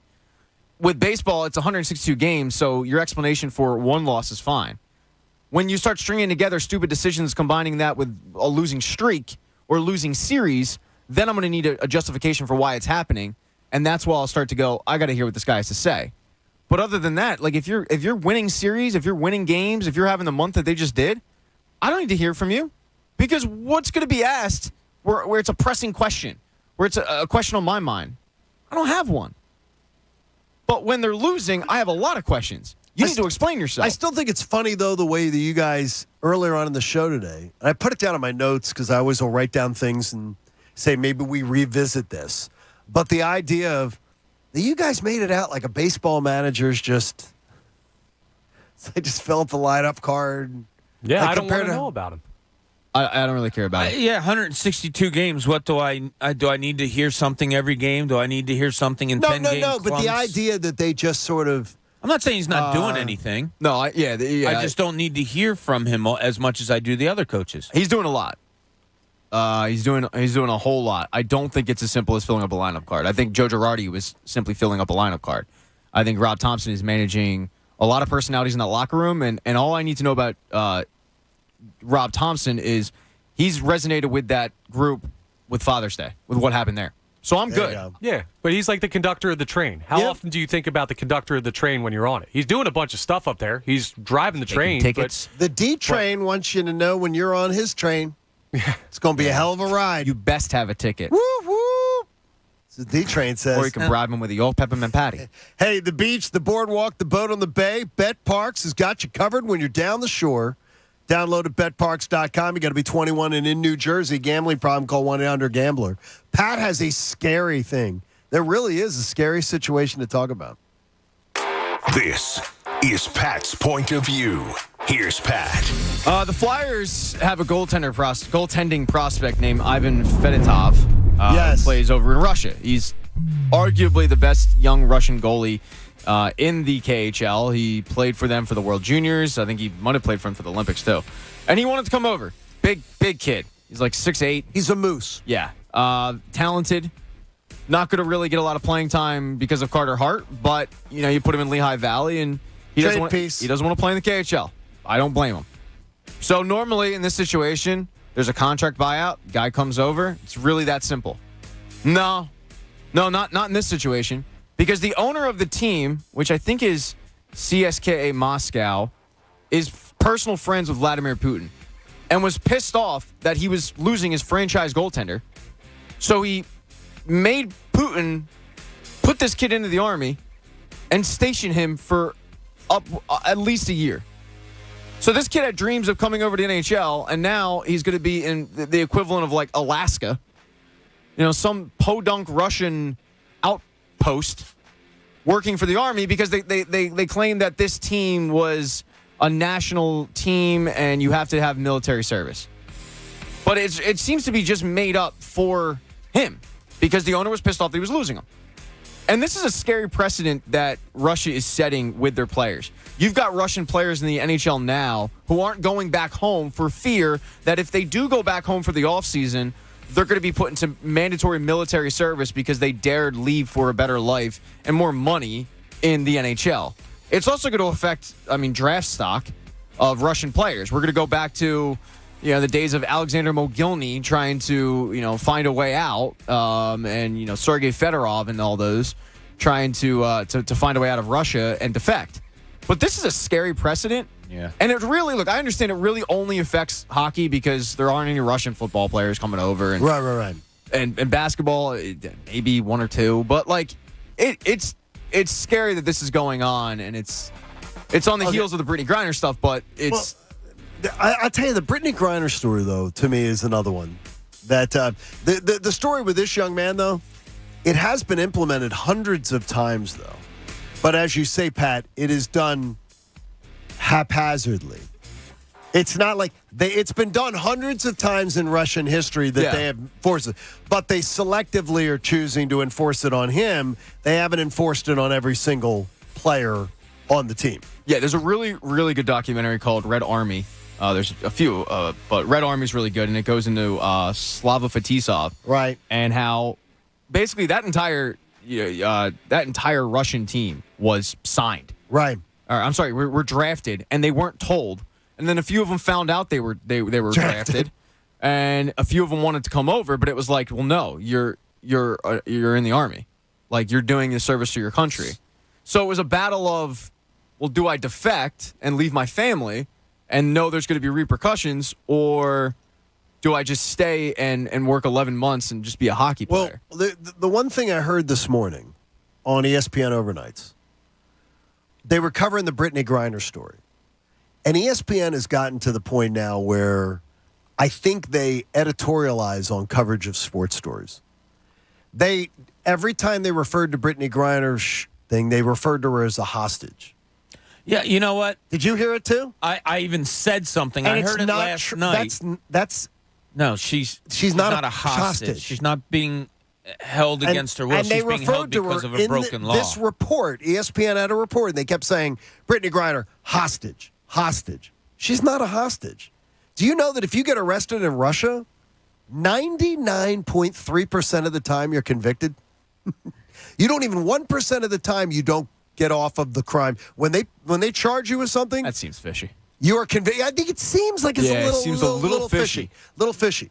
Brittany Griner, as far as I read, did not deny that was her stuff that she brought into the country.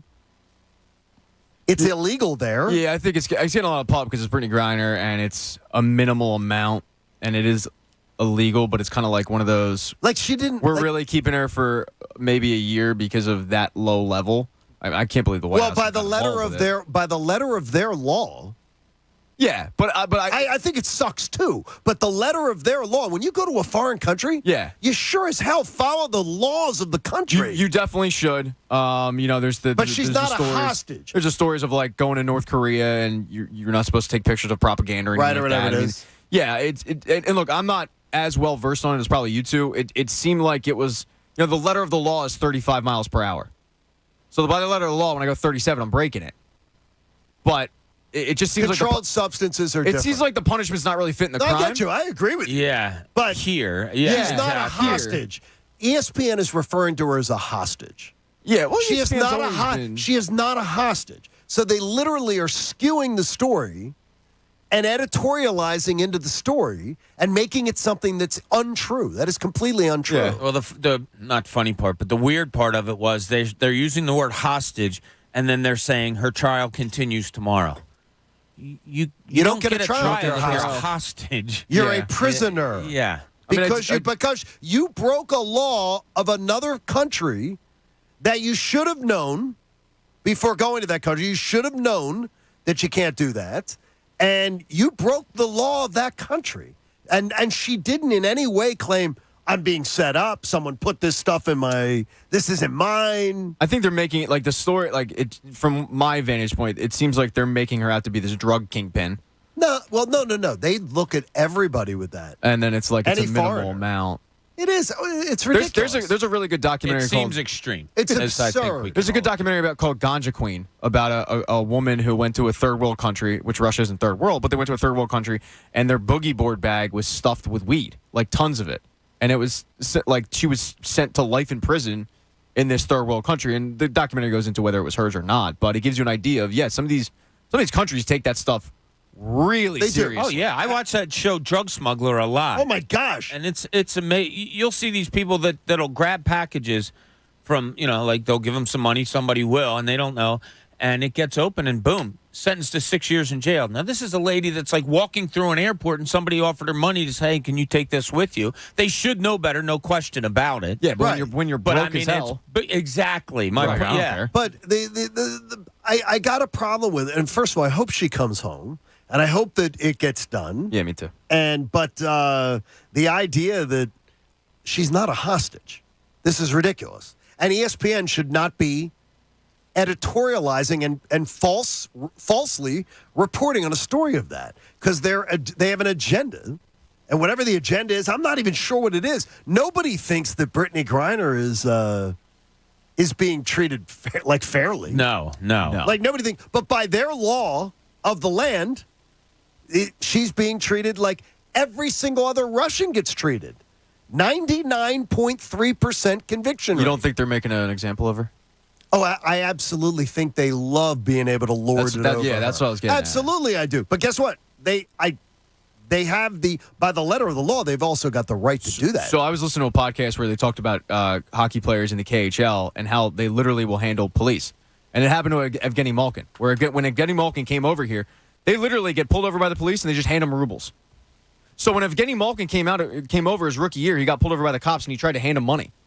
And Sergei Gonchar got a phone call from the Pittsburgh police like, what the hell's this kid doing? Because he's so used to it. Right. So, I mean, it's a different culture over there, but it's not like they're above getting paid off. No. You can pay them off. I just say... Like, I paid Coach to be in here today because I don't want to hang out with him. I just say, if you're going to report on a story, ESPN, do not lie. Yeah. She is not a hostage. Do not be saying. And they said hostage in the story. Yeah, it's bad At least choice for 3 or words, 4 yeah. times they kept referring to her as a hostage. I think, which is a I think joke. Anthony's a hostage right now. Anthony's a hostage every day at this time. He's in here against his will. I actually had a payoff situation. Really? Did you really? Yeah, I was in Costa Rica. Right? It's years ago. And we get pulled over by the cop. Right? Was he on a scooter or was he in one of the No, cars? cars. Okay. So, I mean, we were outside of San Jose in Costa Rica. Right? So I just go, I reach into my pocket. I go, no Espanol. And I give him, I had a $50 bill. So I give him I go, let me just take care of this, officer, right? Because he goes, speed limit. Like he's trying to go English word kind of. I give him the 50. Big smile. Oh, would you like to know where the girls are? I go, my man. And where'd he send you? And he did go, it was There you nice. go, He said that'll cost you 50 more. Yeah, they got you 50 more. Go ahead. Go That's enjoy. awesome. Oh, my God. You got to be careful, though. You've traveled internationally. You must know the laws of the land that you traveled to. Yeah. So what it was their speed limits were actually on the road. Oh, okay. And you couldn't even, like, they're actually painted on the road. So. How do you see them at night? Cause I don't know. All I know is, I don't know, Americano, and then here's a 50, call it a day. Do you Let me just pay consider for this right now. Do you consider speeding breaking the law? No. I think it depends. Depends on how fast you're going. Even though it is, if you're going 85 and a 70, you're breaking the law. Really? If you're going 37 and a 35, dude, get real. See, I think if you're doing 90 and a 55, right, you're breaking the law. You're doing 67 and a 55. Well, like seriously, listen, especially you're driving like an idiot. Yeah. You're hazardly driving. Right, like if you're driving past the school at 50 miles an hour, well, all right. No, that's a breaking the law. Right, residential area where you're in. Yeah. You can endanger people, but if you're on a highway, and you're going whatever, that's not law. I'm saying this because this weekend I was going 85 and 70, and I always heard that women like bad boys. Lawbreaker, Johnny. They do. They like taller. That's how I look at you, a lawbreaker. No, I can't do anything about that.